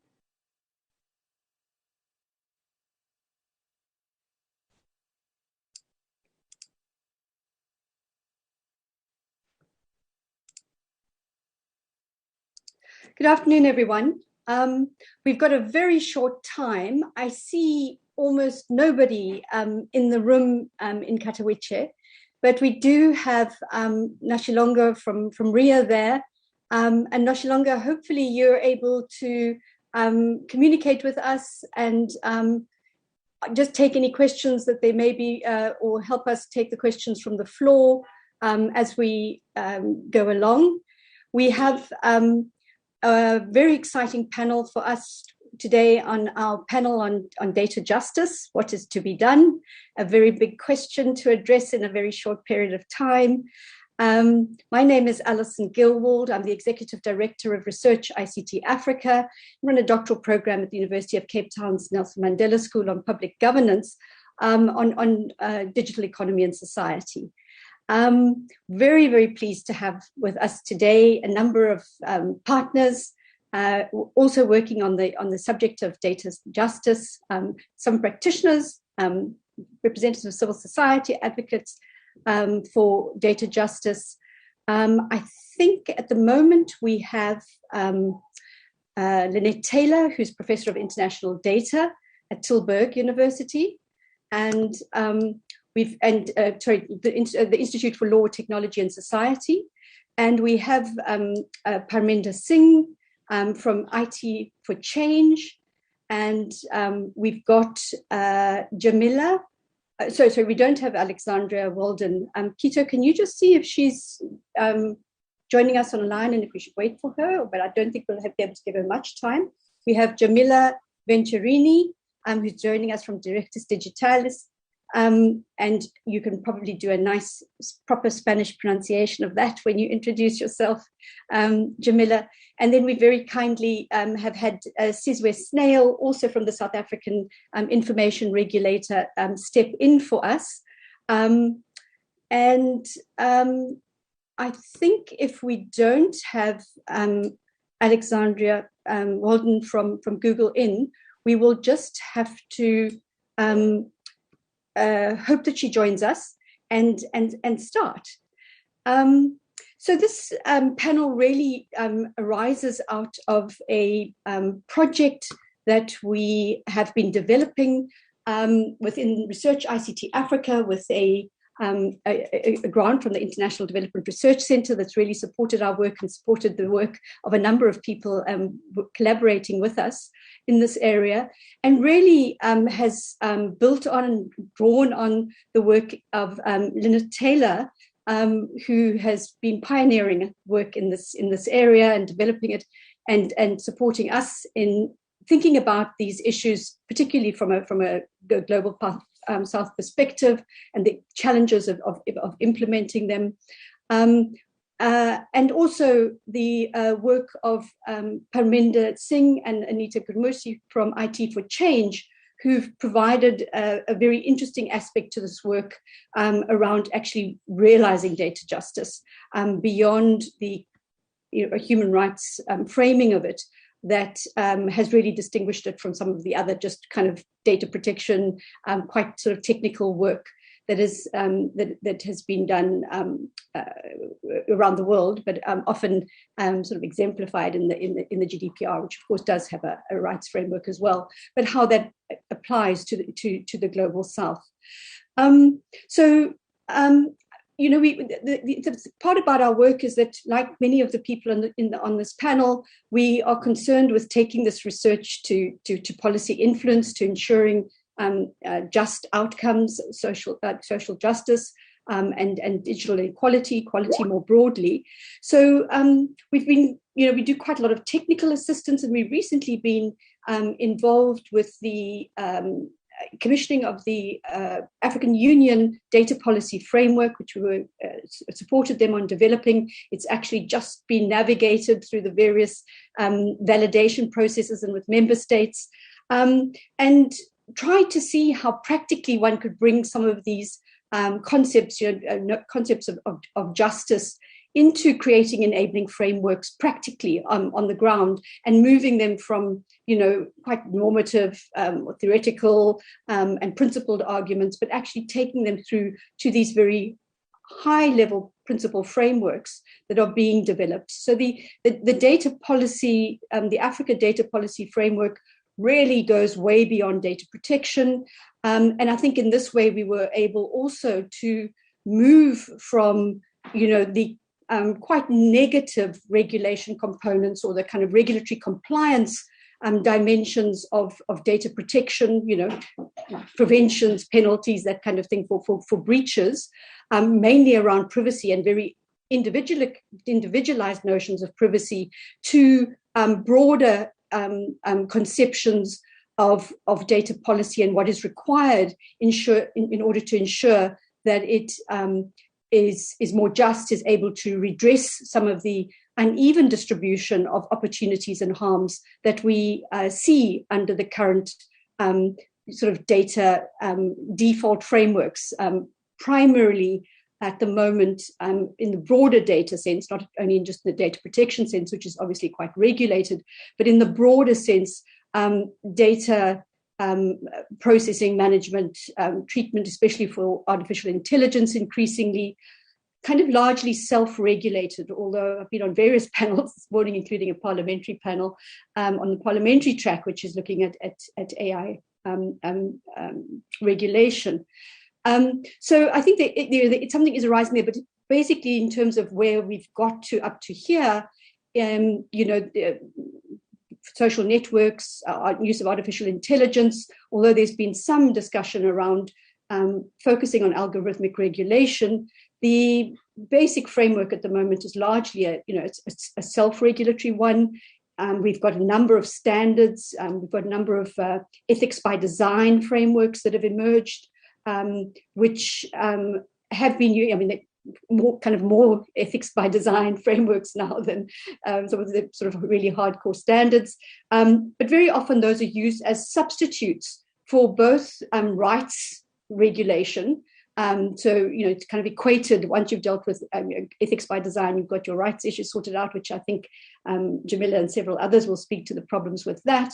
But also that it deals with some of the, and what it really doesn't deal with is some of the issues of economic and social redress. So really looking beyond just first generation rights on privacy, and looking at second and third generation, social and economic rights, and how we realize those as well, which current data policy, data protection frameworks that in Africa, by and large, we've just adopted from elsewhere, really, don't address those issues.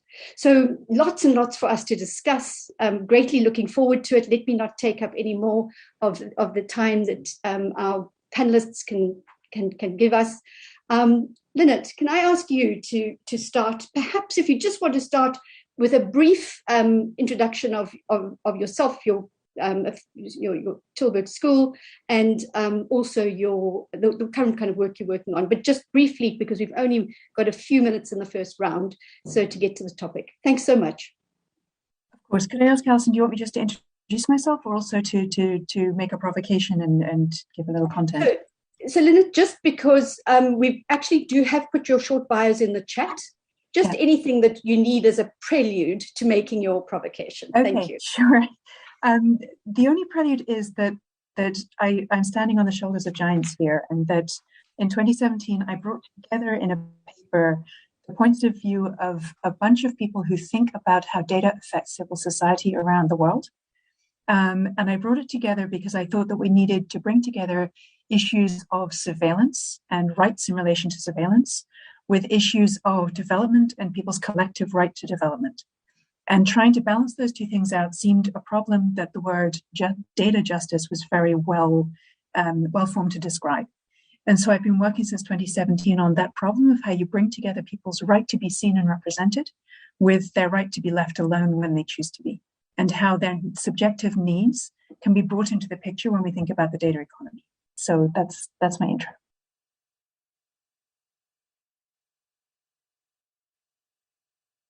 Sorry, just trying to deal with the noise at the background. Parminder, perhaps you could just give us your first intervention, your provocation. Thank you. Well, if you go, so my introduction, I wouldn't go into it. I work for IT for Change, and if you call it a provocation, the provocation here is that data protection and GDPR may relatively be non-political in that sense that there is large consensus, and I know the relationship between individual and state or individual and corporations not non-political.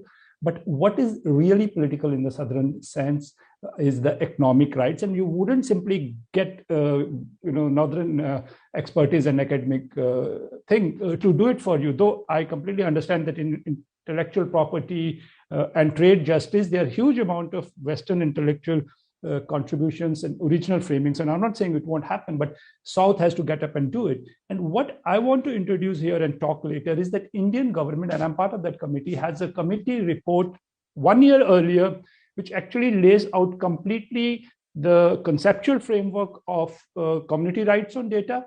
It actually analyzes community ownership of resources in many fields, including Convention on Biodiversity. It goes to water resources and collective rights, and then extracts 5 principles. I'm going to cut paste those 5 principles, and it applies those 5 principles to data rights. So it does the conceptual work, and on the other side, it goes right up to what does it mean? What does community rights on data means? How can community enforce sharing of data? What kind of data can be enforced? What cannot be enforced? What are the intellectual properties? So it does a systematic analysis of it. And my provocation is that nobody even looks at that report. It's 1 year old, second draft. And that is the capture of discursive spaces, which South needs to fight against. You asked me for a provocation, and this is mine. Thanks. Thanks very much, Parminder. I'm just, Kito, we don't have Alexandria on board, do we yet? Because I think that would be a nice response. We're unable to get hold of Alexandria. Okay. So Parminder, I was going to suggest that Google's representative might be a good response to that idea of capture, but I'm sure Jamila can respond to that equally. Thank you, Jamila. Thanks, Alison. Actually, yes, I'd like to share some thoughts based on research we have done here in Latin America, and I think dialogue a bit with what Parminder was sharing about the provocation he did from the Indian context and the document that he was mentioning. I guess one thing we have been seeing is that there is this digital agenda being pushed in different contexts without any further considerations on legality, necessity, proportionality in the deployment of specific technology, and in the complete absence of transparency and participation mechanisms.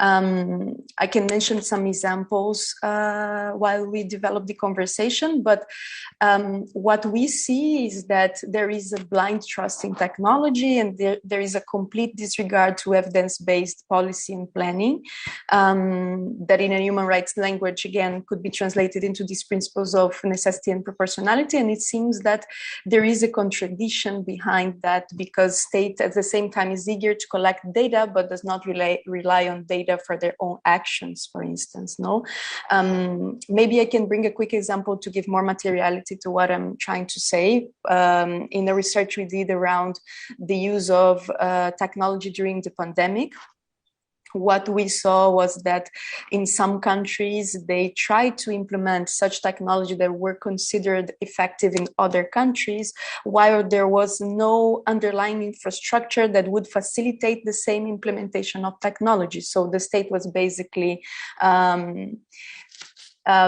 transferring to citizens the responsibility to produce data that they were not able to produce themselves. And I guess that reflects a bit of the moment we are in terms of the development of such digital agenda that is naturalizing the use of technology as something that by itself will solve several social and economic problems. And the final point to let another provocation is that most of the discourse behind the promotion of such digital agenda that is arriving in Latin America has to do with development, inclusion, and innovation. And I guess there is no room for experimentation when it comes to exploring people's data, particularly in our countries. So we cannot afford such irresponsible type of techno-solutionism anymore. We are still to see the types of consequences that the idea of predictive systems in sectors like health, education, social welfare, etc., will have in our societies. So I guess this is a point we can start this conversation, and I would love to share more examples as we continue. Sure. Thank you so much, Jamila.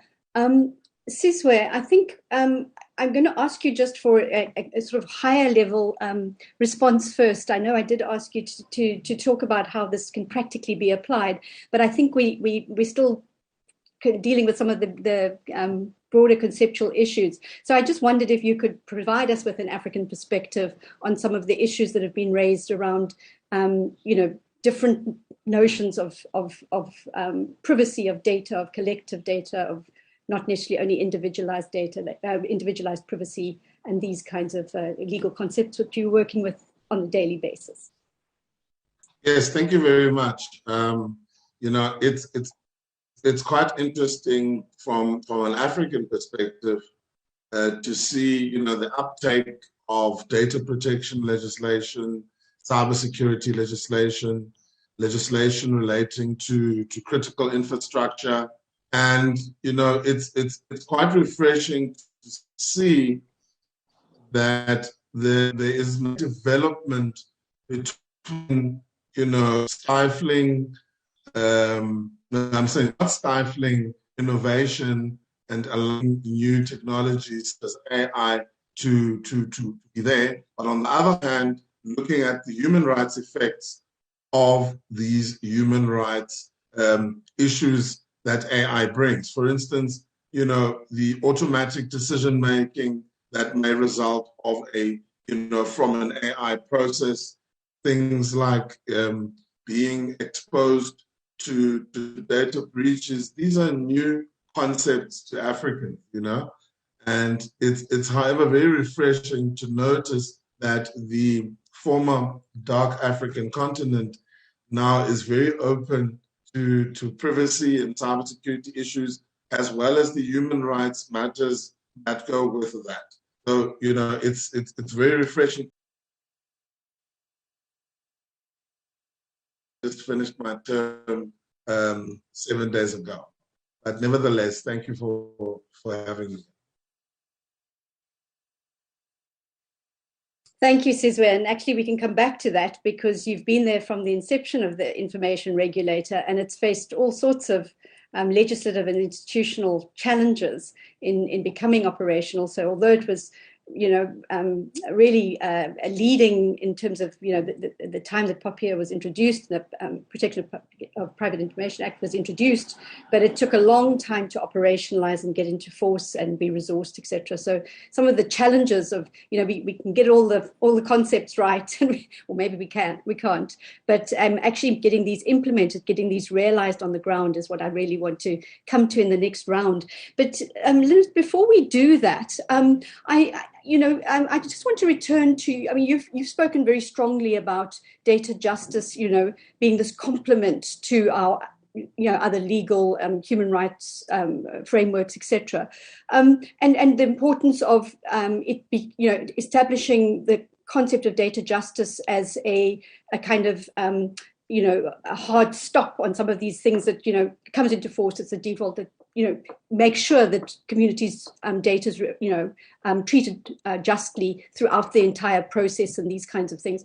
I think COVID and the pandemic has really highlighted also the public value that there may be in collecting data and using data in an informed and fair way, obviously, and anonymized data and that sort of thing. But it's really highlighted some of the collective, the public interest components of surveillance, of mass surveillance, that I think is interestingly, quite common in medical research. So, the surveillance of people's condition is treated as quite a positive thing. And I think coming together, the epidemiology kind of approach to it, of needing this information in order to protect and prevent harm and risk, and the data kind of framework that's in the first instance resistance to the surveillance, and how we reconcile that as we deal with a probably semi-pandemic future. Yeah, so this is a great point you make, Alison. I think that it's important to note that epidemiology that has gone on is similar to the epidemiology that would have gone on 100 years ago. It's just digitized, and that gives it scope, it gives it power. And what we see is that that power has been fed back to the public around the world in very unequal and uneven ways. And that although we have a good medical data infrastructure that's come out of the pandemic, and I think there's general recognition that this is really important and that we need the science, there are also issues where communities have had uneven access to that information for reasons of infrastructure, for reasons of data literacy and education, and just because some have not been included in decision-making about what should happen as a result of the data. So we still see these data sources and these data collection practices kind of reflecting and refracting the problems that we have with data already and the inequalities that data can amplify. And I wanted to add something to my earlier provocation, if that's okay, that we're using our work to move towards the idea of a normative commitment that comes above law, with the idea that as we move further towards rule of law with regard to the digital, we need good law. Otherwise, we just get coercion and enforcement. And that in order to do that, we can't just seek that in our existing data protection acts, our AI acts, these things. We need an overall normative framing of the kind that Parminder is talking about, I think. And that normative framing needs to be that data should follow the interests of the people it represents throughout its life cycle, which is an extraordinarily difficult thing to do because our practices mean that data gets aggregated and de-identified and then passes out of any kind of control and just becomes a commodity that can be traded openly on the market. And I think we need to think about the implications of that, and when that is not appropriate, we need to think about a kind of golden rule for data where it follows the interests, where it remains true to the interests of the communities that generate it, regardless of what happens to it, which requires a bunch of new infrastructures, a bunch of new modes of governance, and which actually breaks large chunks of our international data market as it currently is. You can't monetize data in the same way. You have to have ways of transmitting the needs and wishes of communities throughout the international system, which don't currently exist. So I think I'm going along the same lines as Parminder and Yamila here, in saying that connecting knowledge of uses and harms to the international governance structure is lagging way behind our ability to channel and use data. Absolutely. Jamila, your earlier provocation sort of tied very strongly into that, and you gave examples of the work that you've done during COVID. Would you just like to build on those a bit more? You said you'd like to provide some examples of kind of what's gone wrong, and possibly also tell us how how this might be corrected. So Lynn had spoken very much about some a complementary normative basis to the very strong legal basis that's required. But practically, how does that happen? Is it through advocacy? How does that actually allow us to realize data justice? Thanks, Alison.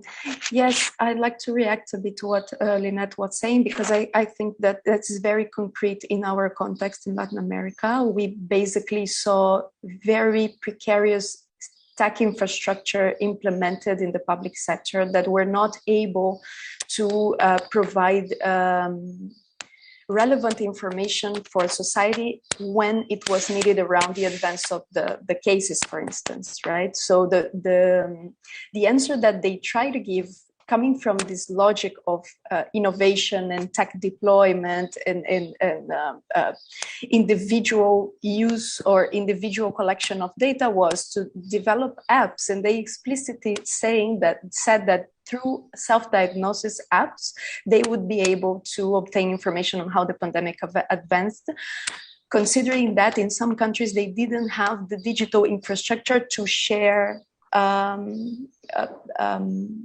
results from diagnosis in real time to the competent authority. And I guess that's very serious. And that brings us to this discussion on how do we develop this digital agenda grounded in what is a public interest and not in a logic of a corporate logic that is based on data exploitation, on individual application, and etc. And how do you embed justice also from the tech design? What we saw interesting examples on this type of COVID apps, they included different functionalities, but you could see that in some countries, they were completely individualized. One person could only use one application in one specific device. And that's completely away from our reality in terms of connectivity. Other countries consider the need to allow more than one people to use the same application. And that could be an application for self-diagnosis, that could be an application that would give people the right to circulate during the quarantines that were implemented, that could be an application that would allow access to emergency cash transfer during the pandemic. So we're talking about very basic social and economic rights that were involved in the use of such apps that proved somehow necessary in this case. We could think of that, but there is a lot that we have to continue to build on that. So I would say that to your final question on how we could move forward, I guess a serious digital agenda for the Global South at least needs to begin by creating these data governance structures that allows the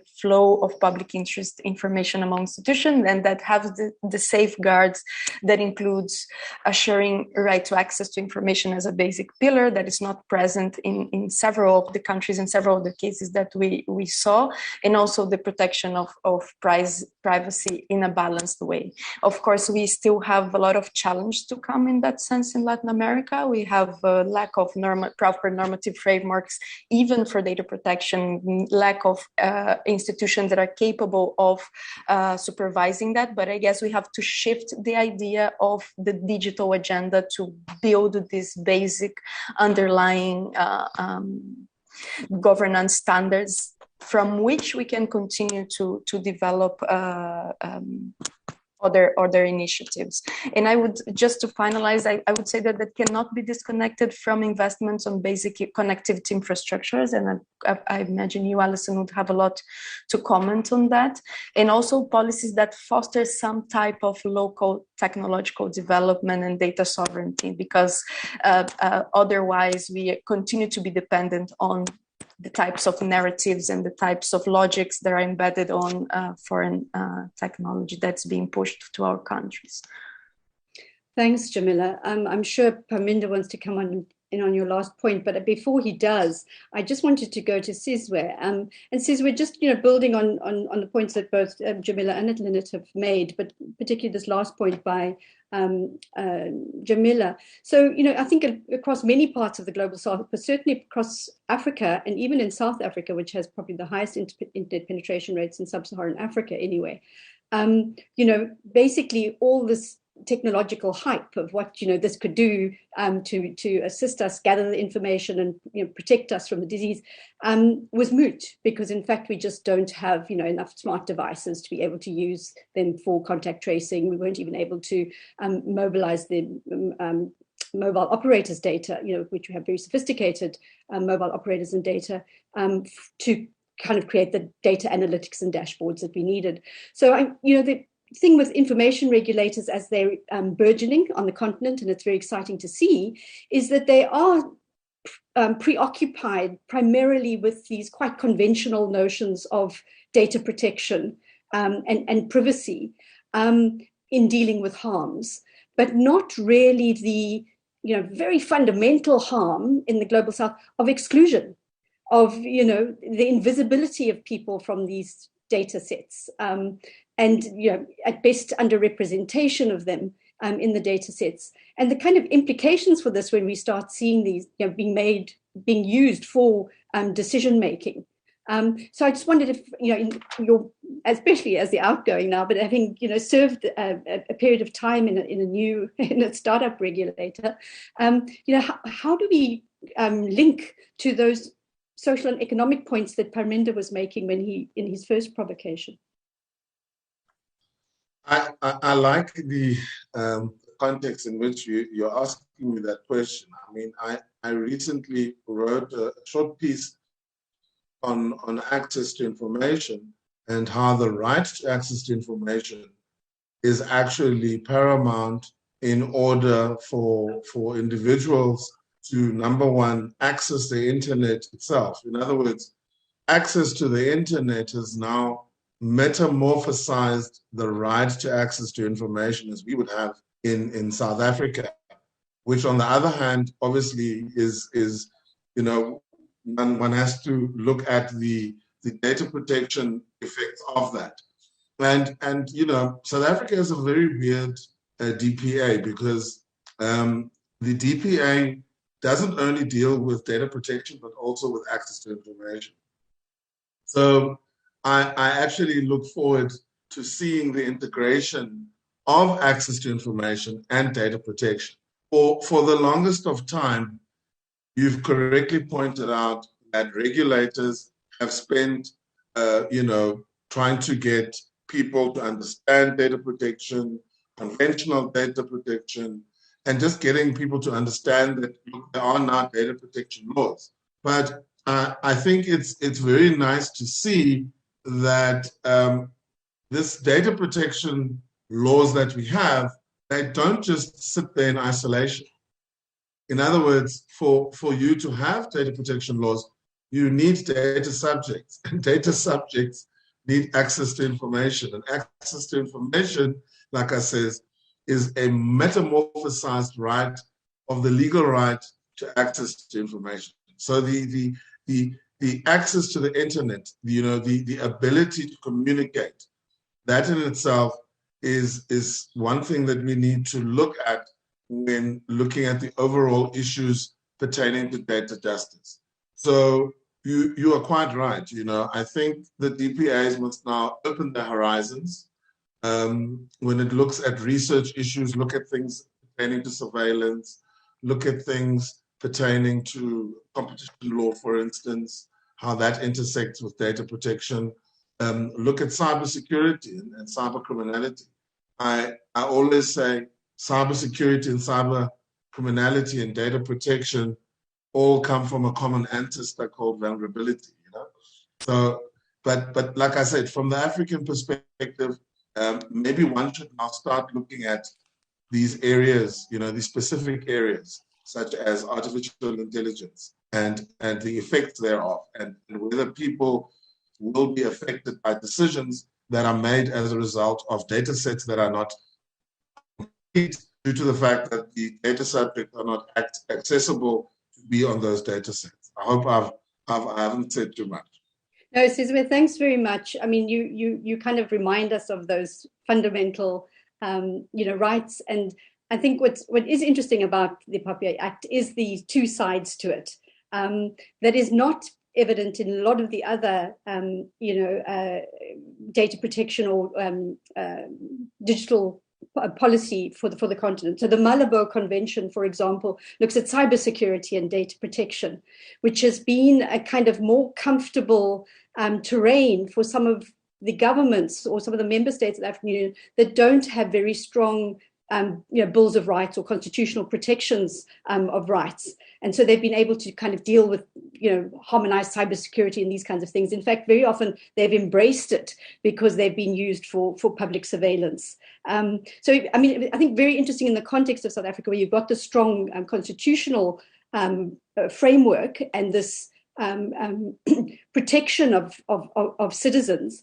But in fact, we still have half the population who's not enjoying the benefits. They don't actually enjoy what you've regarded, described as a metamorphosis of the freedom of expression or the right to information, because not in a digitalized world that we're largely engaging in, which really takes us back to Parminder's point about, firstly, the global south not just being data subjects. We actually also want to be data producers and developers and sell our stuff and contribute to the prosperity of our nations.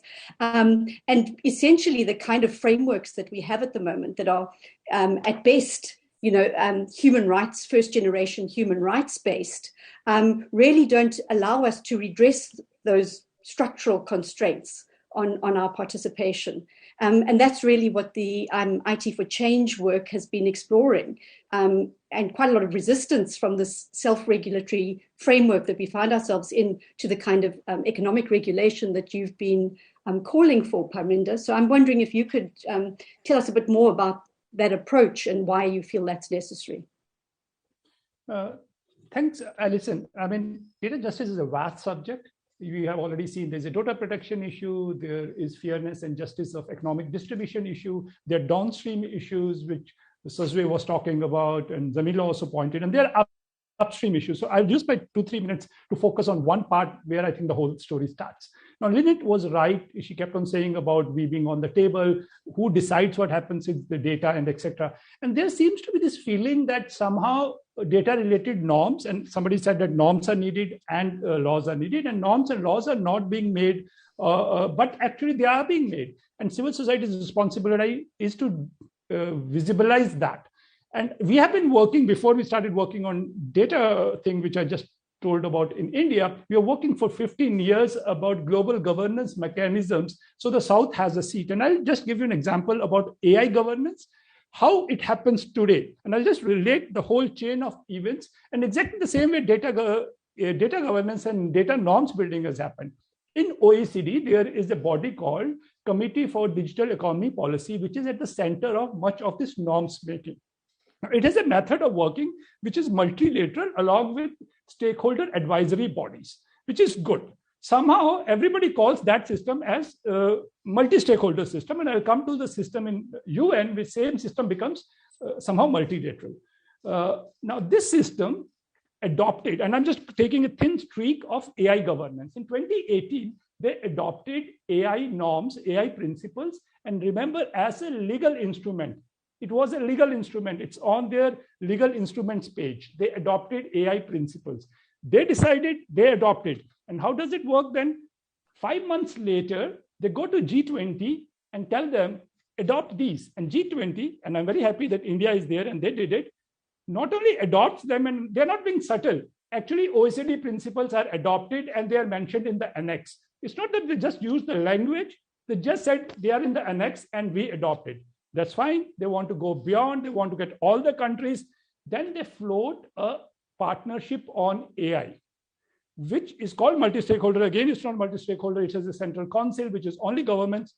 And now to make it multi-stakeholder and get all countries in, it is very clear there is a fact question, frequently asked questions. Why is this AI partnership? The secretariat is in the OECD, and they're completely non-subtle about it. It says it is in the OECD so that OECD can keep providing leadership in AI principle making. Now, once we accept these systems downstream, they will have the effect we are talking about. And this is how AI principles and norm making is made. And let me tell you the last thing. In 2011, India went to the UN and said at the UN, make the same digital norm shaping structure as there is in the OECD. I know it because I wrote it. I deliberately cut pasted the exact OECD structure of government council with advisory councils. I knew they will criticize, and then I'll tell them, OECD does it, why can't just expand 35 countries to 182 countries? Nothing changes. And suddenly it becomes multi-stakeholder and all civil society, everybody wants to decry it. So I think we need, and that's okay. In 2010, we had very libertarian ideas about the internet. 2020, 21, people know we need to govern it. So I think unless we get our seats on the table at the global governance level, we would still be talking of these downstream effects because they are the natural necessary causes of that. So let's tell that OECD cannot make global digital policy. All countries will have an equal role in making it. The day civil society starts saying it, we think we would have set the ball rolling. And as I said, we are not only working on these procedural issues, we have gone down and made a complete framework of community data structures. So we have to work on all that level, and blindsiding ourselves to certain parts of it is not going to help. And right now, the structures of governance matter as much as the outputs and the substantive elements of justice framework. Sorry, I took a little longer, but it was necessary. Not at all. I'm very interesting. And in full disclosure, I should indicate that I'm sitting on the Global Partnership for Artificial Intelligence Data Governance Working Group, and managed actually to get this data justice work stream into an otherwise very technical, not even that economic kind of approach to data governance, very kind of ethics by design and quite technical. And I suppose the question there, Parminder, is whether you can work from within the belly of the beast, or actually whether you're co-opted simply by participation. The working groups certainly are participatory, but you're right in that the member states to which the GPA provides their research support and that sort of thing are of course the OECD members.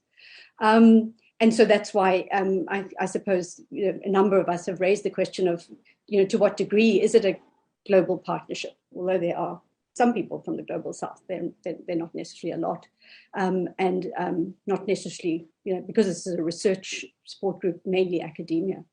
So Lynette, perhaps that just really it takes us back to how we can get kind of broader participation and agreement on some of these kind of normative things that on which there's clearly not normative consensus. So we even what Jamila was speaking about, it's fine for us sitting around this table to have normative consensus, but in fact with China, the largest producer of AI, challenging America certainly in terms of that.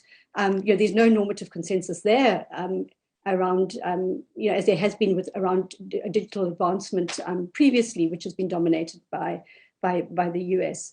And not even consensus on some of these issues between the European Union, with a far more, that's pushed back against some of the kind of self-regulatory frameworks that have gone on in the US. So what is possible with that? And just before you come back to us, I just want to urge people to please pop their questions in the chat or to put up their hands, please.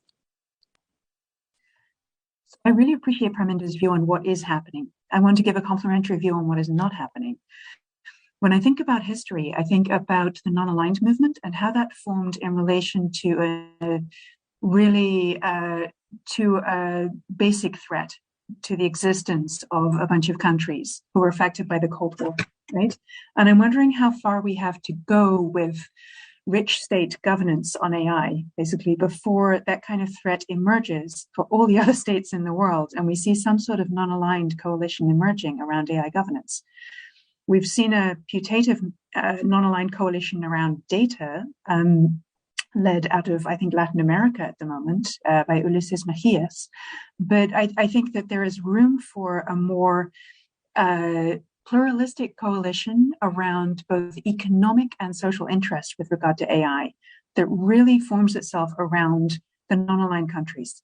And I think that's really worth exploring because, as Parminder says, there are power dynamics in play here that are extreme and will be long-lasting and that speak to the core economic interests of a group of the most powerful actors in the world.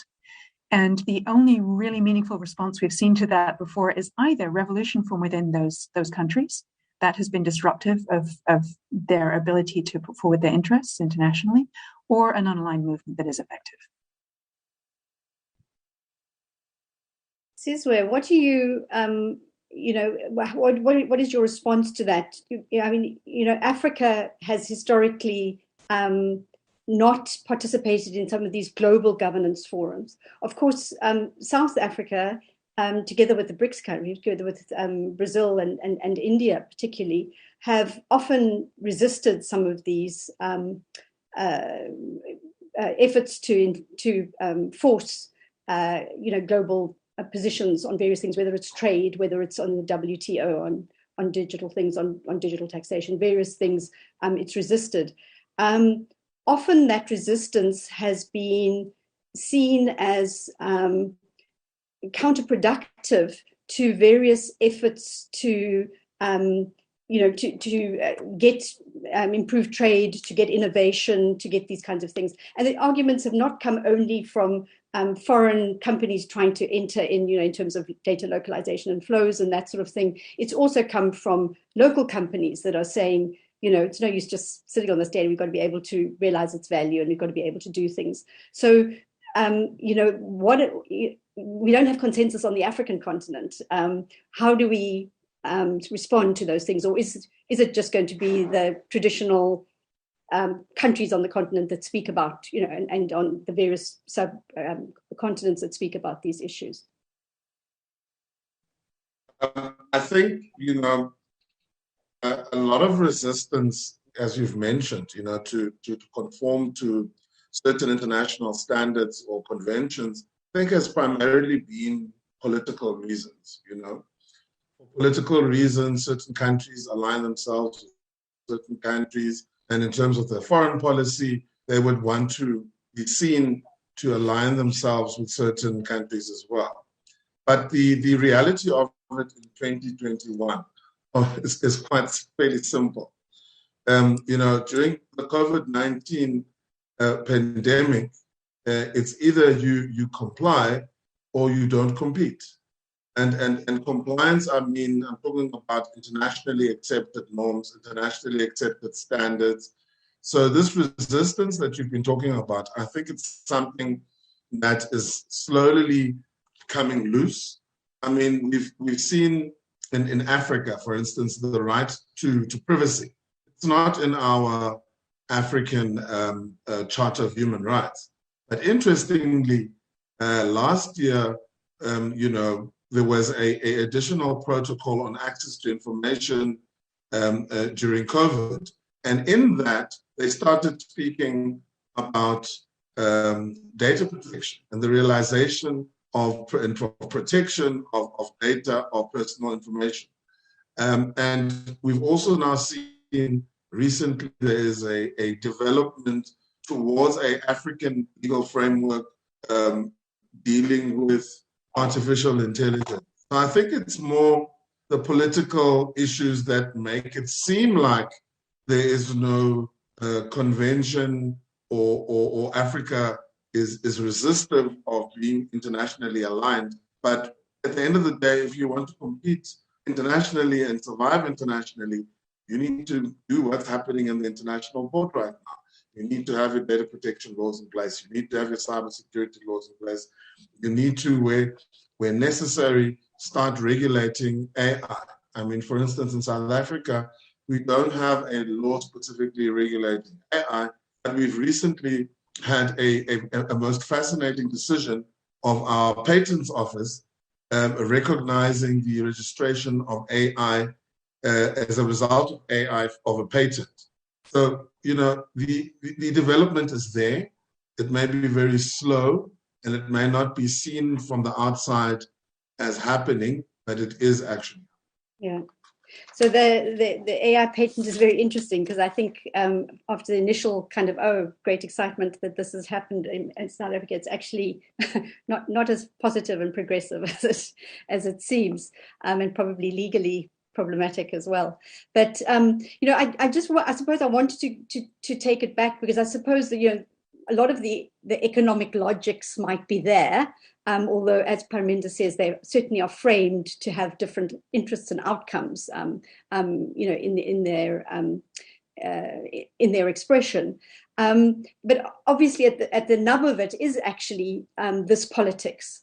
And so, for example, when I was speaking about the kind of resistance on certain issues that has possibly permeated opportunities for Africa to do other things, it's been suggested that, South Africa's position on the moratorium with the WTO has impacted on its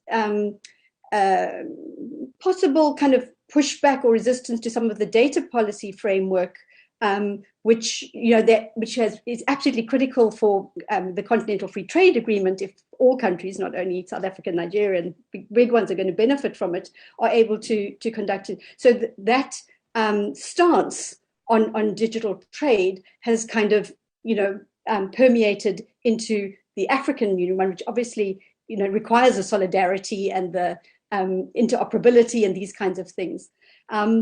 So as I said, I think these are the kind of politics that we're dealing with, and I think we've also seen it very much in Latin America around the efforts to get a single digital market and the implications of that in this kind of political economic bind that we sort of see. So, Jamila, I wonder if you just wanted to share your view on some of these political issues, which I think you alluded to right at the start.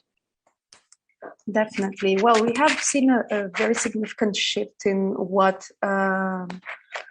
in the type of leadership that we had in Latin America in terms of internet governance, and that affects how we are approaching to other types of technology nowadays. For instance, to dialogue a bit with what Parminder was mentioning before, right now, several of our countries, Latin American countries, also adopted the OECD principles, have also tried to develop their own AI strategies following the same types of language on ethics, use of AI, and etc. And right now, we could have the opportunity in Brazil to develop one more specific type of regulation on AI. But in this very moment, this regulation on AI that could try to foster and could try to implement some of the principles and some of the ideas that we are sharing and that we are thinking about right now is mostly captured by private interests also, and risks putting of fragilizing the data protection framework that we approved some years ago, a few years ago, here in Brazil. So it's very concerning to see that Brazil, that has had the leadership at some point when it came to digital rights, internet rights, etc., is now and could have the opportunity also to advance in thinking about AI from a Latin American perspective, a global South perspective, bringing contextual issues and problems into question and bringing some limits to the advance of some types of technology is also running into adopting regulation that would basically facilitate implementation with little safeguards and little protection and fragilize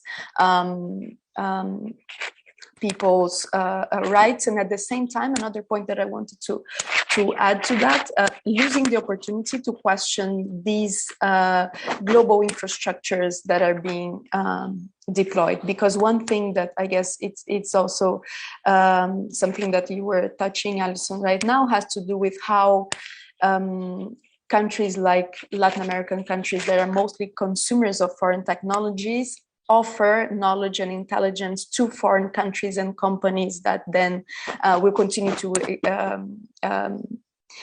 increase global inequalities. And I can talk about, for instance, how global tech companies have gone into the educational system, and by the deregulation and facilitation of access even to scientific knowledge and etc., with no considerations or safeguards. So I guess I would also put that into the table in our conversation about how do we shift the spaces for global regulation or for global standards on these technologies, and think about how we build public good infrastructure, common infrastructure that could be shared among countries, also as something that we have to continue to develop in order to think about justice and the shrinking of inequalities, and not the opposite. Absolutely. I'm just very keen to see some hands, which I don't see. I don't know if I've missed anybody. Please just put on your mic and speak if you have some questions. I don't see anything in the chat. Nashilongo, I don't know, from the floor. It doesn't look like there are any questions there. Quito. It looks like the chat's empty, and I can see all these interesting people who are sitting in the audience. And I'm wondering if Yik Chan Chin will allow me to ask her if she can share some of her insights. Yik Chan Chin has done some very detailed and in-depth work on China and internet governance. And I mean, particularly in the African context, and my very limited understanding of Chinese policy in this area, but in some of the engagements I've had over the years with Peking University, the focus at their African Studies Center has really been on, they're actually focusing on those second and third generation rights, and believe that once those are taken care of, these first generation rights will may follow. And of course, have been providing enormous physical resources for digitization and datification on the African continent, to which there have been these very polarized responses. So some people have seen this have welcomed this against, American and European domination of, companies from the continent, and this is actually a new one. Others are very concerned about China's, human rights records and these kinds of things. Yik Chan, do you mind us calling on you? No problem, Alison. It's my pleasure to share some experience about China's approach. I think as far as I understand from my research is that in terms of the data, transporter data flow and AI, because this is all related to geopolitics, as we all know that, So basically, we can see the global tendency is that it's really hard to reach any international convention or international law at the moment in regarding how to govern the data or even govern the AI. UNESCO just proposed some, framework, but it's very difficult to reach a binding law, international law. So what we're seeing is a tendency.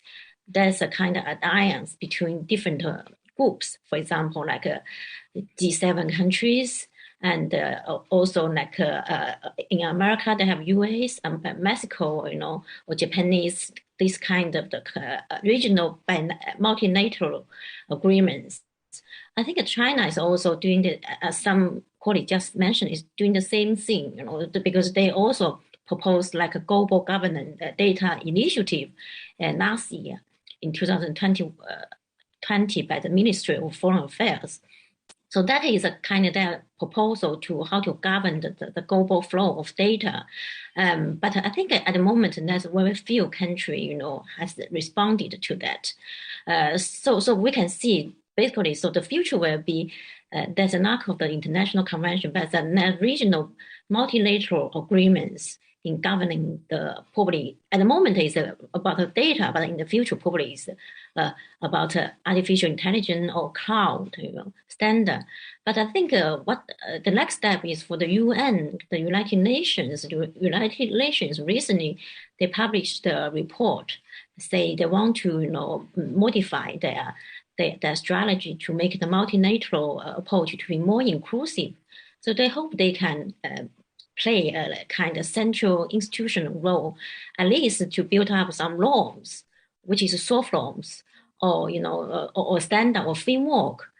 So kind of to govern the global flow. Another thing is about the data, I think is also aligned to the WTO talk. So, and I think China's worry, the main worry for China is that they know, all these things is play with the geopolitics and the political struggling between the old, like a powerful country and China and the developing countries, such as Asia or Africa. So they're quite worried they will be excluded from all this agreement, because the recent G7 digital trade agreement, basically China was not allowed to join because they're not G7 countries, and also the other agreement between the European Union and also Japan, or many agreements China could not join, even they have, but they continue to apply, be part of the membership. I think they're trying to not be isolated from those groups, but we will see whether they will be allowed to join. I think if they're not allowed, and they probably will build up, and the division will be very obviously. So will be some, one of the group, like they think this is a more democratic country, which Russia and China was classified as an undemocratic country.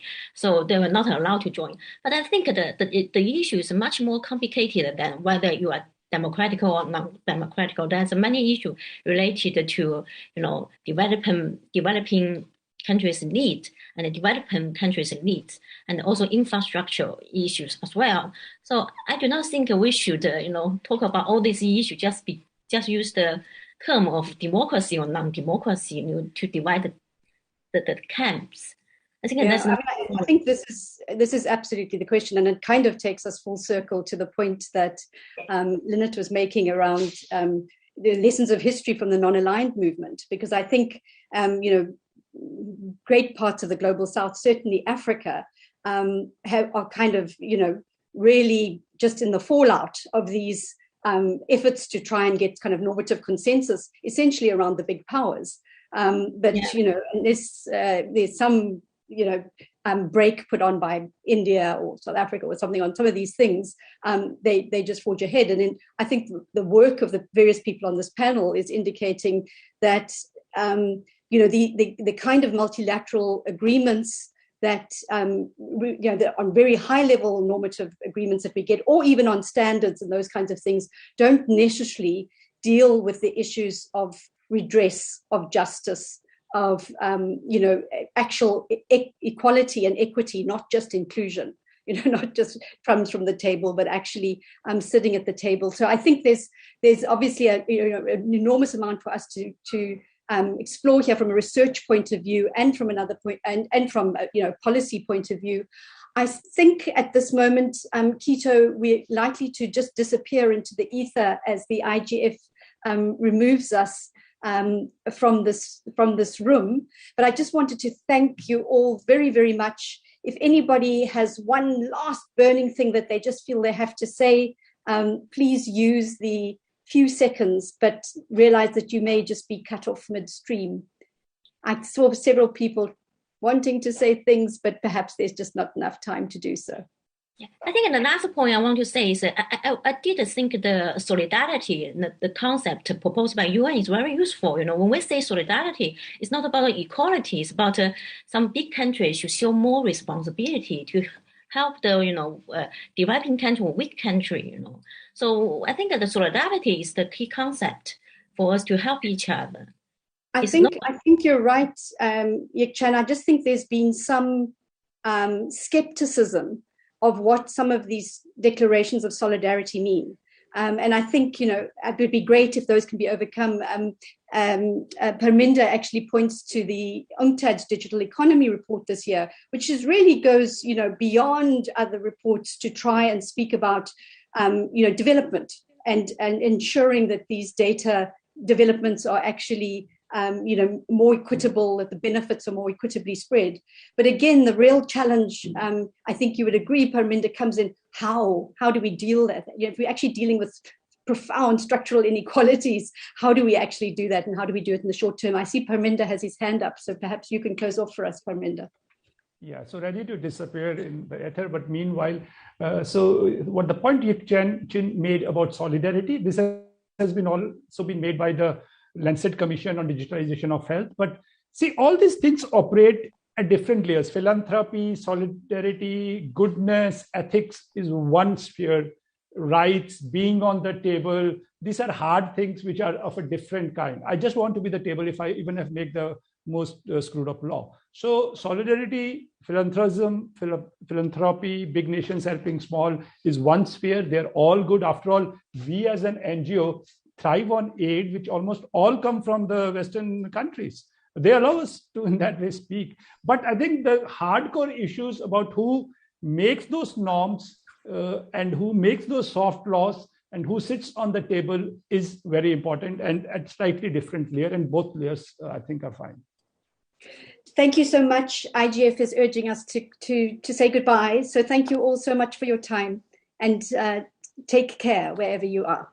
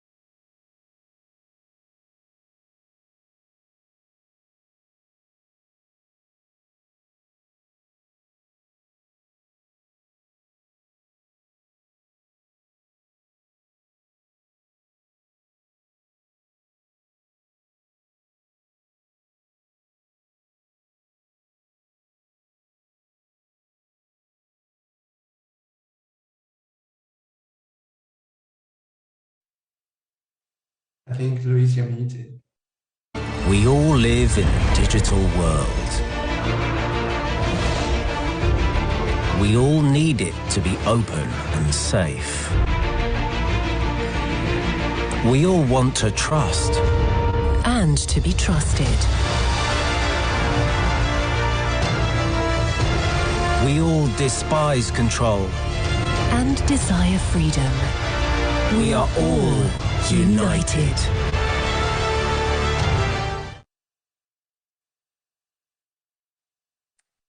Hi, everyone.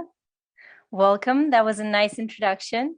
Well, welcome all, both those in Poland joining us there and those that are joining remotely. It is a pleasure to start this discussion.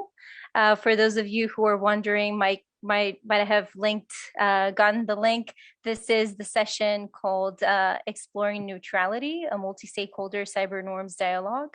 So welcome all. I'm Louise Marie Urel. I am a researcher, a PhD researcher over at the London School of Economics, but I'm also a special digital policy advisor at Igarape Institute's digital security program.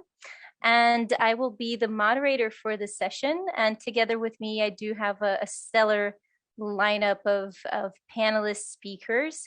So the way this is going to go, we're going to have 2 rounds of discussions and interventions from the panelists, which will be preceded by a presentation from Sean, which I will introduce very quickly, just to set the scene of what neutrality means in the context of cyberspace. I think those that are more from an international law background might be wondering how can we connect, or what are the gaps in terms of thinking neutrality in that context of responsible state behavior in cyberspace, of thinking also that relationship with the existing norms that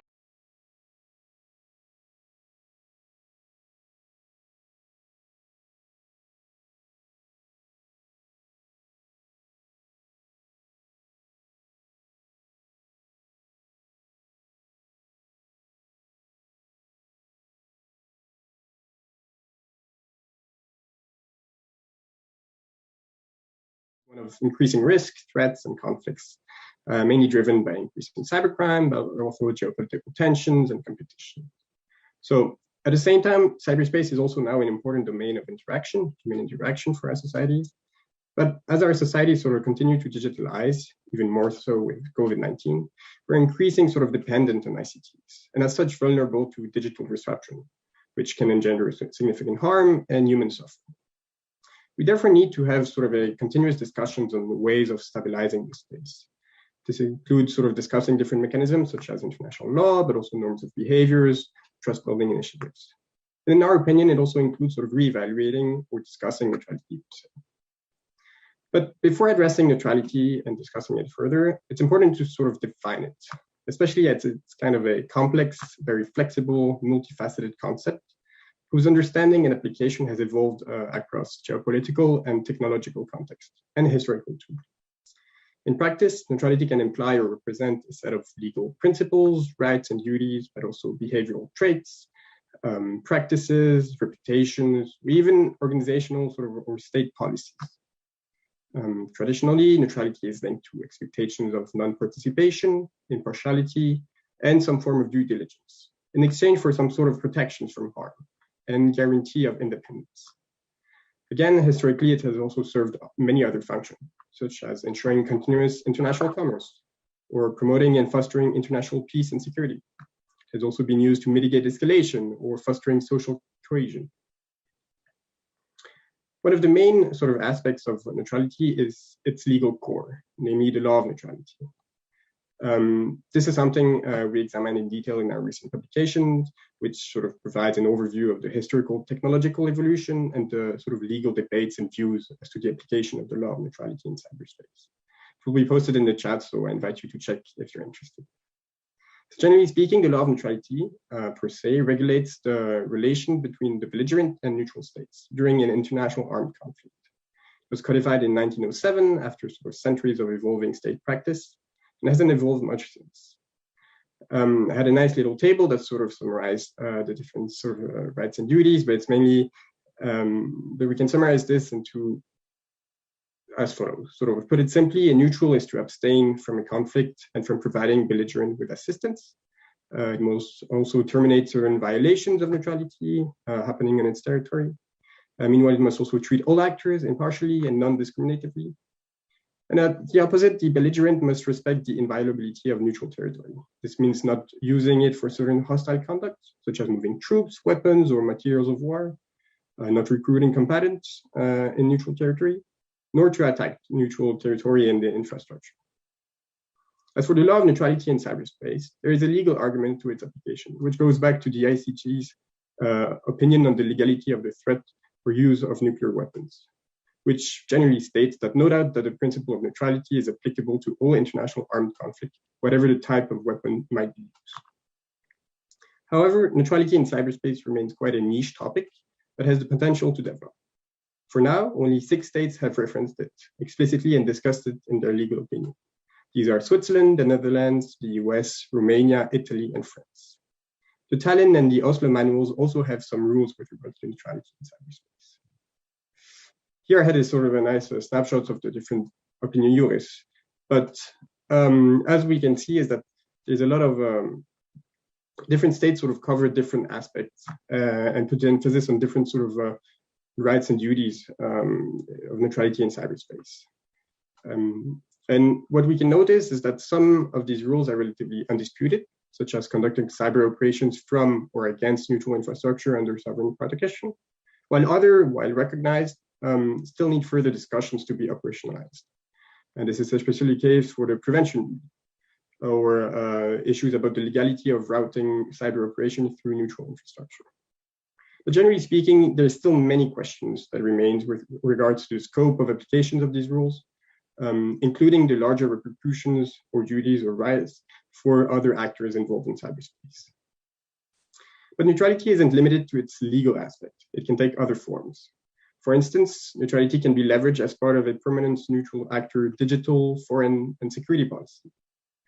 Here we can underline different examples or initiatives such as actors provide, such as facilitating dialogue or providing some digital good offices. We could also think about supporting capacity building or legal or technical capacity building, providing neutral fact-finding activities or forensic analysis. It also sort of brings a number of additional questions with regards to neutrality policy. For instance, what kind of partnerships in the digital space are allowed? What kind of sort of attribution is sort of recommended or not? Can a neutral actor participate in sanctions? Neutrality is also a humanitarian principle necessary for actors to provide sort of assistance or mediation. For instance, the ICRC rests upon its perceived neutrality, independence, and impartiality to provide and ensure its actions in the field. But leveraging digital technologies has created some challenges. Indeed, now it's exposed to risk of cyber espionage, cyber attacks, and disinformation that could generally undermine its reputation of neutrality. Neutrality can also be claimed by private actors, one concept being that of commercial neutrality, where the private or technical actors provide neutral technical goods or services that help reduce cyber threats. For instance, mitigating and neutralizing attacks or malicious traffic without considering the origins of such attacks. And finally, we could also envision neutrality being applied to infrastructure. In that regard, there's of course net neutrality, which is about not discriminating between different types of data. And as such, we'll not cover this here as there's enough panels on it at the IGF. But one might also want to consider the call for a neutral public core of the internet as a public good and as a way to protect it from attacks and prevent its weaponization. And on that note, I'll pass it back to you, Louise. Thanks again. Thanks very much, Sean. I think you touched upon several different elements that will perhaps come back over and over again in this discussion, which in my perception is a question of territory, a question of actors, how we also interpret neutrality, not only through international law, but also through a wider scope of norms of responsible behavior, but even more so. I mean, as a person that comes from international relations, I guess I'm always questioning whether, who is neutral, who gets to say what becomes neutralized, be it a territory, a network, a core. or a particular function. So I'm hoping that we can further unpack this as we go. So now to our kind of first round. And I'd like to push us all or put us all into a particular part of the discussion right now to all the panelists. So we heard about this research that was published by ETH Zurich, and Sean provided this overview of the concept / principle of neutrality.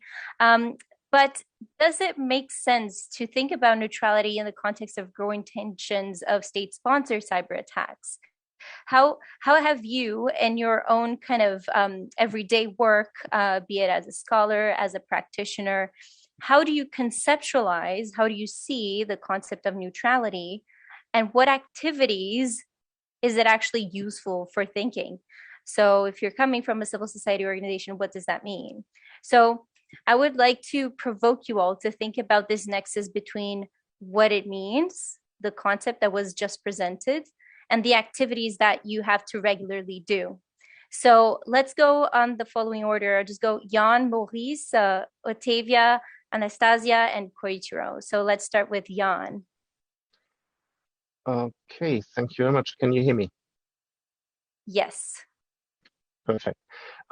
So what I'd like to talk about is specifically the due diligence norm, which I think is going to be the most relevant part from the laws of neutrality.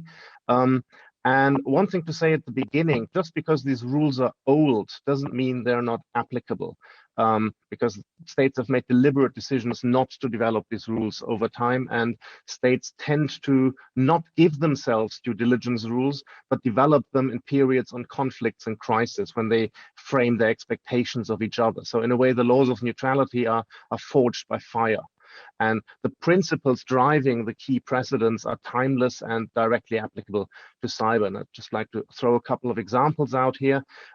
Usually states will sue for compensation after something has happened and demand compensation for due diligence violations. So classic case here is the first ICJ case, the Corfu Channel case, which shows that these norms are designed for the gray zone. That is an important part here, because we always complain that there's this gray zone of cyber conflict that classic laws can't quite catch.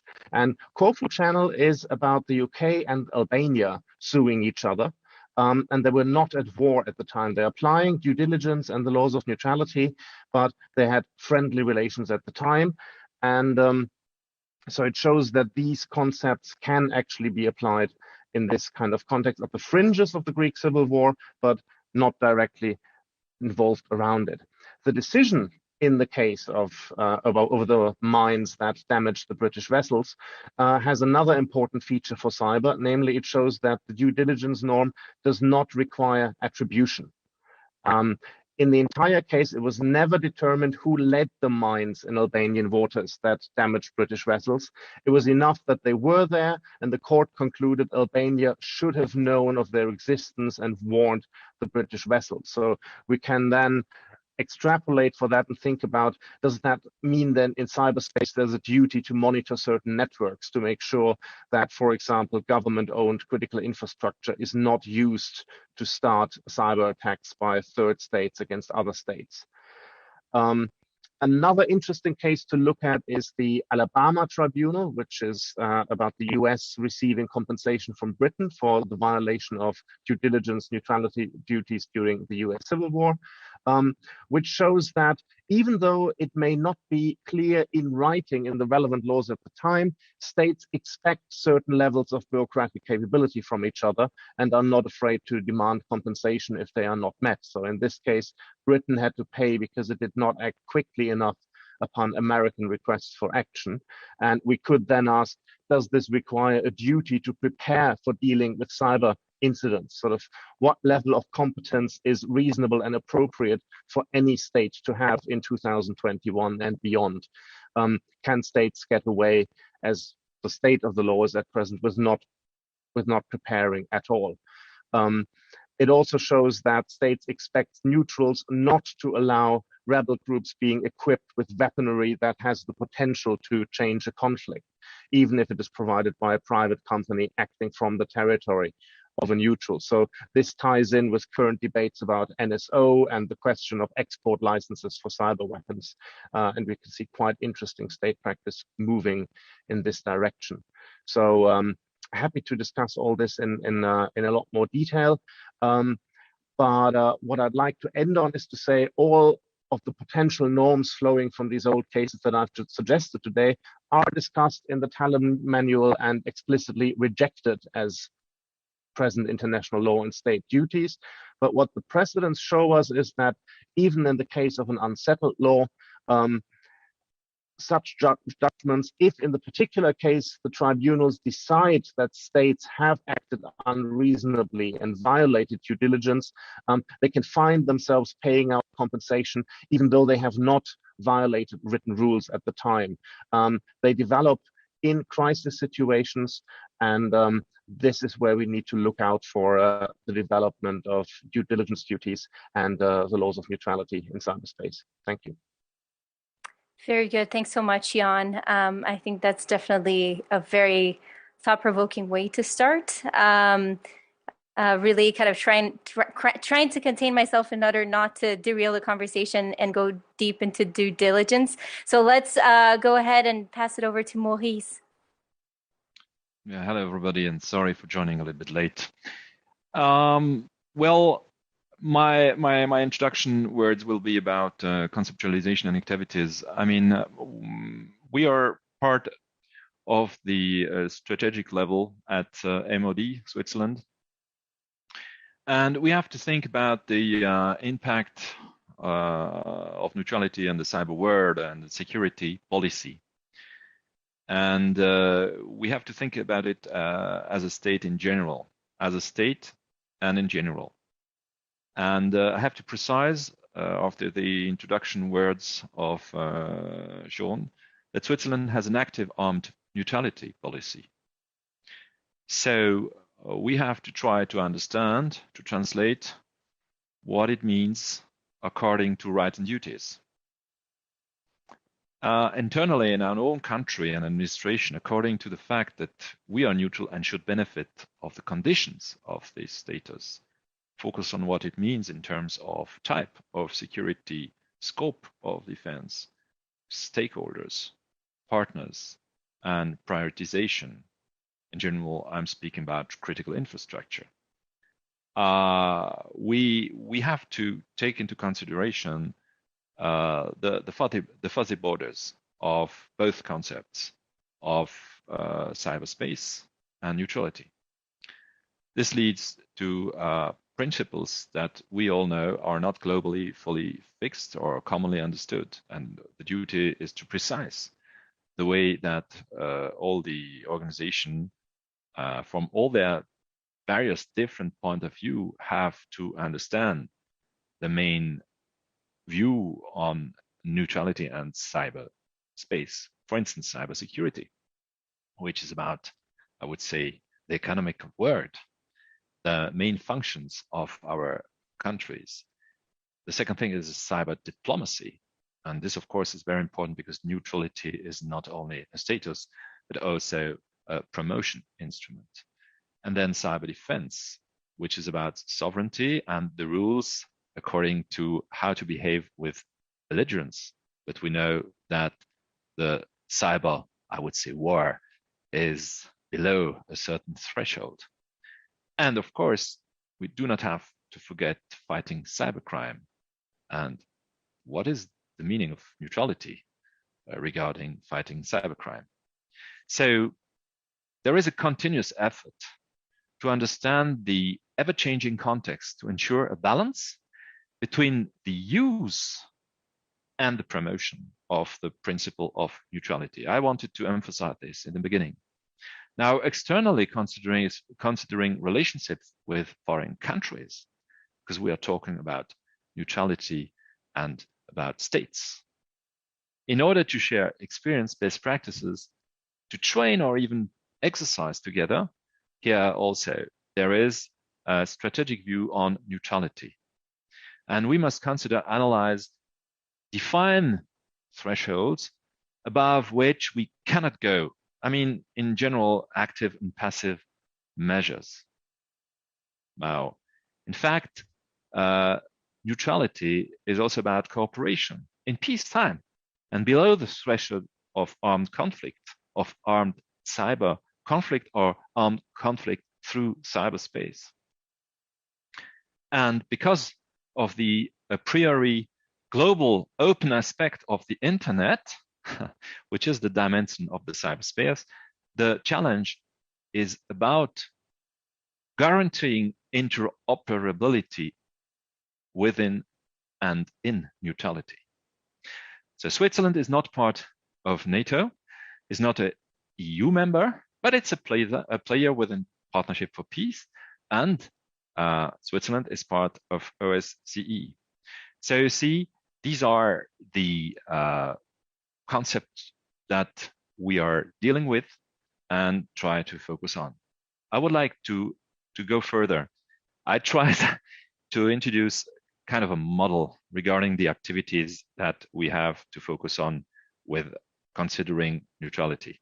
And it's a model that I would call 5 Ps. It's not Porter's model, which you most probably know. It's partner, prevent, protect, promote principles.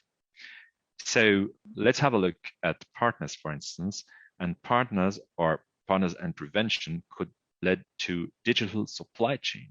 So what does it mean, neutrality, according to digital supply chain? Below or above this threshold we addressed before? Are they some neutral zones, DMZ? So it's about risk mitigation. It's about agility and digitalization, dependence, autonomy. Neutrality is not only above this threshold, has to be understood also before we go to the status where neutrality becomes active. Excellent. Thank you so much, Maurice. I was reminded of one of our leading discussions to this panel, which you mentioned, the axis of complexity, right?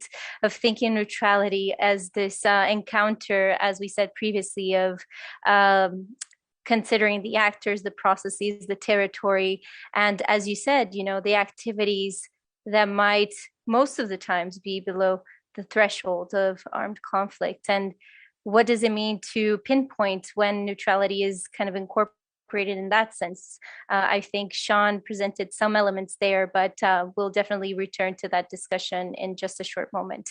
So now, so we heard about kind of a historical perspective, kind of a state perspective, and now going to Ottavia for a discussion on, you know, civil society perspective, incident, kind of looking at the incidents that are happening in the front line as well. Yes, thanks a lot. It's a pleasure to be here today. So as Louise mentioned, I'm gonna focus on neutrality as humanitarian value. So I'm just gonna bring a different perspective to the table, I guess. I would like to start with the idea, and I think we can all agree on it, that neutrality is a vital principle for the protection and promotion of human rights and fundamental freedoms, offline as well as online. So based on this, I truly believe that it makes absolutely sense to think about and discuss neutrality in the context of increasing cyber attacks. The challenge is it's just very hard to apply concretely. So I'm just gonna try to tell you a bit how we do that at the Cyber Peace Institute. And I would like to start from the idea that at the Institute, neutrality is a core principle of our mission and activities because as an organization, we are an independent and neutral non-governmental organization with the mission of ensuring the rights of people to security, dignity, and equity in cyberspace. So as you can imagine, we try to have the principle of neutrality embedded in everything we do because we see it as one of the cornerstones to achieve cyber peace. So for us, neutrality means that the Institute supports the stability and security of cyberspace rather than the interests of individual actors.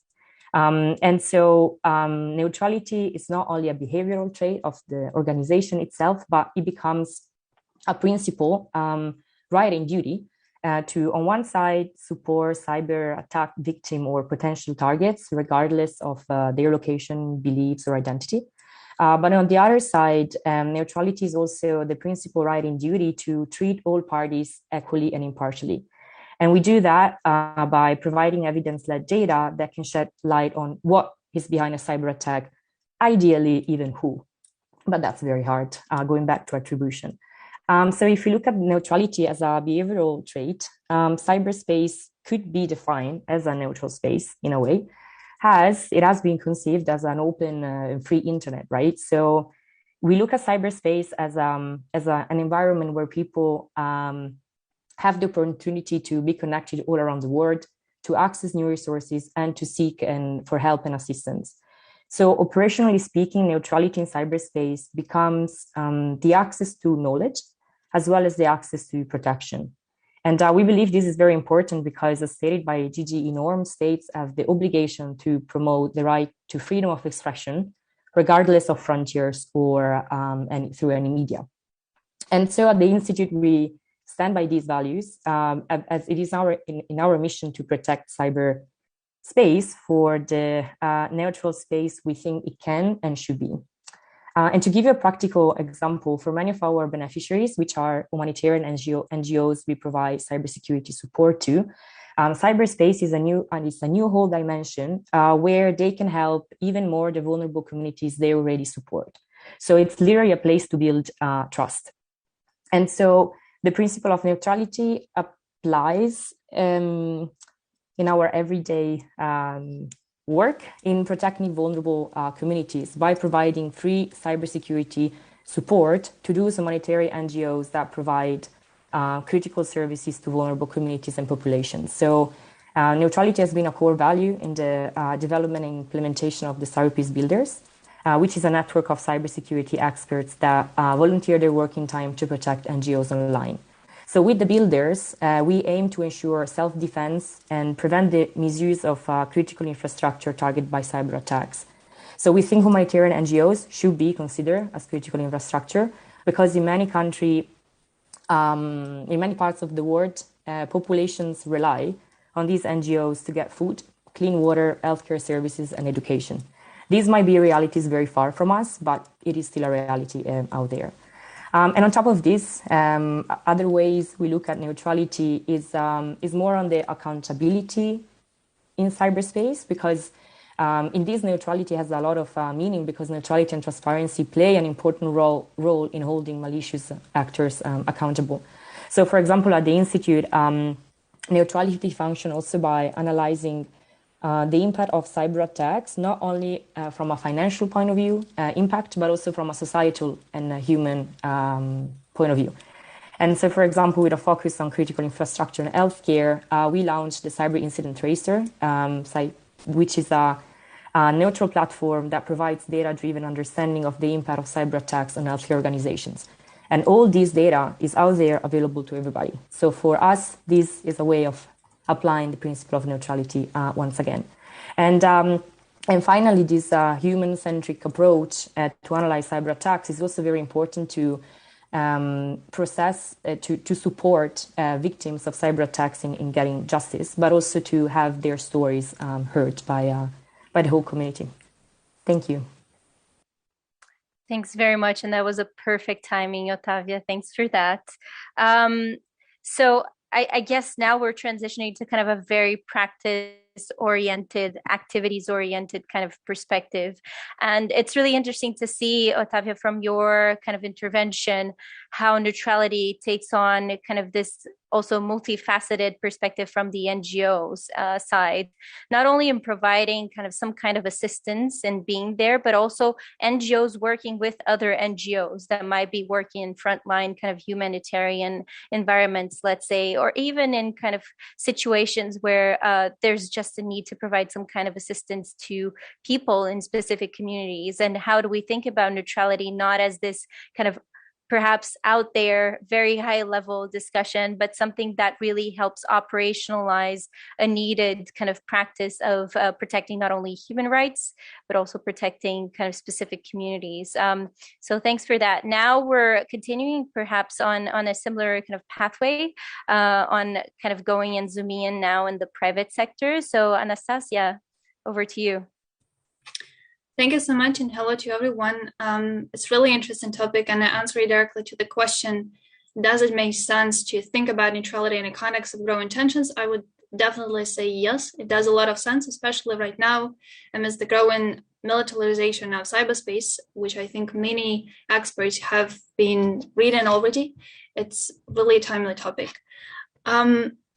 Well, having a sort of neutrality as a principle or as a law, it's hard for me, of course, to be precise and correct here in terms of the terminology. But in essence, to have a sort of neutral status for CERT community, for incident responders, for cybersecurity researchers, about whom actually I think, first of all, those are my colleagues who work in this field, who track advanced APD actors, who provide the threat intelligence report, but also thinking about humanitarian organizations, which I think Atavia represents here as a Cyber Peace Institute. It would be absolutely great and helpful to have this neutral status. Why? Well, because I think even though 100% neutrality cannot exist, and I think we should be realistic about that, everyone has its customer user base. CERT have their constituencies to serve, and even in the event of a cyber incident, we all will be driven to, first of all, help to our users. But still, it's important also to focus on the fact that the role is to help, and this role should stay no matter what political or geopolitical context. And this is very important for them as a fireman, no matter, again, what political or geopolitical context exists. And of course, this is for states to define how the law of neutrality applies, when it applies, what actually it means, and especially given the unusual, I guess, for states, really significant role of private sectors in cyberspace. It's still, I think, it's prerogative of the states to answer the question if the also neutrality could be applied to the non-state actors and international organizations. I'm a bit skeptical that, pragmatically speaking, we would have a sort of an instruction from states telling ABC how it is applied and what is precisely. But still, I think it should not prevent or discourage us to continue calling for a sort of universal international framework, which might help raise awareness of the fact that, again, researchers, incident responders, humanitarian organizations need to be able to do their job, and they should not be involved in a political context. If there's a cyber incident taking place, because their job is to continue helping people, is to continue dealing with a cyber incident. Another challenge, of course, is to draw the lines between peace and war times. This is what we specifically discussed before this session with my colleagues. I really wanted to hear their views, how they see, and we've actually raised really important question, how to define between the normal and the conflict times. It would definitely require lots of the international discussions and agreement about what constitutes normal. I think it's tricky and difficult to define it because the capabilities of the cyber world make a distinction between the normal and war much less clear.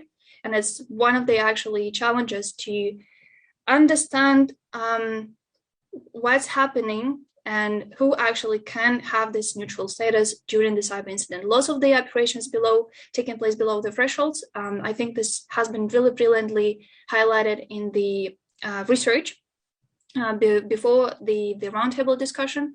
And also lots of the operations still taking place in secrecy, and we may only know about them only some after it actually is being public. But at the same time, again, being pragmatic and practical here, if we speak about how to make those law of neutrality, again, or neutral status operationalized, I think it would be really great if we would have, of course, would speak about some of the rights and the duties, and I would here totally agree with Maurice, who said about that.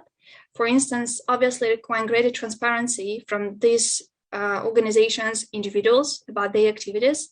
For instance, what they produce and sort of threat intelligence, whom they produce this threat intelligence report, how they operate globally. Then due diligence, if they are aware of any vulnerabilities exploited already, if they are aware of some significant vulnerabilities that might be exploited, or they already have the knowledge about some incident taking place and they could help to terminate this incident. So I think at least these 2 points and perhaps some other points might actually be in the scope of those neutrality responsibilities if the organizations want to have them during the cyber incident. At Kaspersky, well, we try to still, I think, improvise and understand how much we could be transparent here. Just to give some examples, we sometimes, well, quite often a part of different cybercrime investigations, whether they take place at the national, regional, or international level. We're really proud to cooperate with Interpol. Interpol is one of the key partners for us with its diverse network of the other private partners. One of the steps that we voluntarily decided to do is to be transparent about how many requests we actually receive from the local law enforcement agencies and from the international organizations. And we first published it earlier this year, our law enforcement government request report, to highlight what the requests come for the user data and which requests come for the technical expertise, technical analysis, or sort of the threat intelligence, where we again would like to be helpful. So we try to do this, but of course, 30 seconds. Having a more clarity what those organizations might do would be obviously very helpful. Thank you. Perfect. Thanks so much, Anastasia. I will do kind of the overall kind of thread that we're constructing here. But before I do that, let me just pass it on directly to Koichiro to talk to us about the incident response kind of perspective of that. Thank you very much. My name is Koichiro from JPSAT-CC. So in responding to cybersecurity incidents, it is common that our response work involves more than 3 countries, Belgium and third parties. Give you a few examples. When a massive DDoS attack was launched by North Korea against South Korea and US financial institutions, the malware program was distributed by a website hosted in Japan and Malaysia. When the emails of Macron campaign were leaked during the French presidential election, some of them were hosted in US, some of them are hosted in Japanese online forums. So one of the mission of certs is to take down inappropriate or malicious content from the internet. If such response should be, and such responses should be carried out in a timely manner, especially for national certs of a neutral state. So this is a significant task in peacetime or below threshold situation. In this sense, I think the existence and fully functional cert is a cornerstone that ensures neutrality of a state. Now, when applying neutrality law to cyberspace, my biggest question is how to deal with tech giants. They may be out of neutrality law's scope. However, they are in fact the ruler of space, jeopardize the territorial sovereignty of states. When the concept of public core of the internet was proposed years ago, internet was a shared asset. Turning to 2021, few tech giants dominate the public core of the internet. They are laying undersea cables, building data centers, and providing online services to the world using semiconductor parts that they themselves design. So the autonomous and decentralized nature of the internet is rapidly disappearing. And the spirit of neutral and non-neutral coexist within each tech giants. Tech giants have made it clear that they are equidistant from all governments around the world. It is clear when reading the Tech Code published a few years ago, they are clear on protecting against tampering or exploitation of product and services during development design phases. So it is clear that the company does not want to have a special relationship with any government so as to ensure the human rights or growing their global businesses.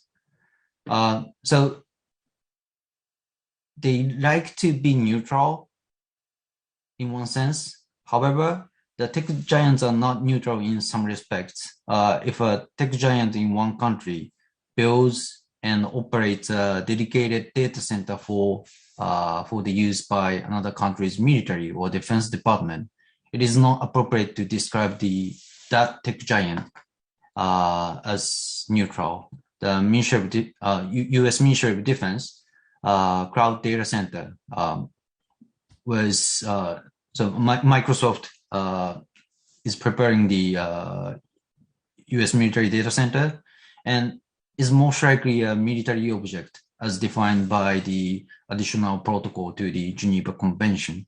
So the tech giants are weighing the benefit of remaining neutral and the benefit of causing up to a particular government.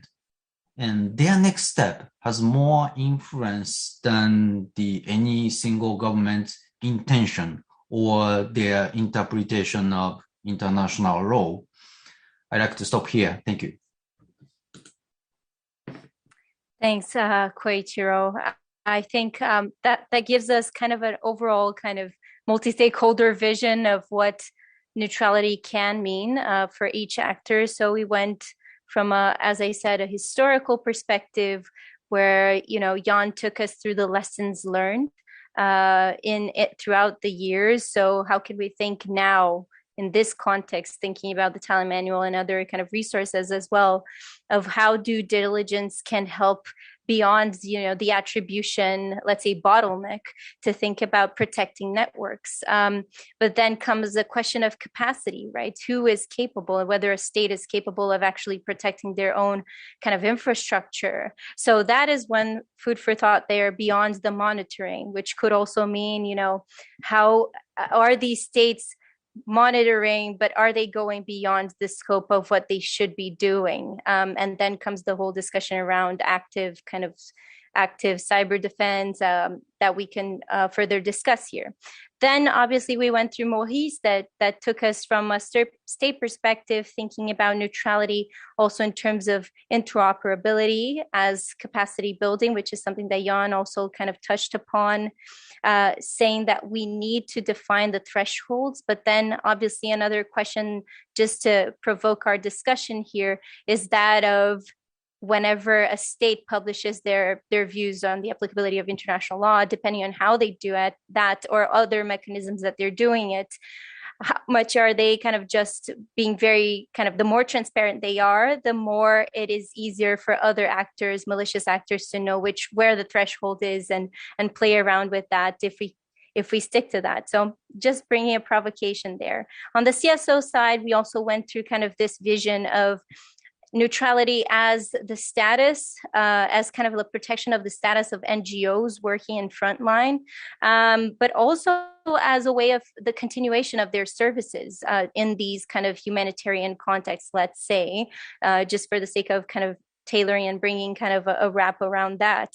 Then we went to kind of a private sector side, and Anastasia, I'm really glad that you kind of brought that point of no actor is necessarily neutral. I was waiting for that to come at a certain point. And obviously, I mean, when it comes to the private sector, it can mean this relationship with different shareholders, but in terms of states and even kind of different organizations, it can be tied to funding, where you're getting your funding from states. It can be the different activities and services that you're engaging in or operations that you're engaging in, and whether that configures as some kind of beyond kind of like what would be considered neutral. And finally, I mean, the third perspective, which was particularly interesting, and just like the private sector has been developing these norms, but at the end of the day, what happens when you're actually engaging in the provision of services that are related to kind of the military objectives of a particular country is, and is that okay when we're thinking about neutrality beyond the state kind of defined perspective according to international law?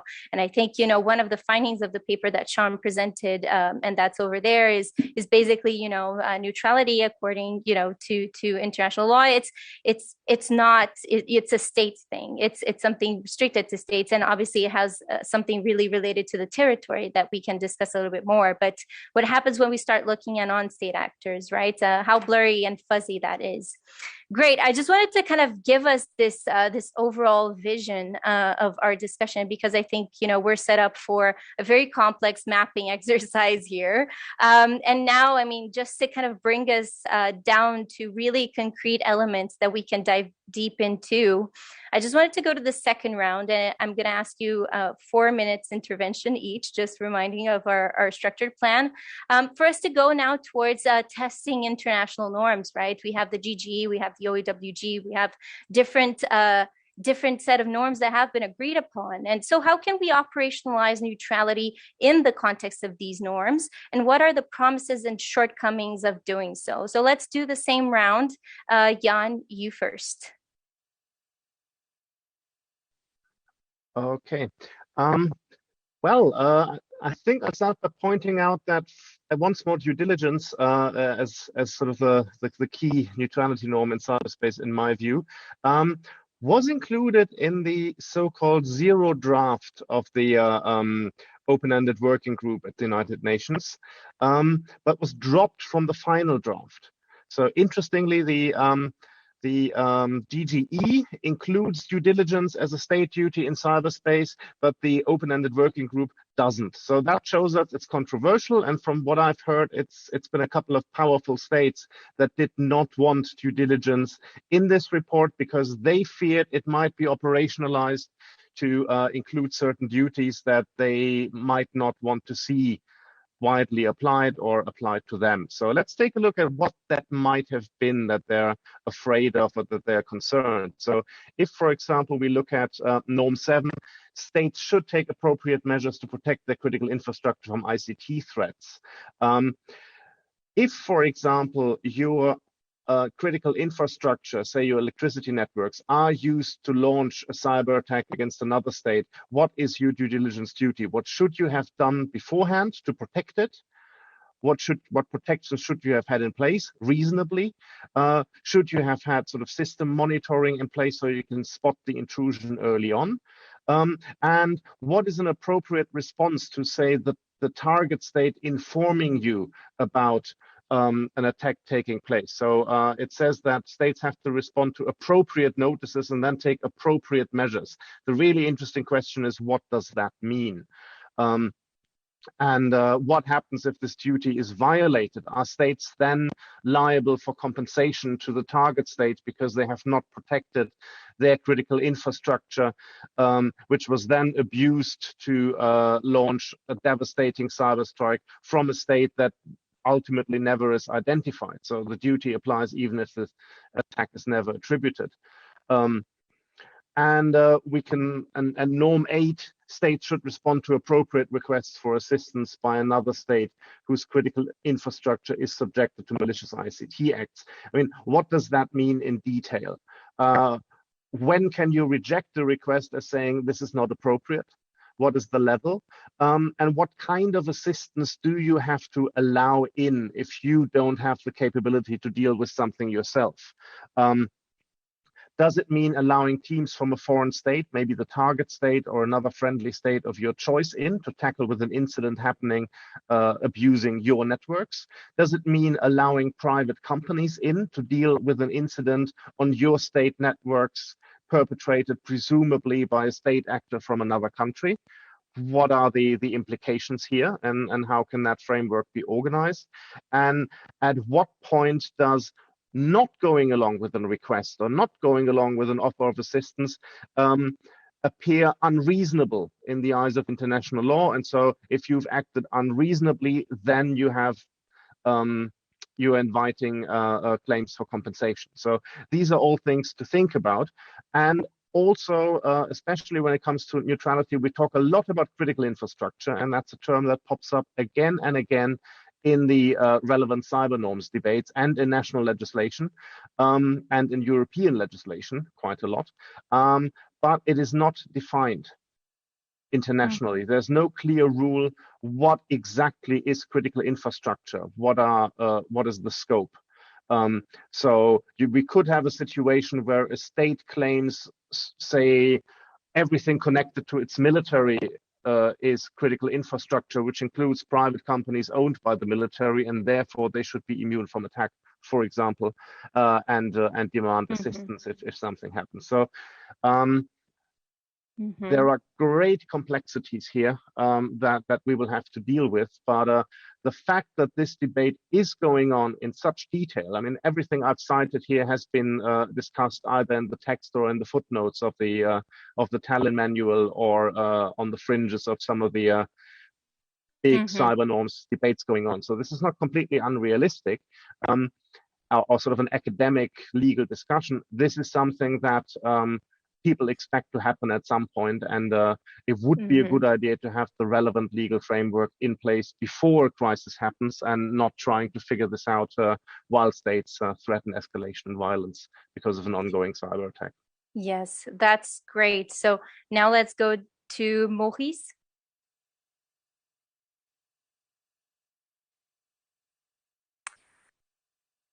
I think you're on mute. I'm not sure I'm the only one that cannot hear you. Sorry, thanks for remembering me. So the question to operationalize neutrality, I wanted to come with the mention of the axis of complexity. I wanted to address it, but in the second part. Well, we could consider that norms could cover axis of complexity or a group of norms. And I think it's a good way to do it. I would start, for instance, with norm 3, where state should not knowingly allow their territory to be used for, I would say, cyber passages. So, I mean, coming to the use of territory, no vacuum, and Koshiro Spaki Komiyama said it very well. I mean, this is about state perimeter also with players that are dealing with ICT and data. And this is something that we have to understand. It's not only the tool, it's the raw material, which is data. And so if we are able to understand the relays, the proxies, make inventories, catalog, mapping, then we will operationalize neutrality, because we will be able to build a context and to define some borders. Having a look at norms, I would group them 6, 7, and 8, which are dealing with critical infrastructure. I would say the first is, as I mentioned before, there is this information sharing to help the maturity of this critical infrastructure to be hardened so that cyber threats, cyber attacks will not harm them at a level where measures regarding neutrality even have to be considered. As an example, I think it's quite interesting to see, depending on your definition of critical infrastructure, norm 11 that says that you don't have to hurt certs, if cert is a critical infrastructure and could be considered as such, there is no specificity of this norm 11.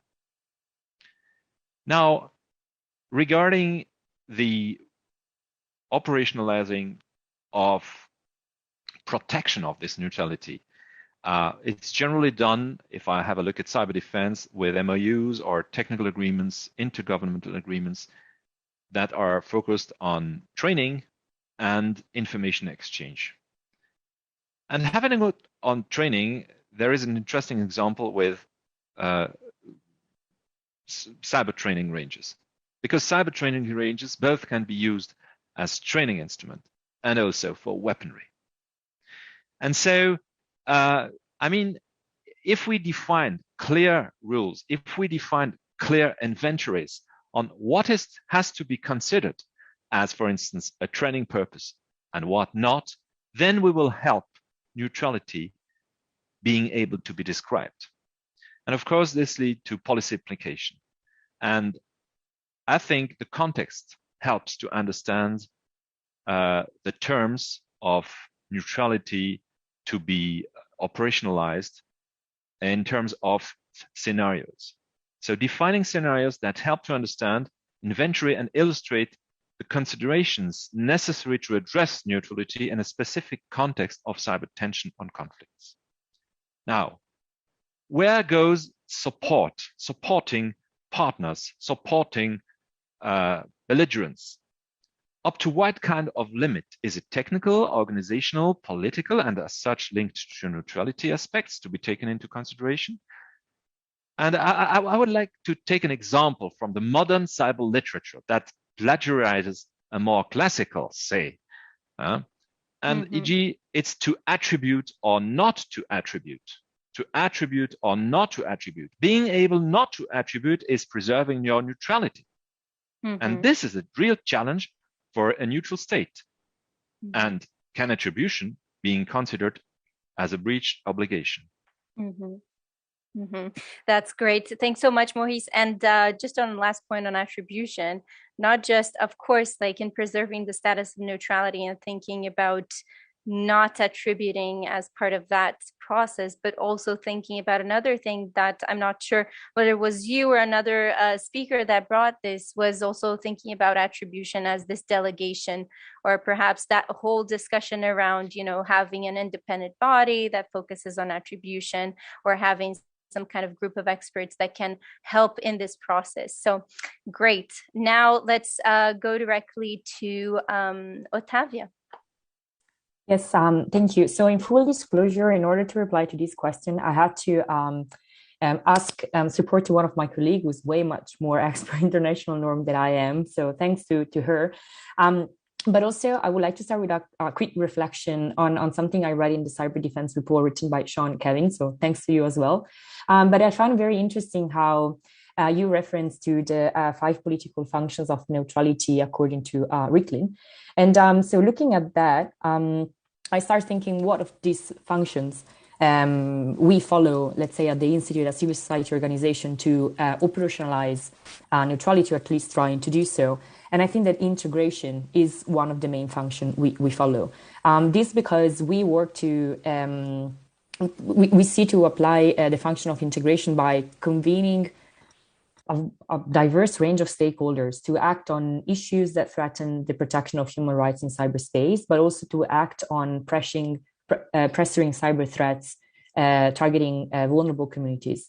And we managed to convene a wide range of stakeholders, like the one represented here today, because we know that we have the shared mission of protecting cyberspace.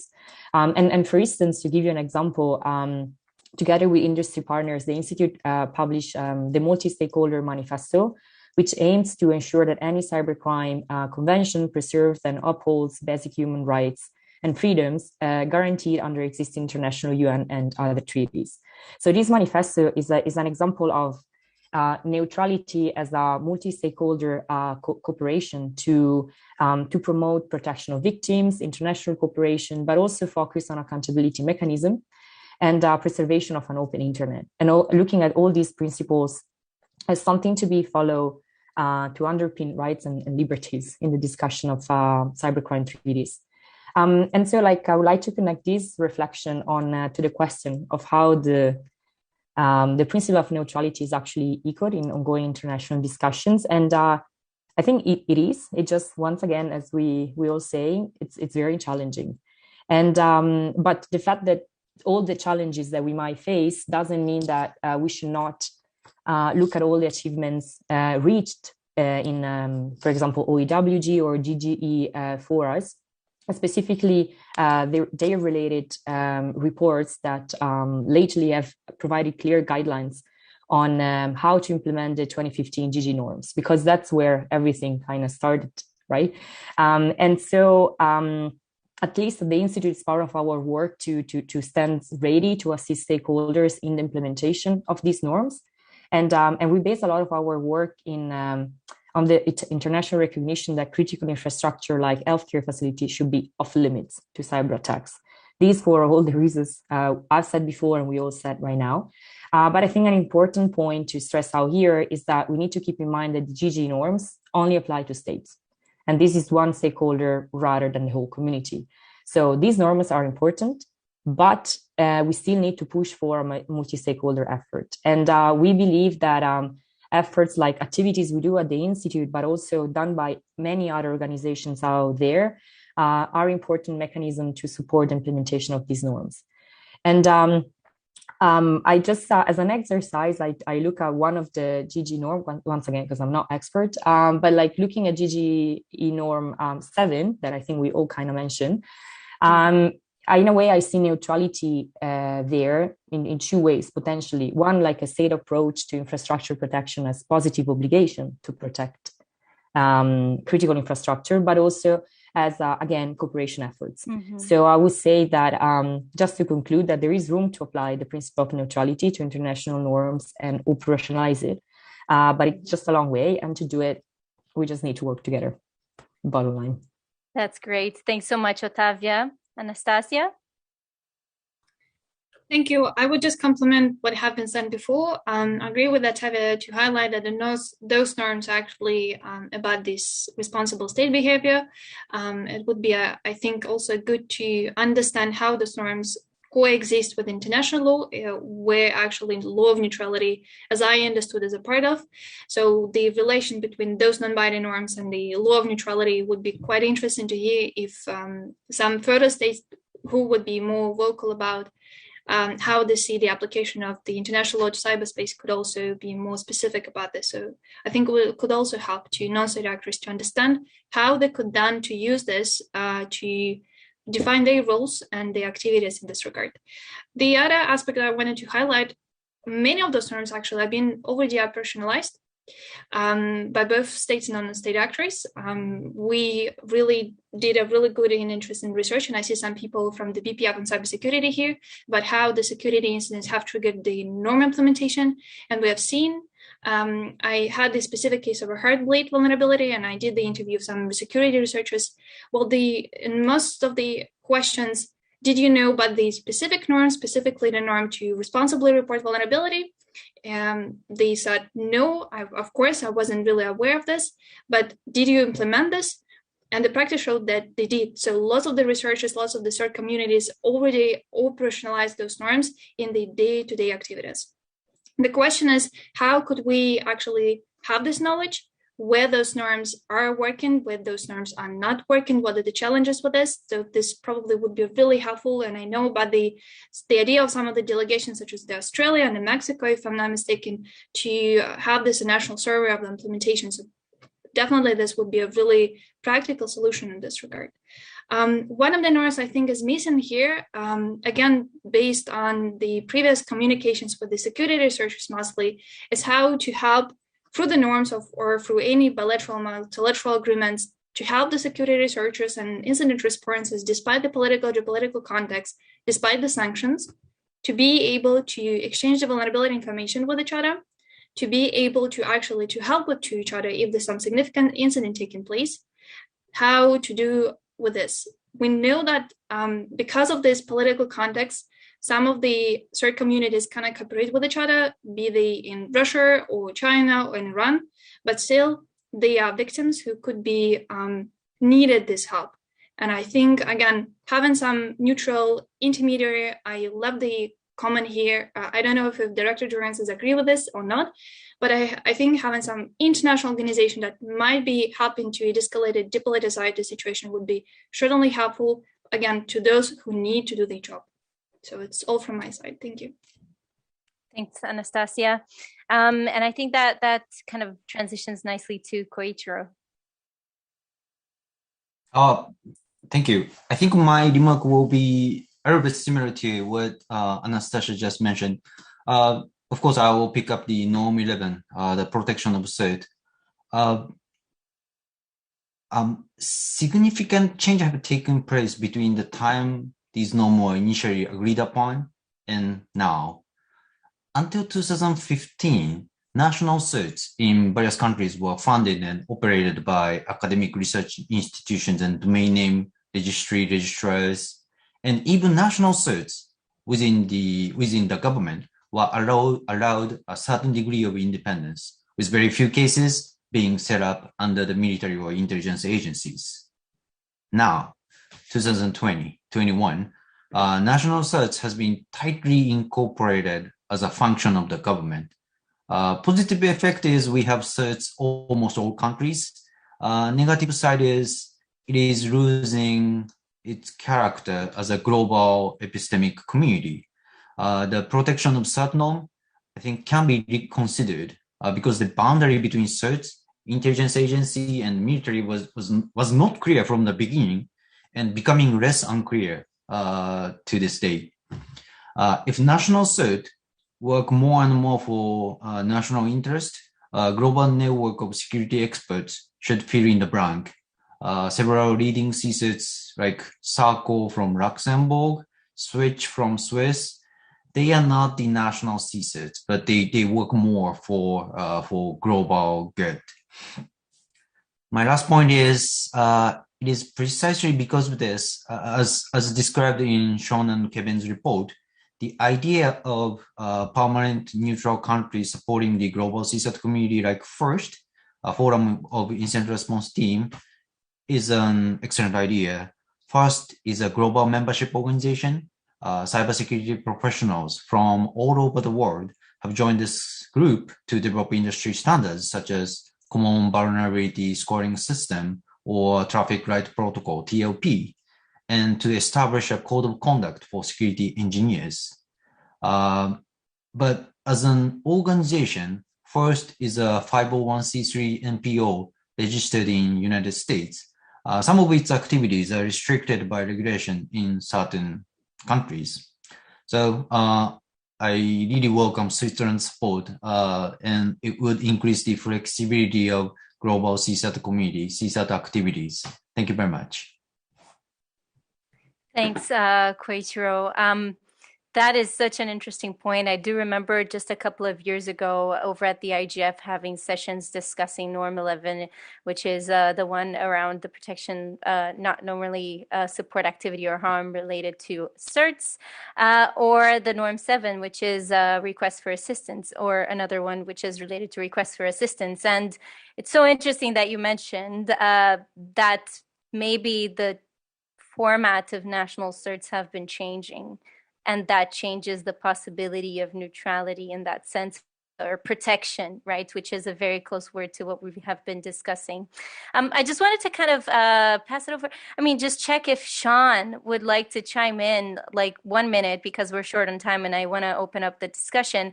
If you'd like to add something also, circling back to the whole research. Yeah, no, thanks. So lots of things have already been said, and sort of comparing and sort of finding analogies and links between these norms and also what the actual principles of neutrality are described in the law. I might just sort of add something more related to Norm 6, like Norm 3 and sort of 7 have been discussed, but Norm 6 not that much. It mostly states that states must not conduct nor knowingly sort of support ICT activities contrary to its obligations under international law that internationally damages critical infrastructures. So it's kind of also being discussed. But it is this whole concept of what support can actually mean in terms of cyber. With regards, and we might sort of want to look back to the law of neutrality and see that support can mean, for example, directly engaging, but also the provision of different sort of materials. And in the cyber context, this would also mean intelligence, but also vulnerabilities or even targets. So these are important sort of things to keep in mind. It could also mean the provisions of software or what is commonly sort of known of cyber weapons, even though that's quite a debated term itself. But voilà. So it also sort of brings the general question, if I raises general questions about what can be done with regards to these issues of support. And one sort of potential answer key that I want to highlight, but Jan has already highlighted, is this whole question of export control regimes for different types of dual-use technologies, which are explicit things that I think, and I guess other people think too, is going to need to be addressed at some point, be it through the lens of neutrality or sort of other lenses themselves. Excellent, excellent. Right now, I just wanted to kind of open up the discussion to all of our kind of audience here or over at the IGF in Poland physically. So I wanted to give the opportunity also, because I don't know how many people we have on the room, but if someone is on the room and would like to chime in and ask a question, please feel free to do so. And I guess the IGF supporting staff will help you through that. But in this moment, I noted that Craig Jones made a couple of remarks here over in the chat. So I was wondering, are there any questions? Craig, would you like to jump in and make your comment over here?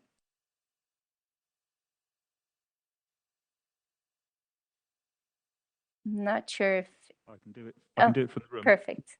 Great. Oh, great. Perfect.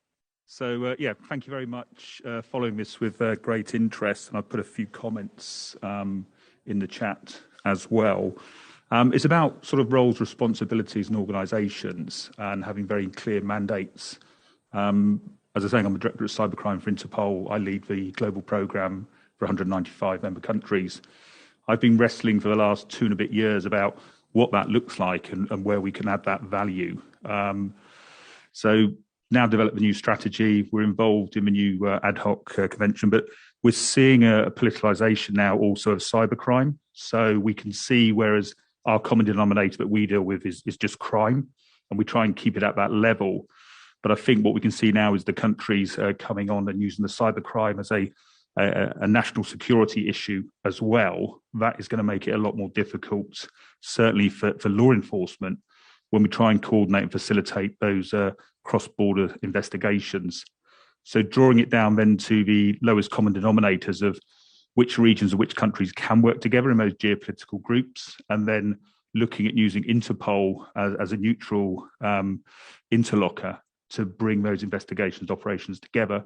But again, we can only do it in the crime area. So that's my sort of concern as we go forward, is about the politicalisation of cybercrime. So that was just a comment I wanted to make. Thank you. Excellent comment. Would any of the speakers would like to comment on the comment that was raised by Craig?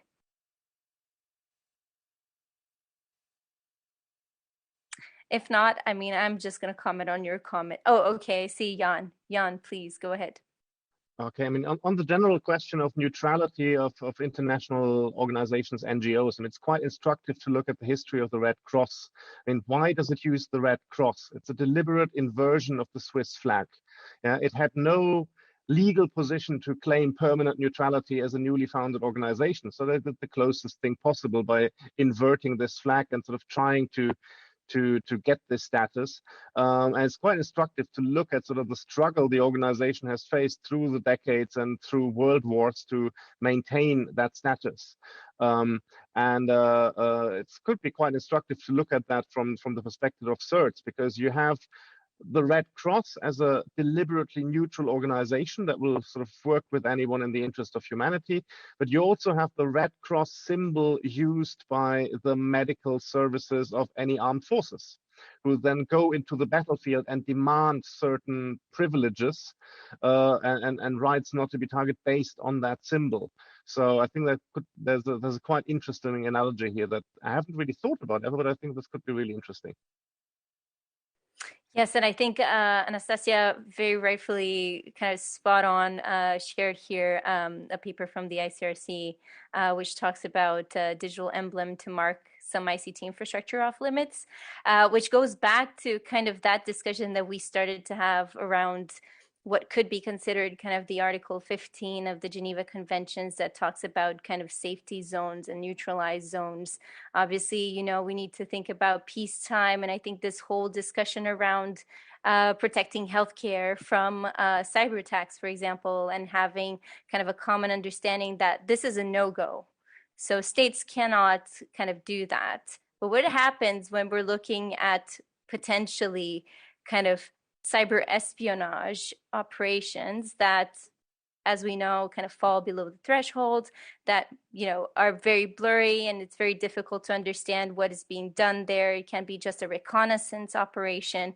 So how can we deal with the concept of neutrality in those contexts, right? So I would just like, I mean, I am waiting for more questions, but from the audience, I hope we have triggered that. But I really wanted to kind of I had this burning question around kind of the protection of healthcare, because I think this is something that we've been discussing a lot in this past, you know, since the start of the pandemic.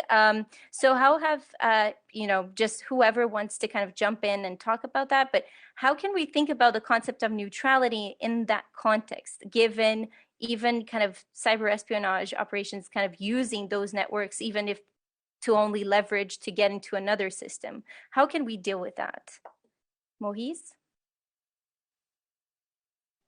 Yes, thank you. First of all, I would like to emphasize on an initiative that Switzerland took with international humanitarian law that we tried to apply to the cyberspace, really in a very systematic way. And of course, we We made it within the federal administration, Department of Foreign Affairs, Defense, and also our National Cybersecurity Center.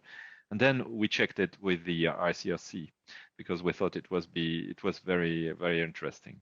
Now, coming to the point that you mentioned, I think there are two main aspects, again, related to complexity. And the first aspect is the indirection. So the problem is that if you consider, that health is a human having a benefit from a health system is a human right, then there is a perimeter of neutral zone that you can define. The problem is the indirection and how to hit things. For instance, I mean, affecting hospital or transfer systems would be very clearly visible, and it's quite, I would say, easy to try to transfer some rules to these domains and also to see the threshold of violations. But now, if you go into data integrity, having some, I would say,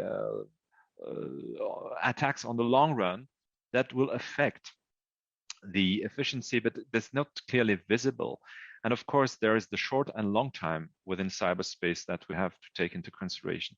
So it's very, very difficult to have a clear model.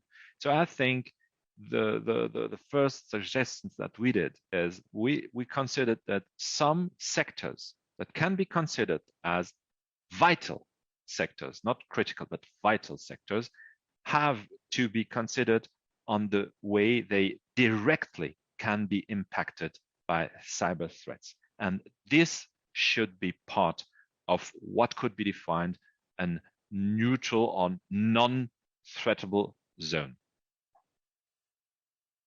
Very interesting. Any other speaker would like to chime in and respond to that question as well?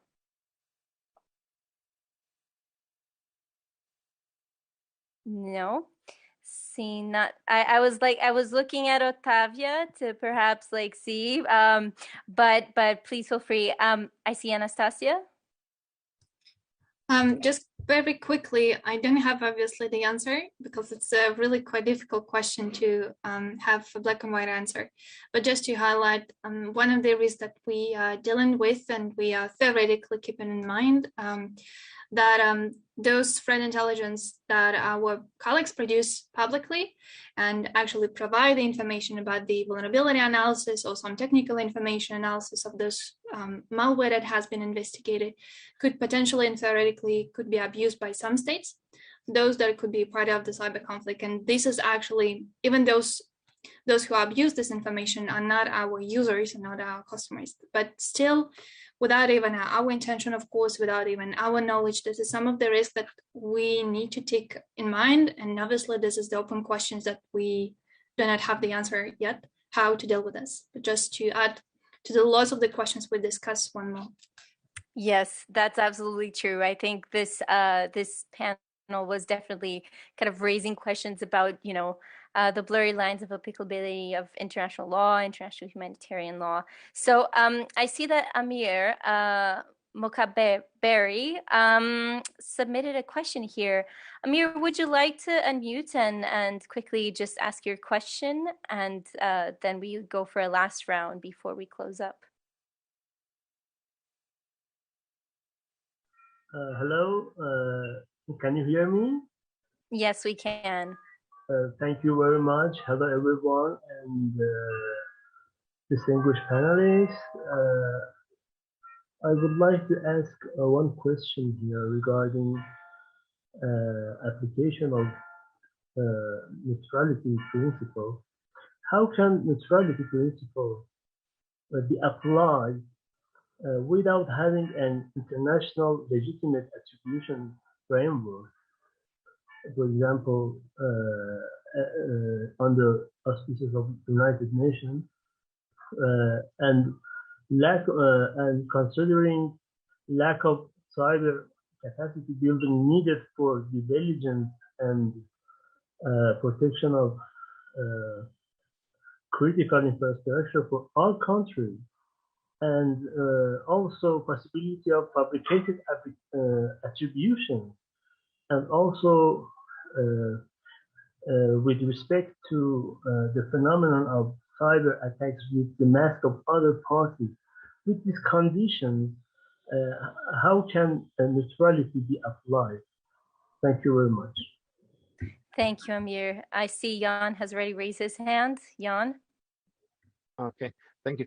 I think this touches an important point that also explains why there's so much legal complexity about the status of a lot of these norms.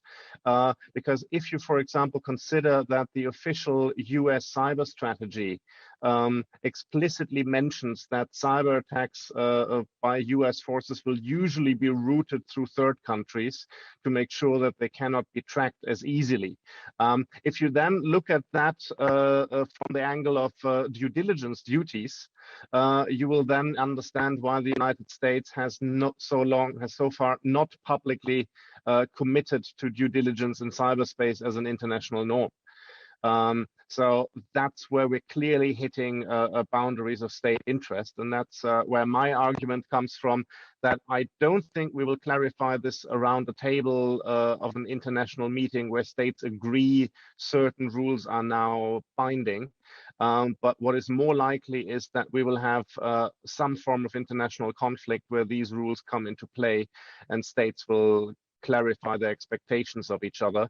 And then cyber experts in many defense ministries across the world will then think about what does that mean for our official strategies of using other people's networks to hide our tracks.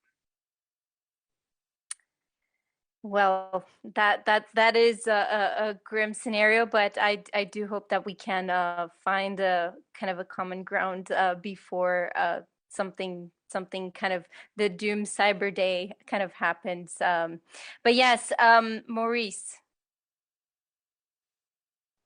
Yes, a short addition to what has been said and to answer the question. I think there are two axes of answers. The first is to be able to define what is allowed or not.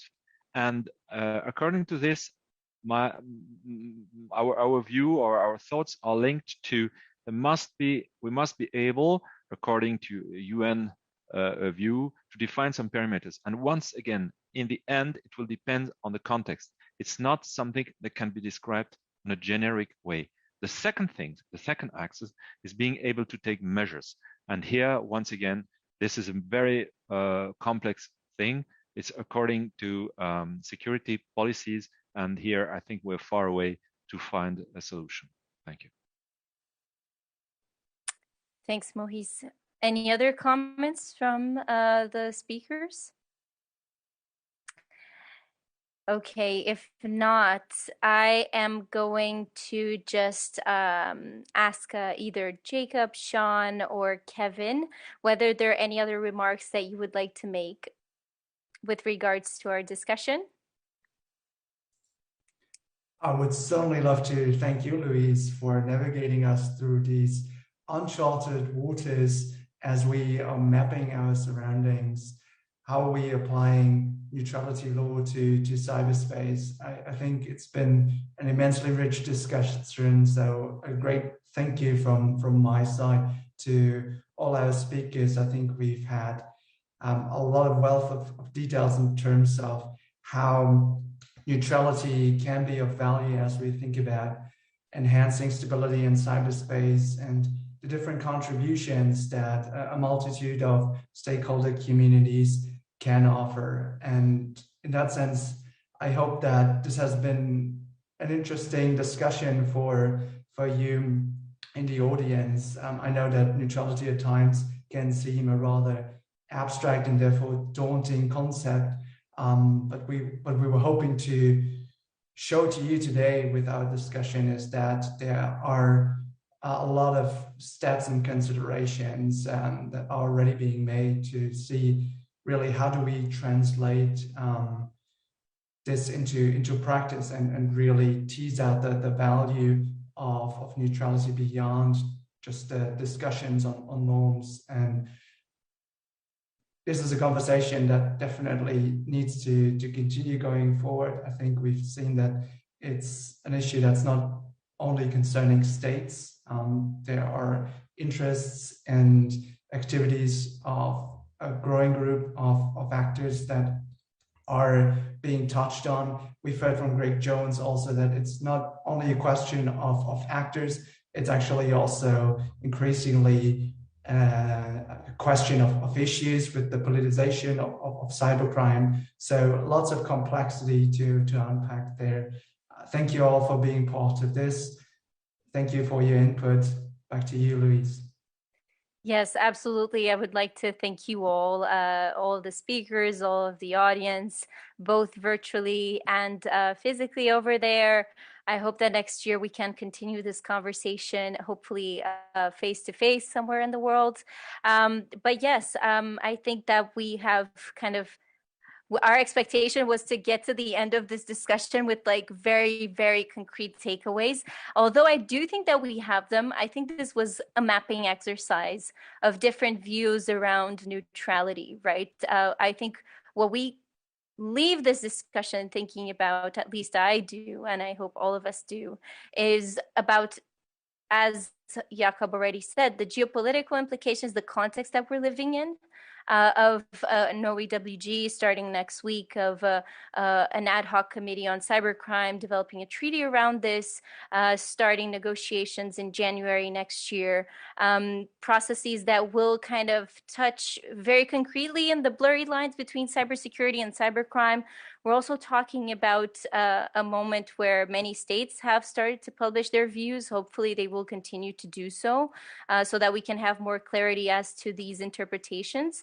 But I do think that one thing that I would highlight of this mapping exercise that we kind of got into here collectively is definitely knowing that neutrality goes way beyond kind of just thinking the state. It is something that many other actors, non-state actors, kind of rely on or kind of try to think critically about, because whoever decides what is neutral or who is neutral or what gets to be neutral has political power, right? So I think at the end of the day, that is something that requires a lot of our attention. And I think Sean, Jakob specifically, and Kevin for the amazing work that they published. I would definitely recommend you read it, because I do feel that it adds to this literature for us to pin down what it means and the political implications and international law implications for these kinds of debates. So that is me. I've spoken enough. I'd just like to thank you all, and I hope to see you next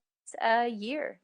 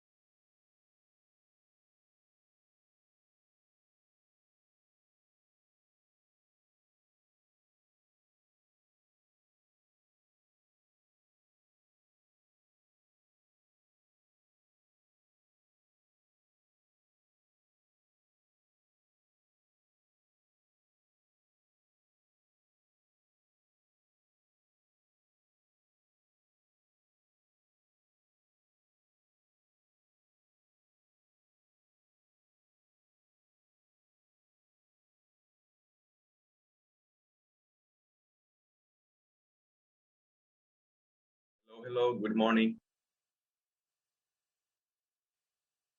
We all live in a digital world. We all need it to be open and safe. We all want to trust. And to be trusted. We all despise control. And desire freedom. We are all united.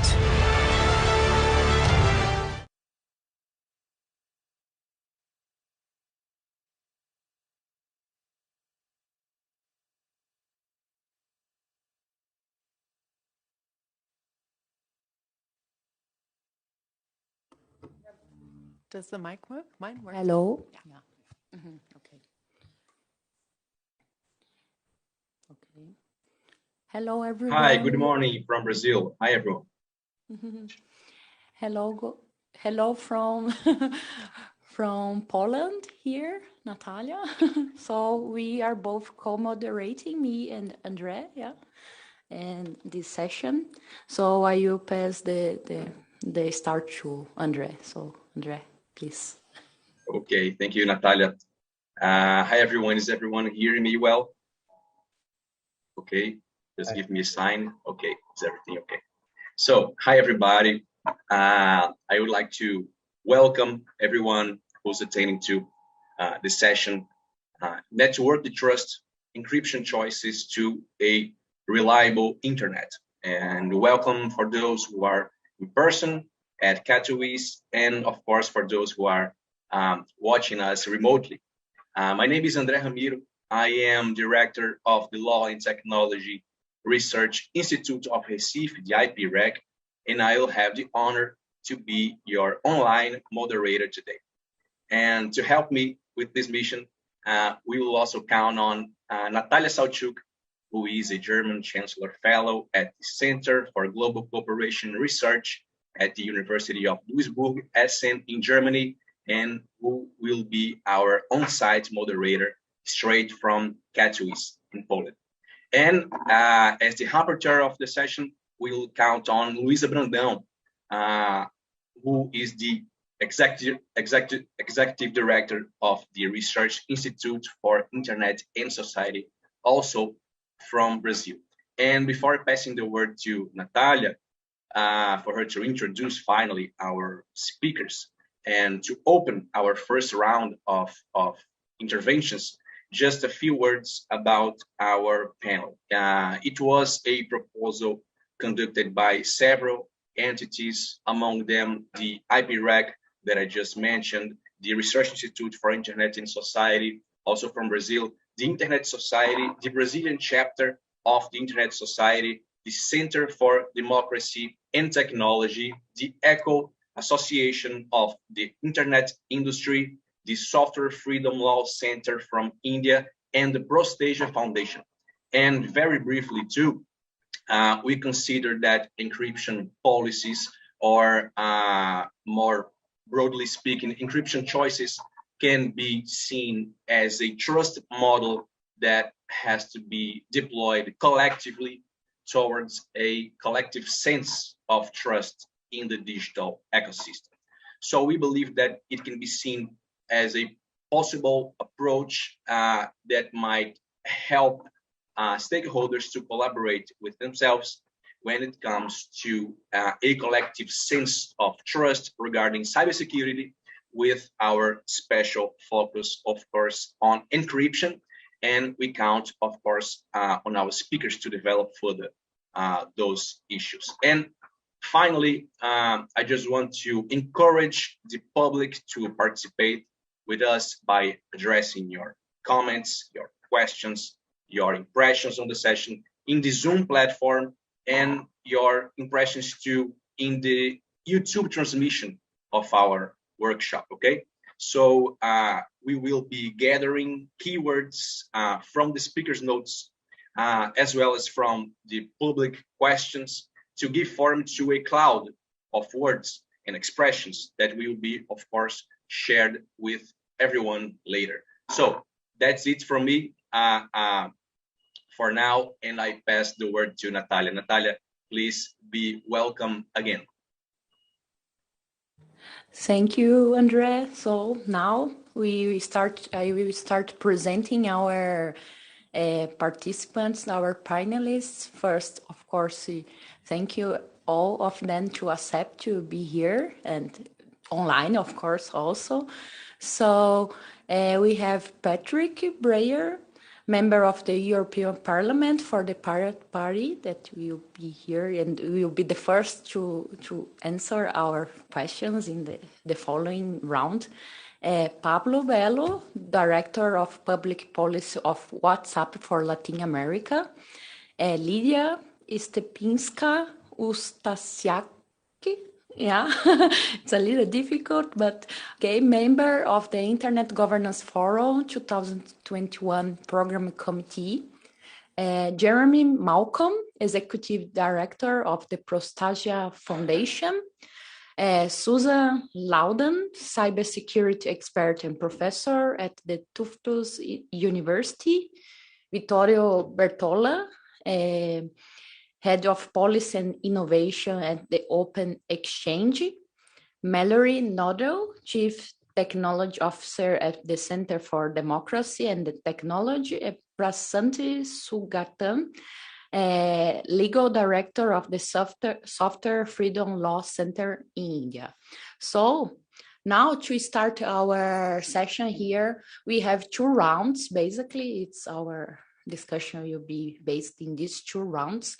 Each one of our amazing panelists will have 4 minutes to address this discussion, these specific questions that we pass in advance to them to think a little bit about that and putting their perspective, their stakeholder group perspective, and think a little bit how we address this important issue that is encryption. So the first question that I want to put here, and I will call Patrick for being the first one to address this, it's about ensuring a safe digital space.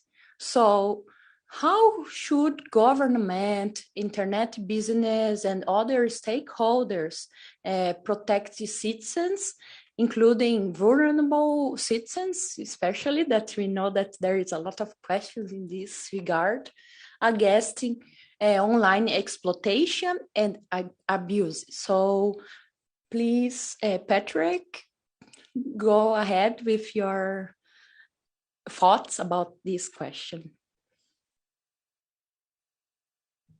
Good afternoon, and thank you very much for having me. I'm a member of the European Parliament since 2019 and a member of the Civil Liberties Committee. And in Europe, the encryption wars are full on. The European Parliament, which I'm a member of, is fighting for mandatory encryption in the proposed e-privacy regulation.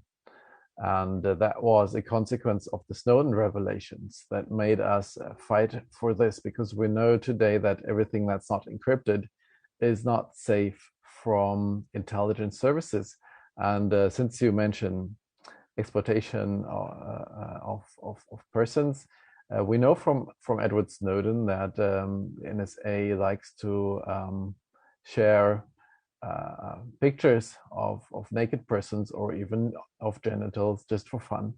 So I think that goes to show very much that these intimate pictures and recordings that are shared by people belong in nobody else's hands other than those concerned.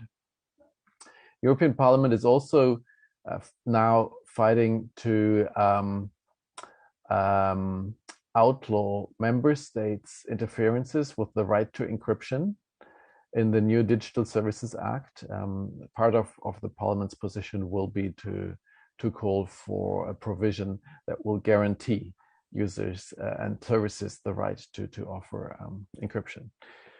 Also, on the positive side, we've seen from Europe a government coalition agreement last week in Germany, or 2 weeks ago from Germany, which defends the right to encryption, which is, of course, an important player when it comes to policy.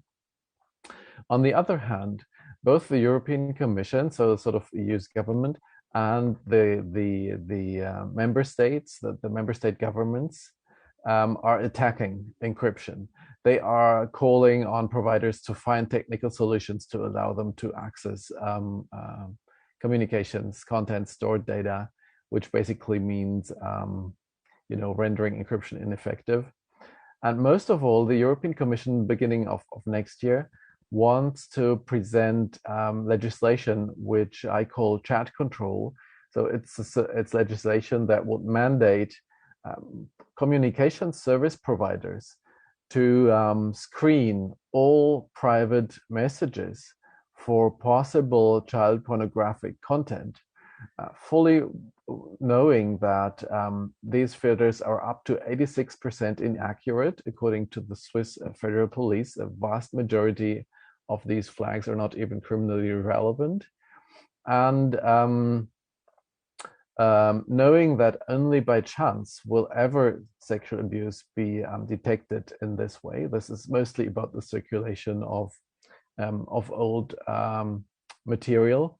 And also knowing that the European Court of Justice last year held that analyzing the content of everybody's communication, so basically mass surveillance, is disproportionate except in emergency cases when national security is threatened. Despite all that, they want to go ahead with this.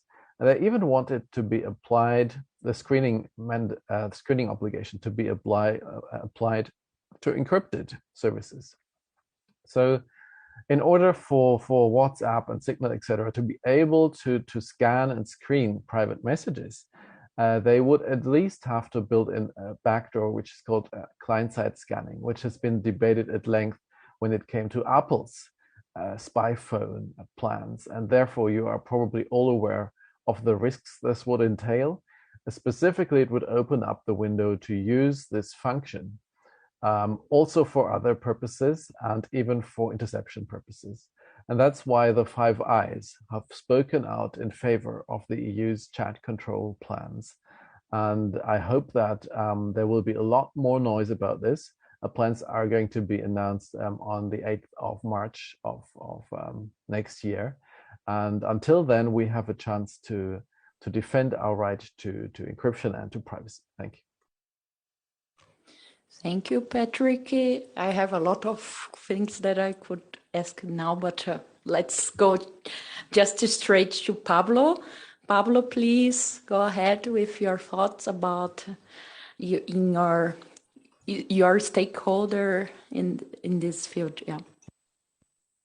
Well, thank you very much for the invitation. First place, I'm very happy to be with you guys, folks. Okay. As Patrick said, encryption is under threat. It's under threat in Europe, it's under threat in Brazil, in Latin America, and in different parts of the world. So this discussion is absolutely relevant and central for the evolution of the internet from my point of view. The question is how to defend encryption successfully. I think in some way this is one of our main challenge. And to go to this debate, I think makes sense to go back to the basic. So this is something that everyone here knows better than me for sure, because I am economist and not an expert on technology. But I think there is a very important point that we need to stress even louder and to say even louder, that we, the internet community, should reject the false trade-off between safety and privacy. I think this point is critical in terms of how we are able to build a stronger narrative to explain the risks that are behind the weakening of encryption. We don't believe there is a trade-off between privacy and security. If we lose privacy by weakening encryption at the same time, in the name of security, at the same time, we are losing both. No? We are losing safety, we are losing privacy. And of course, there is no such thing as a backdoor just for good guys. This is something that don't exist. If there is a backdoor, criminals, hackers, financial fraudsters, hostile governments will find ways to exploit it. So as many people have said, weakening encryption will put people at risk. This is something that at least I will repeat that many people have said many times, but I really believe that we need to continue saying that in a bolder way, because this false narrative that is used for many governments worldwide goes to the very basic, appeal to the very basic questions that society has. So it's important to take care on the problems that are underneath of the issue of the going dark narrative. So this idea that encryption is needed and there is no trade-off is important, but it's not enough from my point of view in order to win this battle. I really believe that it's important also to have better responses to the challenge of the going dark. This discussion is there, and society has concerns. So one thing is to reject this false dilemma between encryption and security, but other thing will be don't take steps in the right direction in order to mitigate the risk that we know exists on the internet. Societies have bad people doing bad things. This is something that we know that. Child exploitation is not acceptable. Terrorism is not acceptable. Organized crime is not acceptable. Serious misinformation with the capacity to affect our democratic institutions or put people's health at risk is not acceptable.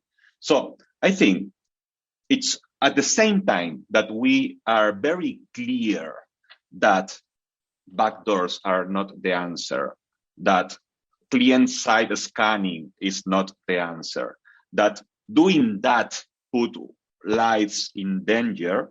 I think we as an internet community, we should do even more in order to tackle the risks that we know that are there.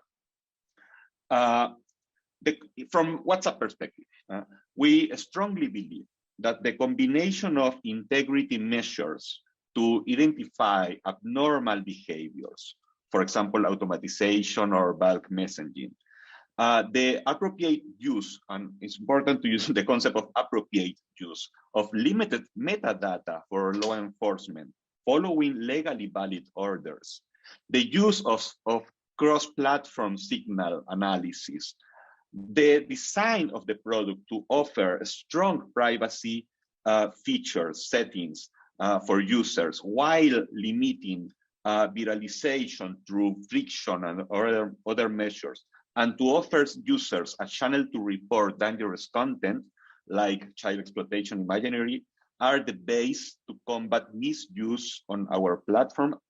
And we believe that these efforts are needed to successfully defend encryption, and we need to do more on that side.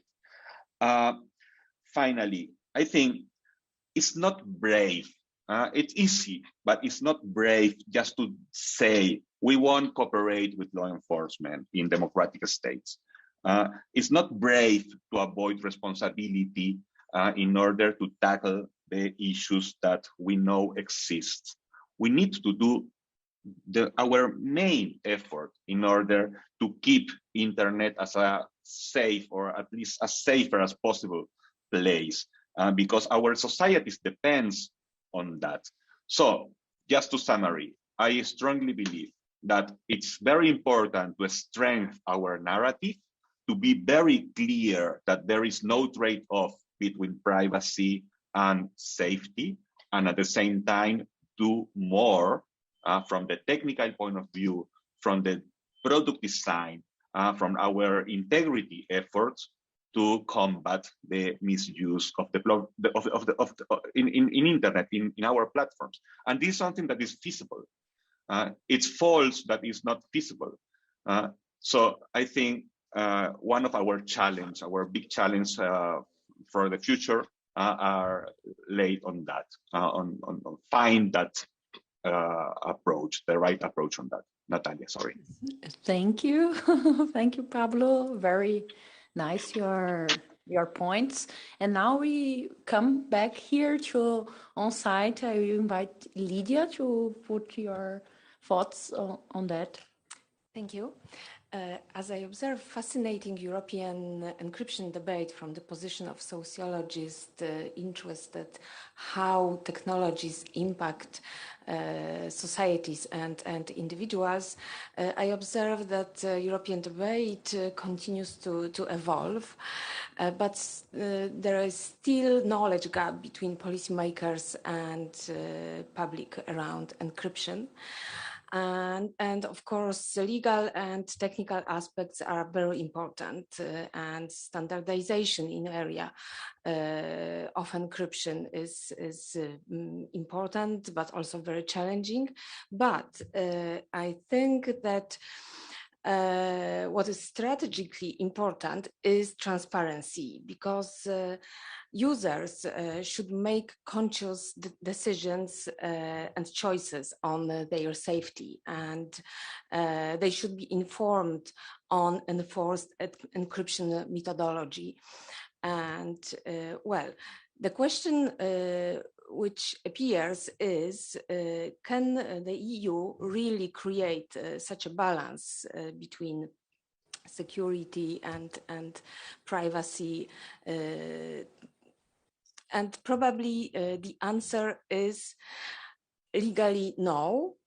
Because even if the EU legislation were to be passed, data access policies and capabilities differ among member states.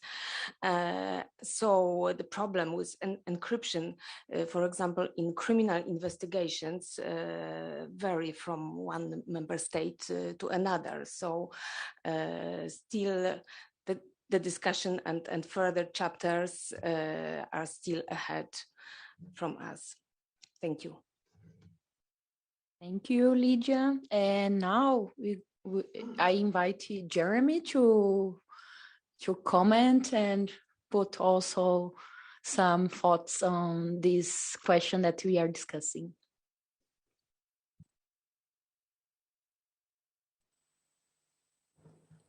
Jeremy, I'm not hearing you. Thank you. Okay.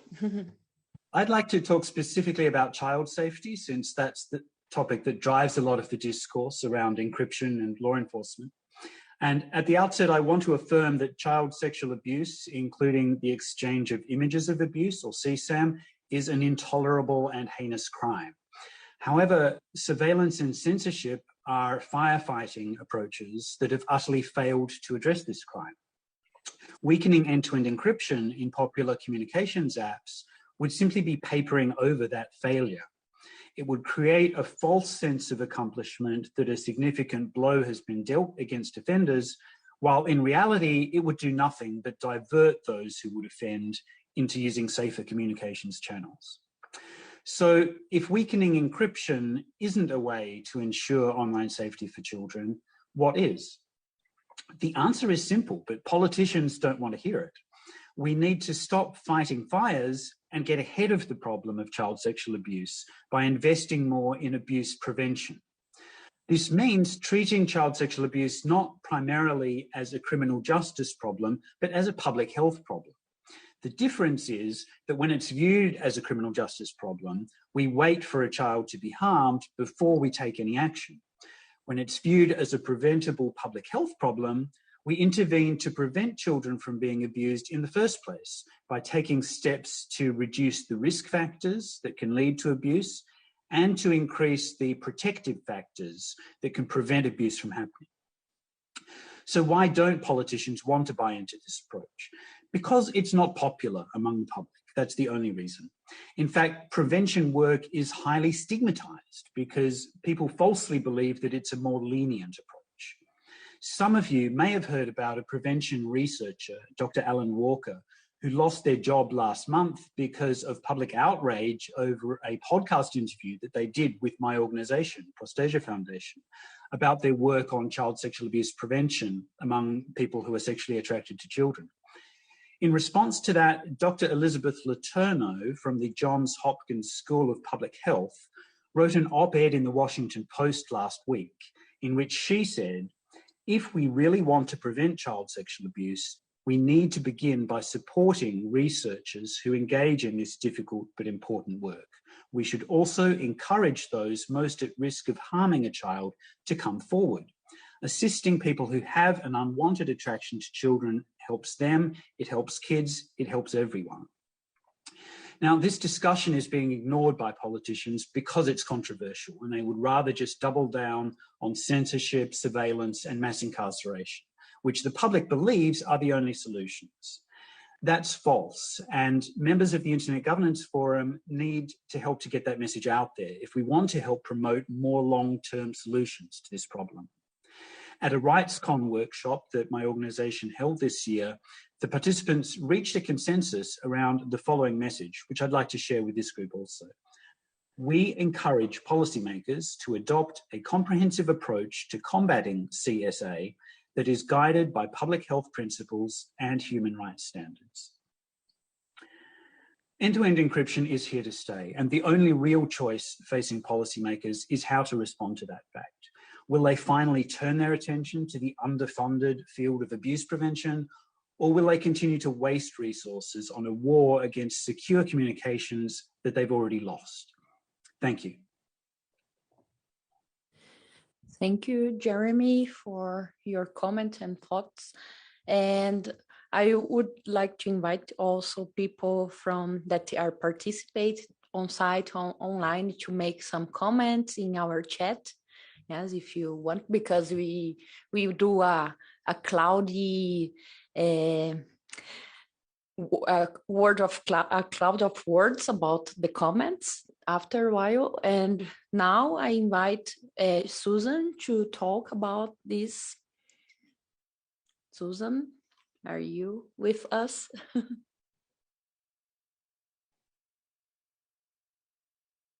I'm not hearing. Okay. Okay, since I'm not hearing Susan, I will pass to Victoria that's here. So comment, please. Go ahead. Thank you. Yes, I thank the others for the interesting interventions. I wanted to start from the initial point, though, because I mean there is some issue, some discussion about different policies with encryption around the world. But the problem is really that we do not have a shared understanding of what actually safety means. So I mean, people complain that that the encryption sort of undermines safety. At least some people say so. But the problem is generally that they have a different definition of safety than the ones that the people that defend encryption do. And in the end, encryption is just a tool. So, I mean, there are cases in which clearly encryption increases the safety of end users' data and communications, such as, I mean, when you encrypt your end-to-end communications. I mean, we are an open source email company, and we actually spent quite some time to convince all our ISP customers to actually turn on email encryption, because even in 2021, there are email providers that don't turn on email encryption or turn it on as an option, and there's still significant flows of unencrypted email data, which is amazing. At the same time, there are cases in which encrypting the data decreases safety when it disrupts, for example, parental control filters or other types of filters that users actually want.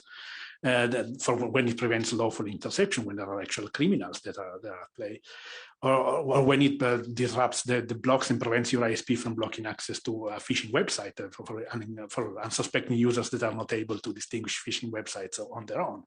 So we have to acknowledge that there are goods and bads in turning everything into encrypted flows. And also, there are disagreements on who is responsible for safety. So part of the discussions come from the fact that the technology providers, I mean, especially the big global platforms, generally think that it's their duty to provide this kind of safety, and they think they can achieve this by encrypting all the communications, which is, I mean, it's understandable. At the same time, many states, even in Europe, many countries, so even not just authoritarian states, but even democratic countries like the European ones, think that ensuring safety and controlling what happens over the internet is the purview of states and not of the big tech providers. And so they want access to the communication because in their view, it's their duty, not just their right, but their duty to control what's happening and to prevent bad things from happening. And so this is also a clash of views that is not easily addressed. And maybe it would be better to address this kind of conflicting view before addressing the fact of when do we turn on encryption and how, and with what safeguards, if any, for access to data in certain cases. So also there's a business discussion in this. I mean, indeed, encryption is now being used by the big tech platforms to build covered encrypted channels to basically transmit user data across the internet and create, solidify their walled gardens and create channels that not just the states, but even the users have access to. So as a user, if I buy a $10 IoT stuff, Chinese IoT device, and I put it in my home, then it can open an encrypted connection to a server somewhere in the cloud, and I don't know what's happening. Basically, I have no control on which data it is collecting and transmitting about me. So this is also something that has not been addressed yet by the technical community. So maybe there are no clear answers to this. It's hard because the easy answers, like, let's say encrypt everything or let's never encrypt anything. They are easy answers, but they don't work. I think we have to work not just to tell people that are concerned to go away, but we have to find middle grounds, find solutions that definitely should not involve breaking the encryption, backdoors or this kind of special access. These are technical solutions that are, in my opinion, too dangerous. So we should not be aiming for that. But we do need to, as a technical community, to have an answer to the law enforcement people, to the people that are concerned about certain types of content, which is highly dangerous and not just seasoned child sexual abuse material. But there are lots of content which is deemed highly dangerous to societies, even in democratic countries. And so my conclusion would be that we need to discuss and possibly get into details over what we want to allow and what we don't want to allow, but try to find middle grounds between the two positions, because this debate otherwise has been going on for quite a long time without any real solution or any real advance. Thank you. Now, Mallory, please go ahead with your thoughts. Hi, and thanks for having me. So my name is Mallory Nodal. I'm the Chief Technology Officer at the Center for Democracy and Technology, as you mentioned. And I also work as part of CDT at the steering committee level for something called the Global Encryption Coalition, which comprises mostly civil society organizations, but also small businesses and technical specialists that are working to follow policy issues around the globe and to lift up the local efforts to push back against any backdooring of encryption. So my comments are on your question about safety. So how does end-to-end encryption or encryption more broadly contribute to safety for everyone? And I think others have also mentioned that it isn't just for everyone. It's actually important to think about, the most vulnerable of us as well, which is typically how approaches to security, privacy, and safety online should work from the sort of bottom up. And I also want to maybe focus my comments on what could be useful within the remit of the Internet Governance Forum, since that's where we're here today. So what maybe can all stakeholders think about as they engage in these discussions going forward, and how maybe this conversation has changed over time, because as many of us realize here, and for those that are new to this conversation, it has been going on for a very long time. There's always this debate about, what can we do about lawful access? What can we do about some of the questions that Vittorio just brought up? So, I think what I'm going to end up saying, so I'll give you a sort of preview of my inputs, is that we really need to establish sort of security as infrastructure, or some very clear boundary beyond which we will not erode encryption further in order to achieve the aims of this panel, which is both safety for everyone and the most vulnerable, as well as trust in our online communications. Because let's just do a really quick reframe. Backdoors are feature requests. They are an additional request that or idea that has been presented to services that offer encryption and end-to-end encryption on top of what the main aim is, which is to make secure communications both authenticated and confidential for those participating in them. Those feature requests always, and I've worked with the Global Encryption Coalition, folks from ISOC and others to evaluate the technical proposals for how to do that. They all introduce vulnerability, which is not safety measures. That is in effect creating a lack of safety. So avoiding then these vulnerabilities in end-to-end encryption and encrypted services is something that we have to keep in mind. So this is, I think, where states often play it both ways. On the one hand, they really need strong encryption themselves, but then in the erosion of this through proposals that would effectively create backdoors, that actually enhances the hackability of these services, not just for law enforcement that maybe have received, like gained a warrant to look into communications, but actually broadly, because once you introduce a vulnerability in one way, it could be potentially exploited by others who have not gone through a court system to obtain such access. Another risk in terms of vulnerabilities that it introduces is it gives users a false sense of security, which is very dangerous. So for lay folks that was mentioned before, like the ability to have a clear threat model of the risks involved, if services have backdoor vulnerabilities introduced, then most of us, most of our neighbors, our family or friends are not going to be able to understand that threat. The fact that it isn't just maybe lawful access, but also hackability that will put them at risk. And this will also at the same time drive sufficiently motivated criminals and others away from services that have been weakened to other places where they can use encryption. Because as Vittorio pointed out, it's a tool.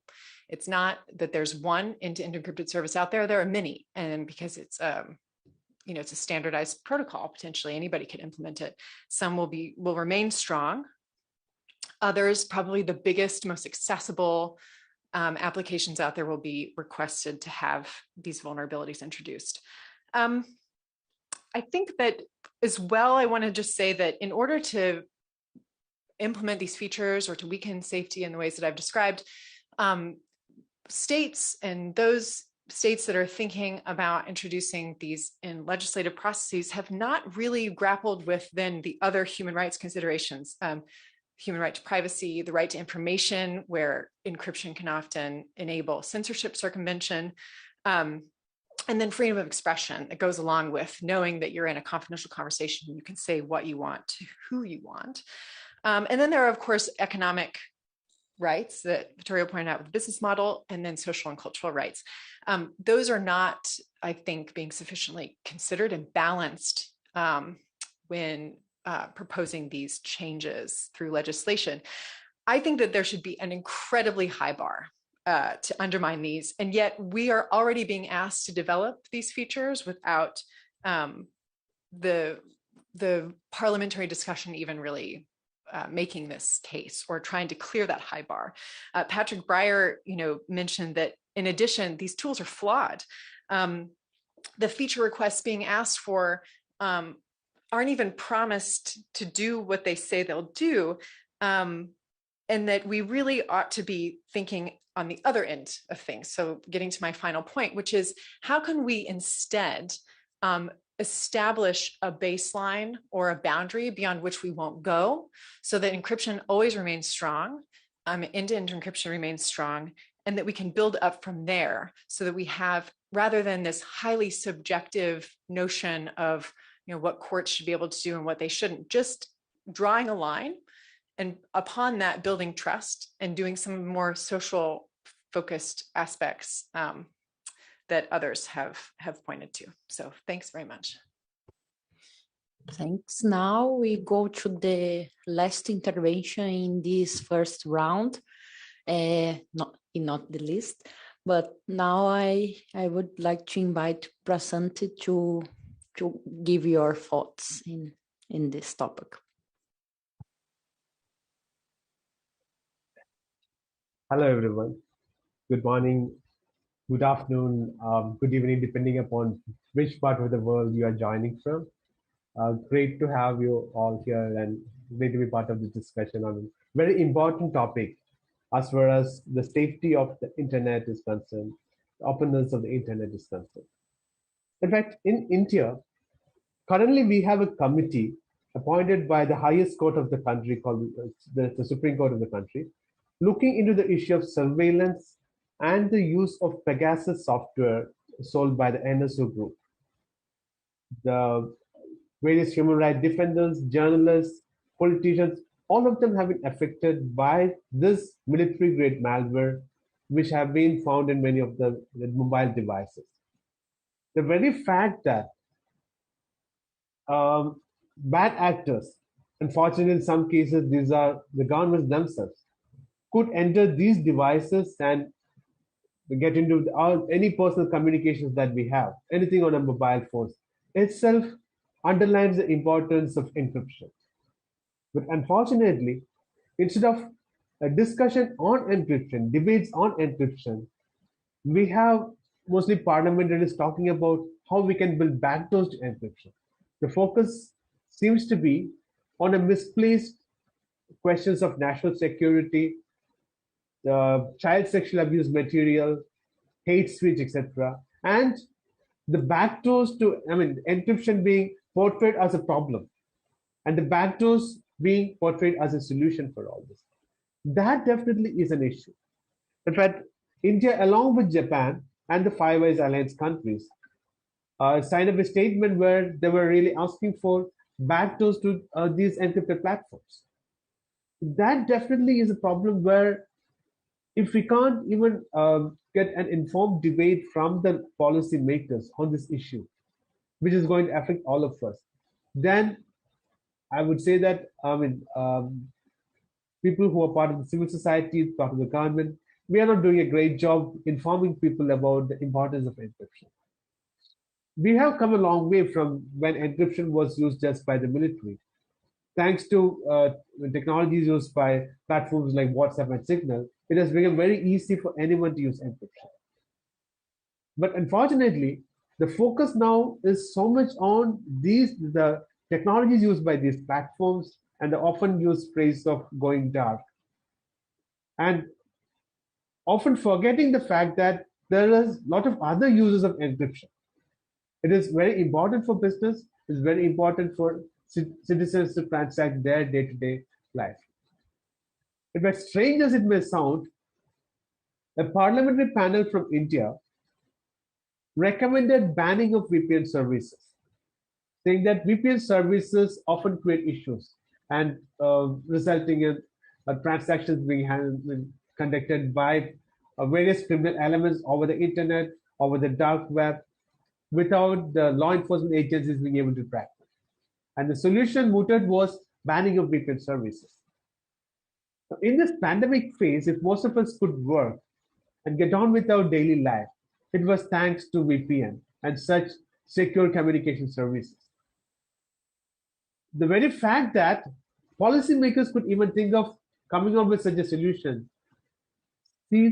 shows how we need to have more debates like this, making people understand the importance of encryption. We can't afford encryption to be an esoteric term which is not understood by the public. In fact, when we were having a panel discussion and the parliamentarian was part of it, he said the parliamentarians themselves may not be very much interested in the whole issue unless their electorate, the people who vote for them, are interested in this issue. We have a person from the Pirate Party here, and I'm sure you'll understand. So unless the parliamentarians think that this is an important issue which is going to affect their people, their electorate, and how they vote, in many cases, these are not issues that are going to be debated in parliament, debated by the policymakers. So I think that is where all of us need to work together. There are similar issues across the world, whether it's Brazil, whether it's India, or Europe, or Australia. similar laws being debated in most parts of the world. In fact, we in India currently have a new set of rules notified by the government, which calls for traceability of messages.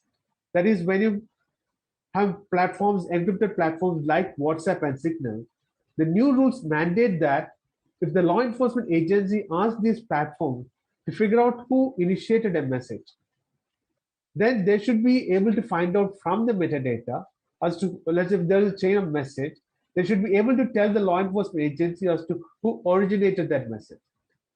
So when these platforms are asked to store more and more metadata, that definitely is going to affect the privacy and security of users. I think it's come to a stage where we need to say that, okay, right to privacy also includes the right to encryption. I think that is something that maybe all of us should demand from our governments. The right to encryption should also be considered to be a part of right to privacy. I'll stop here. Thank you for having me. Okay, so very exciting thoughts so far, and I wanted for us to give some time at the end of our session for the public to participate with us as well. And I wanted to move straight forward to our second round of questions, okay? So, and I believe we have excellent hooks in terms of technical requirements that have been mentioned in some remarks. So how should international standards address the different requirements and preferences of governments and citizens in different countries? I mean, we have some patterns for end-to-end encryption industry, for instance, in the United States. And we have the European Commission pushing for client-side scanning that has been very much mentioned here already. And on the other hand, we have in Asia and Brazil traceability provisions for the sharing of messages in end-to-end encryption platforms in the landscape of cybersecurity and at the end of the day of encryption. So different standards worldwide. So how do we address those challenges in terms of, let's say, a type of a governance, a global governance of encryption? Okay, so for this second round of answers, I would suggest for us to begin with who spoke last, if there is no problem. So, Mr. President, if you are comfortable with this sequence, I would pass the word to you.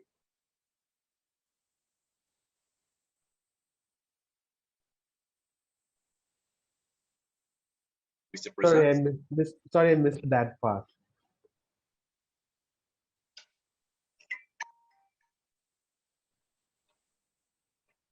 I'm sorry, I didn't. Sorry, I missed that part. Yeah.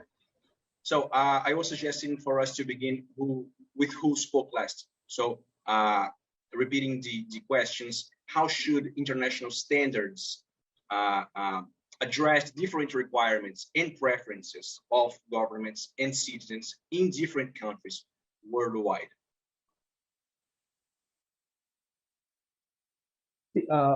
As far as the standards are concerned, if you look at the kind of laws that each governments are coming up with, whether it's Brazil, let's say Australia or India, we have similar situations in most countries. And when it comes to standards, see, the problem here is technology cannot be a solution to everything. So that is where we also need the political options. So yes, the standards can help us with the technologies are concerned.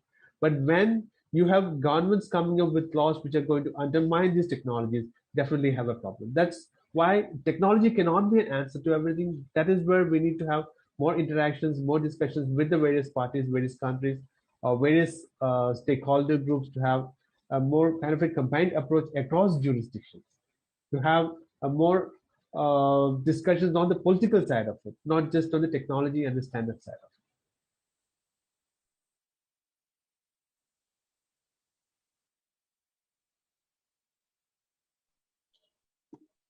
Okay, Mr. President. And moving on, I pass the word to Mallory again. Please, Mallory. Hi, thanks.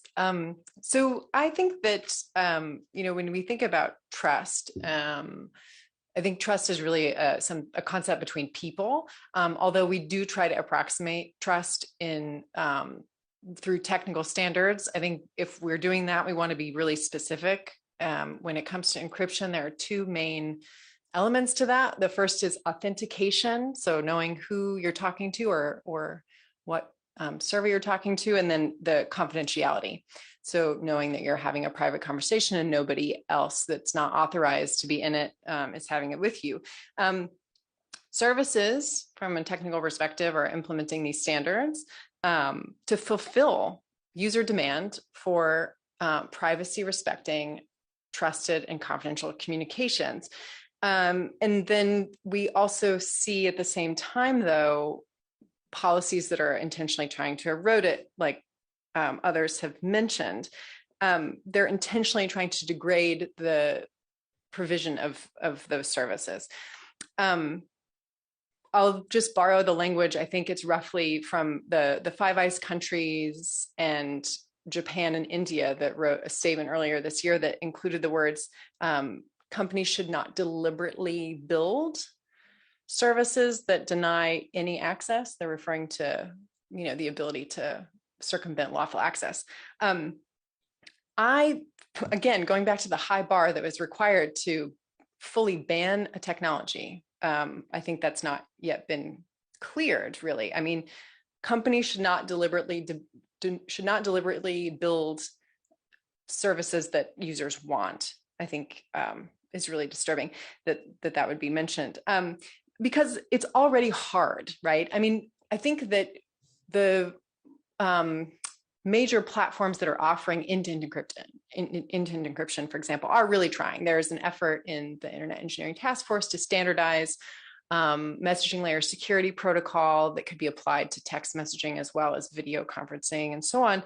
And it's been a multi-year effort because the challenges are very high, especially when you include group chats. So it's not just between two people, but it's between many people. And then on top of it, I think services really do want to improve user experience. So reducing spam, tackling disinformation, making sure that objectionable and horrendous content isn't on their platforms. These are all things that I think platforms are invested in doing. And instead, they're having to spend time fighting the ability to just provide the service at all.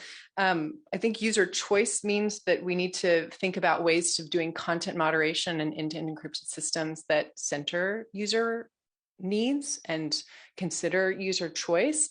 CDT put out a paper earlier this year that tries to do that. It looks at the different sort of proposals for how to do content moderation and end-to-end encrypted systems, comes down on a couple that might work. One has already been mentioned before. I think Pablo Bello mentioned metadata analysis, which we feel is promising, as long as, with the very important caveat that platforms don't go ahead and start creating more metadata than they already need to deliver a message from one place to another. But there's so much that you can already do to look at coordinated behavior on platforms or other things to make sure that spam and other things are taken care of. Other things might, be more around user reporting and how to do that in encrypted platforms such that enhances the user experience but doesn't violate the promise of confidentiality. And then to the main question around globalization, right? Like our globalized approach. I mean, I think it would be great if we had a proliferation of strong end-to-end encryption options. Right now, they are kind of all centered in the most popular services, which is great because it reaches a variety of people.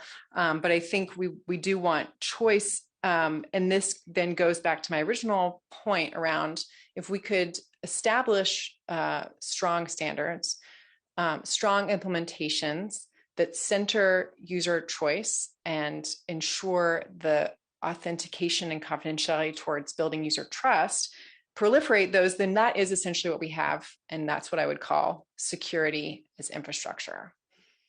Thanks. Thank you once again, Mallory. And I pass the word to Vittorio for a possible point of view of the industry on this, please. Well, first of all, I think that what we see here is the usual tension between the global nature of the internet and national regulatory efforts. But it reflects a difference in national values and cultural approaches. So again, it's not really just about encryption. It is that, for example, the border, the maximum extent to which law enforcement should go and the procedures to get to that, in contrast with the privacy of communications, is really varying country to country based on cultural and political stories of each country. And same for content control. So, there are countries like the US which have a very broad First Amendment that protects free speech in general. There are other countries, even in Europe, even democratic countries, that positively do not want to see certain types of content over the internet because they think it's endangering their democracies. Be it Nazi propaganda, terrorist propaganda, whatever, and then, of course, child sexual abuse material. There's a longer list of the content which, because of the history and culture of specific countries, is considered illegal in those countries. And when encryption helps making it available, those countries get upset, and the societies in those countries get upset. So in a way, I think it's up to the tech industry to find ways, to respect the sovereignty of individual countries and regions like Europe, to set these borders for themselves, and rather than pushing, in a way, the American approach, or approaches by individual companies and the balances that come with them onto the entire world. And I think this is also true for the trust issue, building on what Mallory was also saying, that it's not like encryption automatically gives you more trust. It depends, as we were saying before. I'm a bit worried of the message that encrypted communications automatically give you more safety, more privacy, more security, and in general more trust. Definitely, if I know that no one is intercepting my communications, I can trust my communication more than before.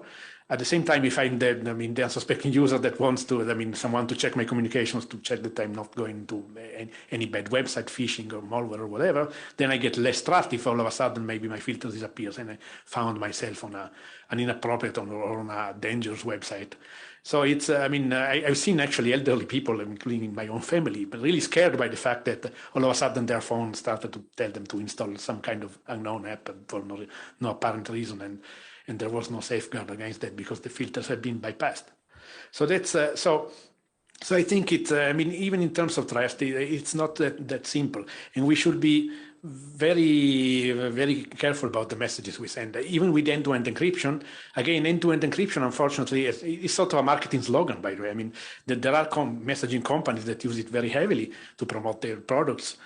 At the same time, if I send my communications in a secure, private, encrypted way to a company that lives off surveillance advertising and user profiling and data monetization, then in the end I will get less privacy than before. So this is also something that needs to be communicated to users. The difference between true end-to-end encryption, which is, when users encrypt the data and only pass it to the communication apps already encrypted, and app-to-app encrypted communication, in which the app still has access to the data, is important. And if the company is American and even if they have servers in Europe, as a European citizen, I am subject to the US Cloud Act. So in the end, the US intelligence agencies have a way to get access to my communications, even if they are end-to-end encrypted inside the app, or at least to the metadata around of the communication.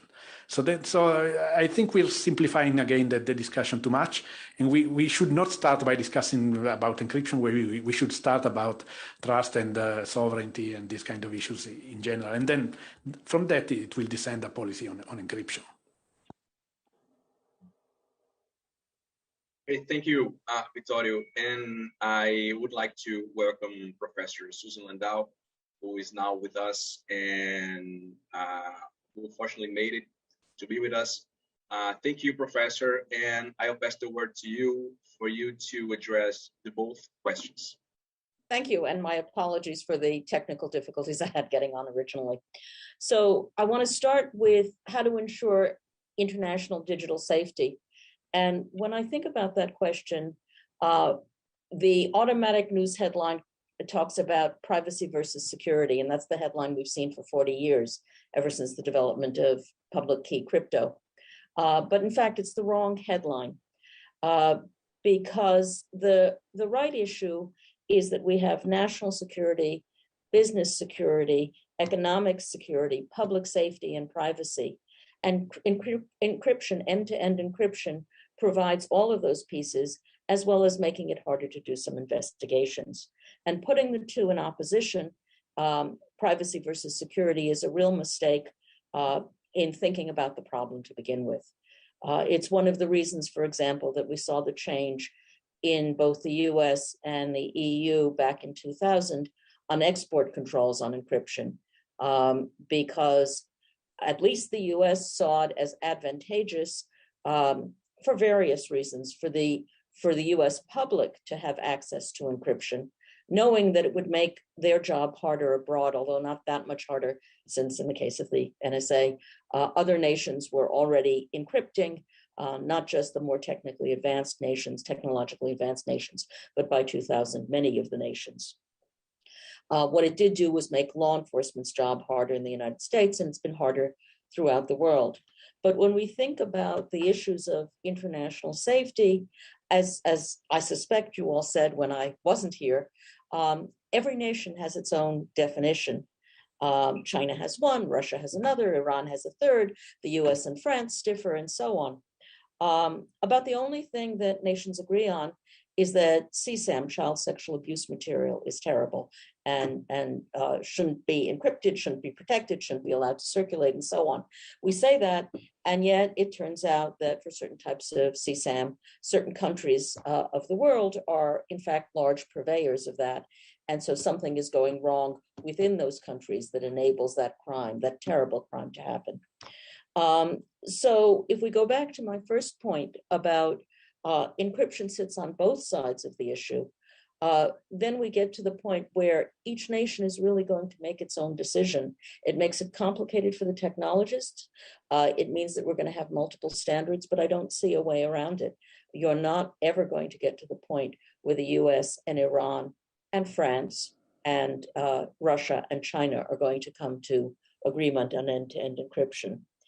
As for the issue of a collective sense of trust, goodness, it's not encryption that's the problem. It's our protocols.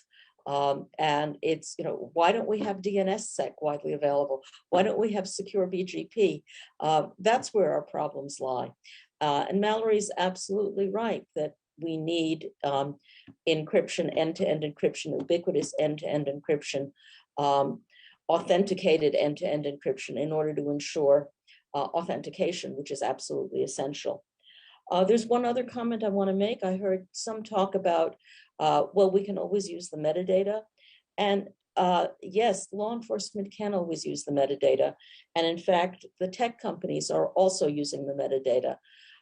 As we watch what the tech companies do with the metadata, which is not just to deliver your packets more efficiently in a better way to provide the service you want, whether it's a video or a voice over IP, which needs real-time service versus something that can be delayed. But it's also to figure out things about you and to probe into your privacy in rather extreme ways.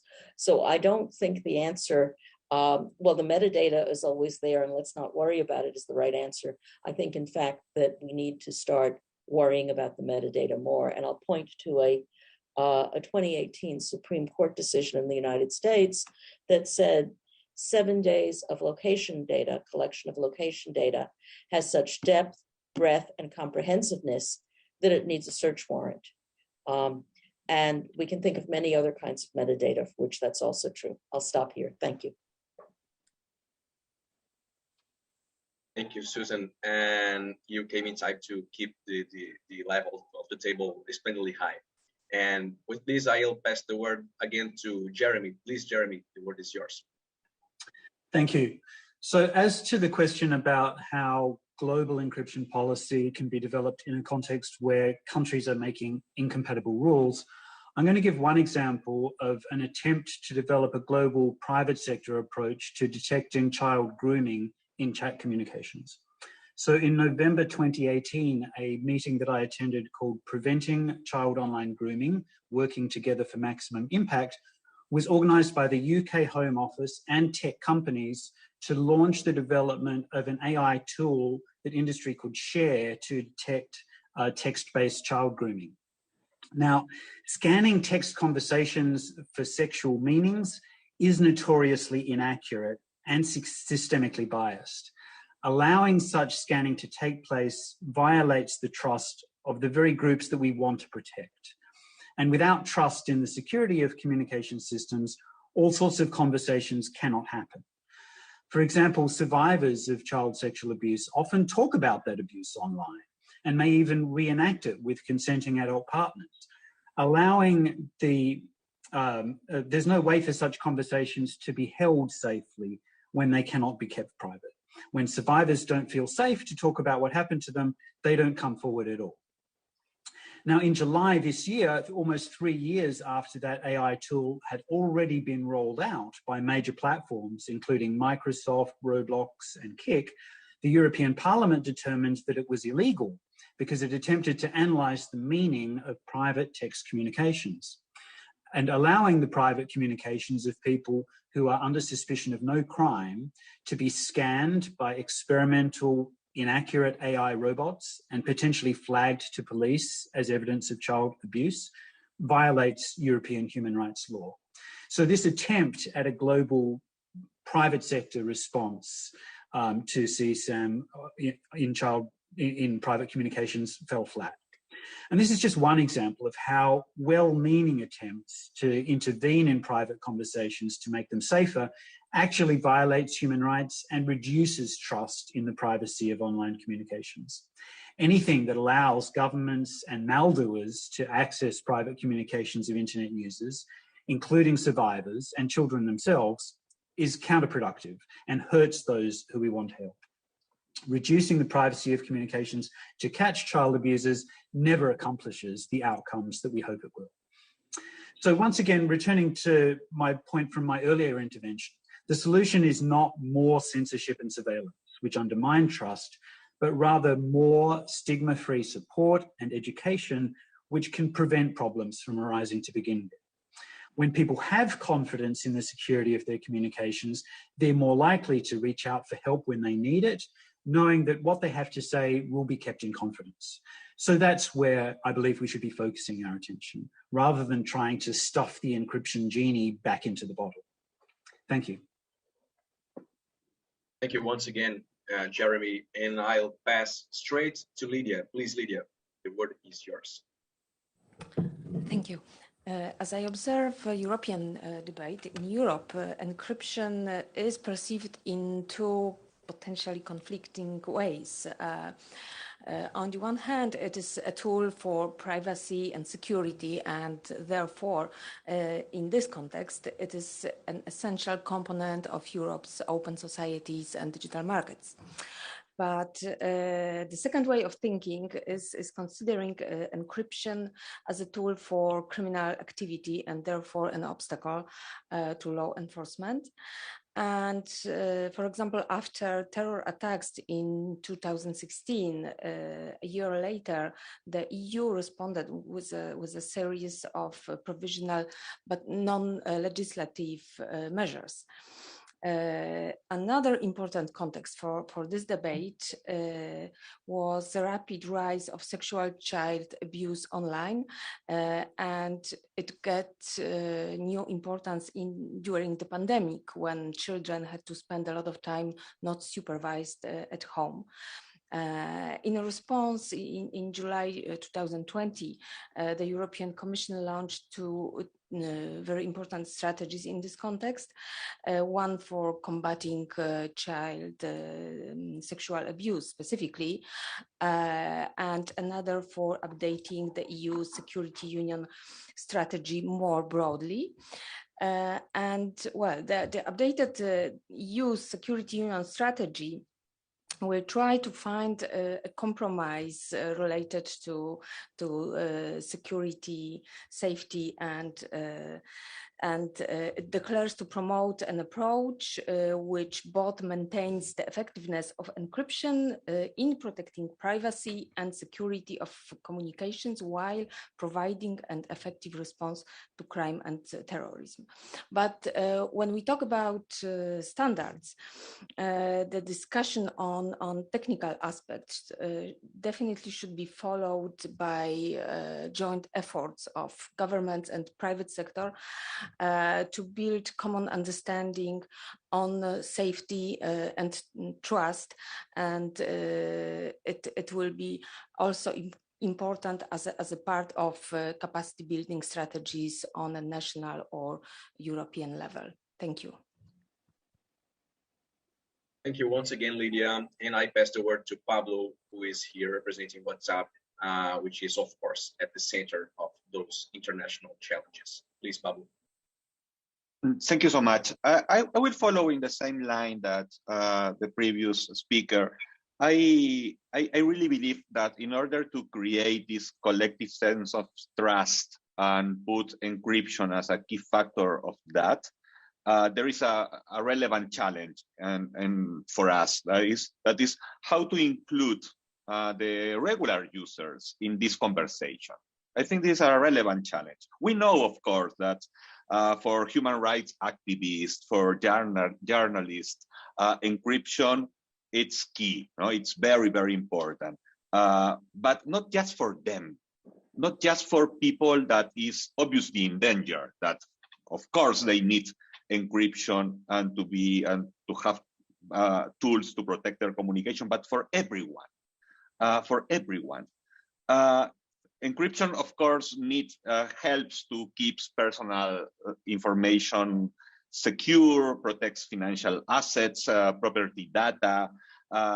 In the pandemic, we saw a lot of cases of health services, people relying on WhatsApp, for example, to get information about their, even to have tele-assistance with medical doctors. So I think, and for the economic, encryption right now is part of the infrastructure, the critical infrastructure of how the economy of the society works.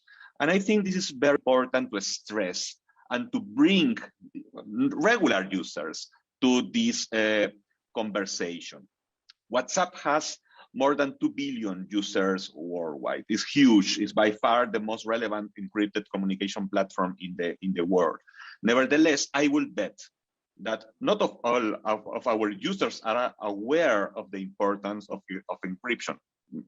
For sure, even the less part of our users, the smallest share of our users are aware of that.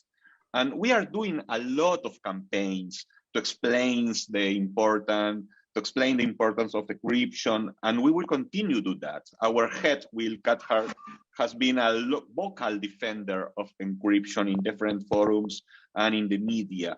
And as you know, WhatsApp don't hesitate in defending encryption, even in courts, as we are doing in India or in Brazil.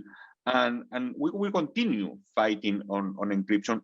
The NSO Pegasus lawsuits in the United States in some way is part of this of the same approach. But I believe that this is not enough in order to change the narrative and to win at the end this battle. Encryption is key in almost every aspect of our digital lives. Our challenge here, from my point of view, is still to translate better the technicalities of encryption for everyone, with concrete examples related with the ordinary life of regular people. I think our collective sense of trust is not only built collectively, but also protected collectively. Weakening encryption will undermine user safety, will endanger the life of activists, of course, but also will put risk in the integrity of government services, financial services, communication, access to health in the regular life. At the end, I really believe that the strongest defense for encryption should not come from us, the internet folks or the internet community, but from everyone, everywhere in the world. These being users of encrypted services, recognizing its importance, citizens that will speak out loudly to protect their very own rights. I think this is our challenge. We need to, of course, the technical debate, our internal debate in the IGF is absolutely relevant for the evolution of this discussion, but we need to bring our users, the whole society, to be part of this discussion. Yeah. Thank you so much, Pablo. Very important remarks. And I'll pass the word finally to Mr. Patrick once again to give our closure to this second round of answers. Please, Mr. Patrick. Thank you, Andre. It's not easy to add much to what previous speakers have already said. I think when it comes to international standards, and the basic standard should be fundamental rights, because these are rights that apply to everyone and universally, and everybody has a right to security and privacy and safe communications. And we've seen court judgments in Europe that outlawed mass surveillance or that outlawed data retention, meaning the indiscriminate collection of metadata on all citizens. And if that were adopted more generally at an international level, this would be a very good basis for this debate on encryption as well. Since we are dealing in Europe mostly at this time with proposals to establish mass surveillance and undermine encryption by using the hook of child pornography. This is what I've been mostly looking into when it comes to trust. And I have found that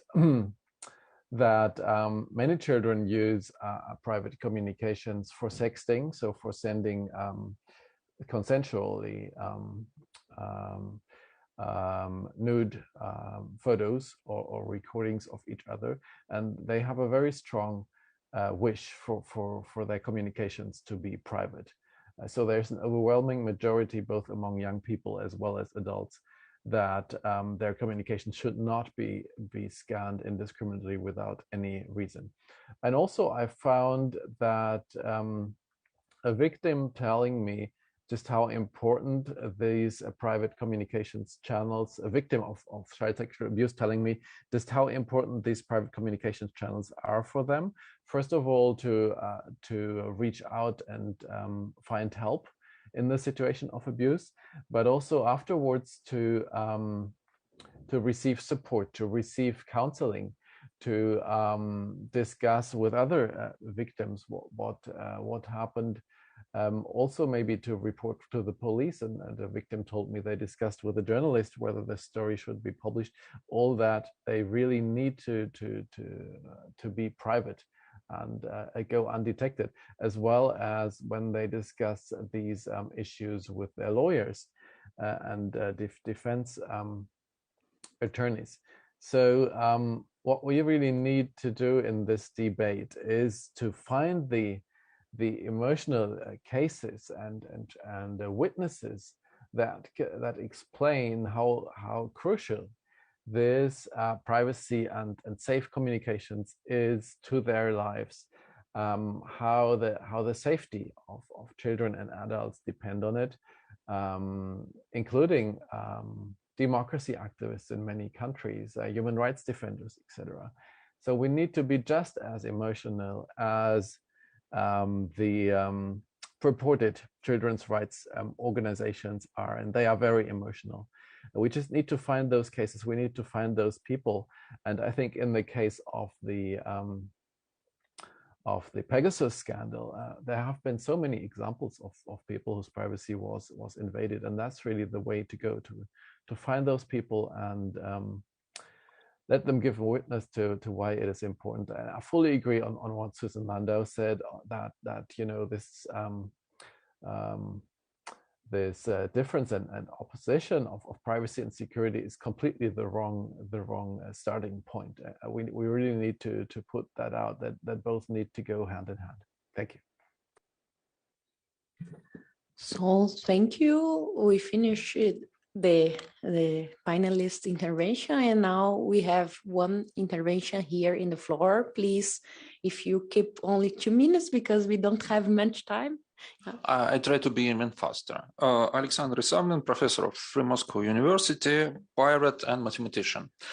I'm old enough to remember that a discussion on encryption was in United States in previous century. Clipper chip with K deponation or export and K-length restrictions on PGP. Seems all participants in this panel are Europeans. So I just want to remind you that such things already happened in the United States, and we just have to remember arguments which been there. Also, a lot of arguments about child abuse. I'm a father of 2 children who are just becoming teenagers, so I'm very concerned. But I'm also concerned about our freedom and abuse by law enforcement agencies. By the way, on this panel, there was no law enforcement agencies representatives, and we are talking about child abuse without any statistics and any witnesses. I'm also remember that in the beginning of this century, when the discussions of child abuse, called child pornography, happened in Russia, and seriously, one of representative of law enforcement agencies, I think it was colonel of police, said that everyone who installs Linux is pedophile and child abuser. The same things happens now, but well, on a bit other level. Anyone who uses encryption is also tries to hide their intention to abuse child. No, that's not true. But law enforcement agencies representatives are really lazy. I remember how at RIPE meeting, Europol representative came and said, your RIPE database is wrong because I want to use it and Google Street View to find criminals. No, that would not happen. And answering to the second question, no, it's not a policy and not technology things. ETF is working on standards very well. But if you're raising these questions, you should bring law enforcement representative, but not just being law enforcement representative, bring him with statistics, how much abuses happened and have not been discovered because of inability to decrypt. I don't think that's, I think that they are not on this panel because they have no such statistics. They're killing our presumption of innocence with their laziness to work. Anyway, anytime you hear something about against direct encryption from a law enforcement agency, ask them about statistics. It's not a question about technology. It's not a question about standards. It's a question about laziness of law enforcement agencies. Thank you very much.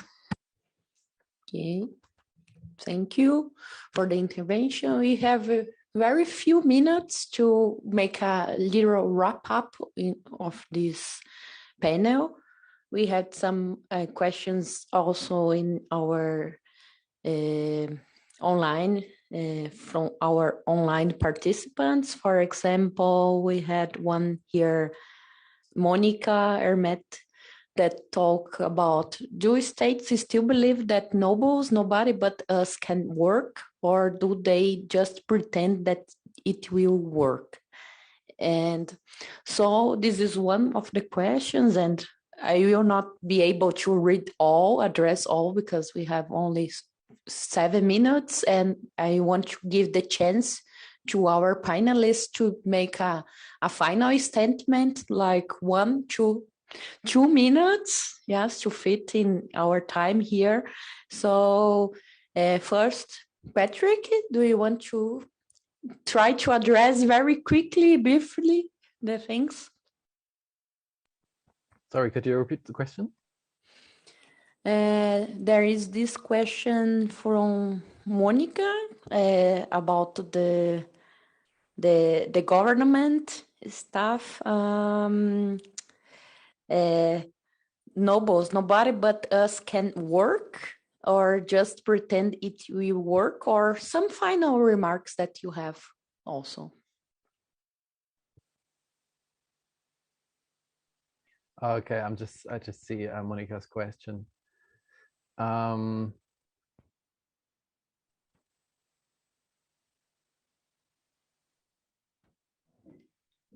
So I can't answer the question directly, but what I will generally say is that it is so valuable to have the panels as this, and that they should have a much broader audience, because this is a debate that concerns and affects all of us. And the implications are difficult to understand for many who see a solution at hand. Oh yes, great, this will help us tackle terrorists, save children, etc. pp. And they don't understand how effective this is and what collateral damage it comes with. And so we really need to push stronger. And I've been heartened by what happened after Apple proposed its spy phone plans and the reaction to that. And also earlier this week, the EU Commissioner for Internal Affairs, who's pushing for these chat control plans, said at the moment the voice of privacy is louder. And so this is some encouragement to us that we can make a difference if we speak up and defend those rights. And as we know by experience, once they are gone for good. We won't get them back. So there's only this one chance to defend these rights, and we should use it. Thank you. Thank you. This debate is so amazing that you want to talk very much, yeah. But okay, now Pablo, please, final remarks. Yeah, thank you very much. Very, very short. First, a comment. I think it's very important to consider that the threat to encryption comes from different sources in different parts of the world. In Brazil, for example, we know that misinformation and the risk of coordinated attacks against democratic institutions is the main source that put encryption in jeopardy because trace. So it's different part by part, and it's relevant to have to consider that in our conversation. Just for a finish, I think from my point of view, there is no trade-off between security and privacy. We need to go both. We need to get both, and encryption is the tool for that. We need to confront the risk of going dark, and we need to continue working in creating better responses, because society at the end wants these responses. These responses are not client-side scanning, are not backdoors. Of course, we need to find others as we discussed. And my final point is that I really believe that we need to expand this conversation to bring regular users, not just activists, not just people that objectively are in danger, but also regular people, and to expand our narrative for including more economic reasons, more health-related issues to win at the end the common cause with the society, with the people. Thank you so much. Thank you. Very good remarks. Now, Lydia, please. I think that in today's discussion, there was everything what is important in the context of encryption, in the context of law, societal context, and technical as well. Everything was discussed perfectly. I would like to add just one thing, which is on the margin, but I think that it is important. I believe that as a society, we need good and responsible education, and there is a role for journalists who can educate individuals on consequences of development of technology, encryption, safety, etc., because we need such knowledge as individuals to ask relevant questions to governments, to expect reliable services from private sector, and to have benefits from digitization. Thank you. So, Jeremy, your final remarks, just quick.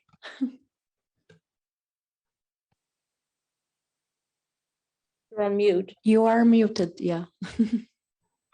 Thank you.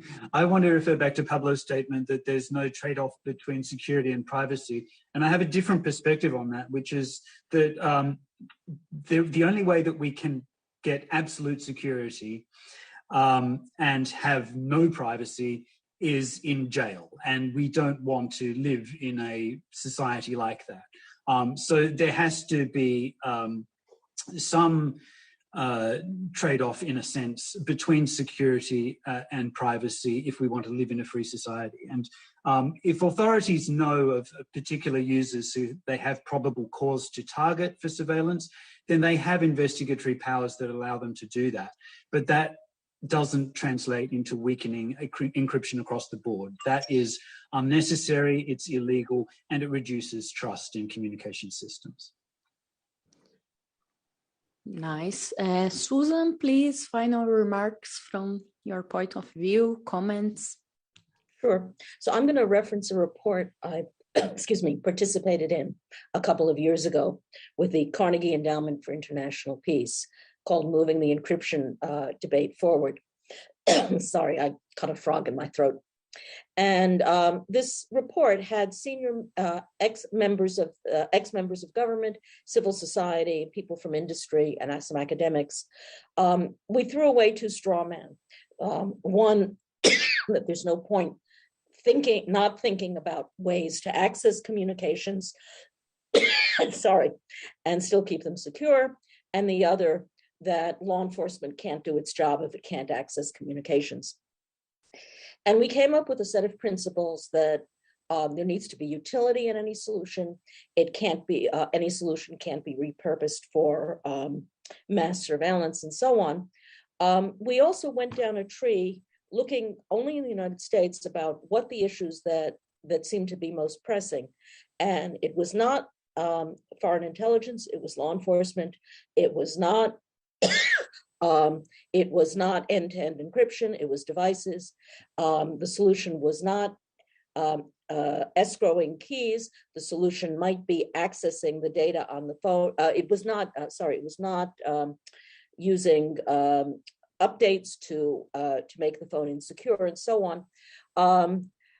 There are two things that are striking about this report. The first is, there are many things actually, and I would urge you to read it, but the two things I want to draw to your attention. First, that we said, if you can't solve the unlocking the device problem, then you can't solve anything. And you shouldn't pass laws or policy till you actually have a technical solution and see if it can work at scale. The other is, I'd urge you to look at the authors on this report, which include people who are now you have the now director of national intelligence and the now second in the Department of Justice were people who participated in the report. So I think it's a very powerful report, both for what it says and for who signed on to it. Thank you. Thank you. As our colleagues see here, our time is up, but we have just a few minutes. I imagine our colleagues from the room will accept a few minutes to only conclude here with Vittorio, your thoughts. I'll be very quick. First of all, I am a bit disappointed that again and again we have come down to discussing child sexual abuse versus law enforcement, because yes, it is a problem. It's a serious problem, but it's, as I said, just one small part of the problem. And we should really focus on all the aspects of the discussion, which are really about sovereignty, about power and control over the internet in a certain way. So they are really about different user groups, because as a hacker, as an engineer, as I am, I have no problem in securing the internet myself, and possibly then I don't need and I don't want anyone messing up with my communications, but maybe the average ordinary non-technical user really wants someone to check the communications for them, at least in some cases and under their own control and with their own consent. So in the end, I think we, especially with the lawmakers, we should have a broader discussion and especially be sure to understand the long-term strategic implications of the switch to an entirely dark, encrypted internet, and of the changes in power and control that it will bring between the big tech companies and the governments. That's really the long-term aspect that worries me more. Go ahead, Mallory. Sure, briefly. I'll go back to what others have said and something I've been also myself saying for quite a while, but governments have an opportunity. There are several UN high-level discussions right now about cybersecurity. It would be really great, I think, if we could all work on establishing these sorts of boundaries that lift up people-centered approach to cybersecurity, which would require, I think, a commitment to not try to backdoor end-to-end encryption and to make sure that it's strong and ubiquitous. Many things could be done on a platform like that, and I think, like I said, there are plenty of opportunities for states to commit to doing that. I would expect the democratic governments to be first in line, and many of them do say that they appreciate strong encryption, they support it, they wouldn't want to break it, but then often then come up against these issues over and over again. So I'm looking forward to having this conversation in another 20 years. If we have to, I'll be around, but it would be nice to also start moving it forward and getting more specific without this constant threat of the idea that the biggest, most ubiquitous user-centric services will have to offer poor security. Let's not do that. Thank you. We have now a last intervention from Prasanti, and after this, our rapporteur will share some of our cloud of words to see more or less what appeared here in our discussion. So please, Prasanti. Yeah. As far as the international human rights standards of right to privacy and right to free speech are concerned, these are non-negotiable, and any exceptions as far as the states are concerned to these rights, they should be very narrowly worded and with proper safeguards. We cannot have a situation where, let's say, the rights of citizens are affected. Let's say, for example, you can have targeted surveillance, but there should not be a situation where governments do things which result in weakening of security for everyone. So that is my final remarks. We cannot have any mechanisms which result in weakening of security for the public in general. Targeted surveillance, yes, but mass surveillance, a big no.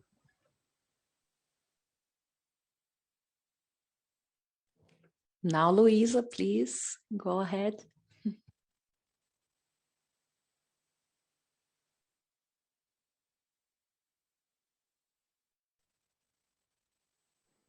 Thank you so much, Natalia, Andre, and all of you, our speakers. As reporter, I collected the impressions from our speakers and also from some commenters, some comments in the chat. And what we can see, of course, encryption is the main topic discussed. But one thing that is very interesting is that security and privacy, they are at the same level.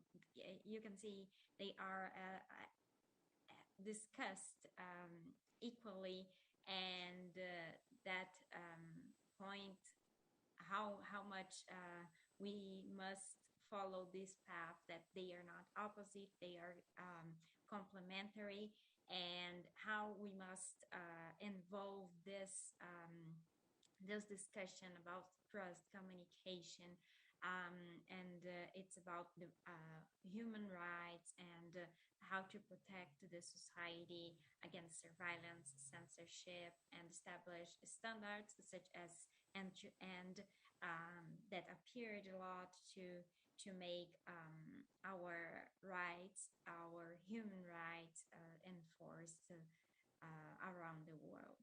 So thank you very much, all of you who contributed to this tiny demonstration of the discussion. And as Mallory pointed out, we will be around for the next years and for how many years is needed to build a trusted and reliable network for everyone. Thank you a lot. Thank you. Good night for everybody. Bye-bye.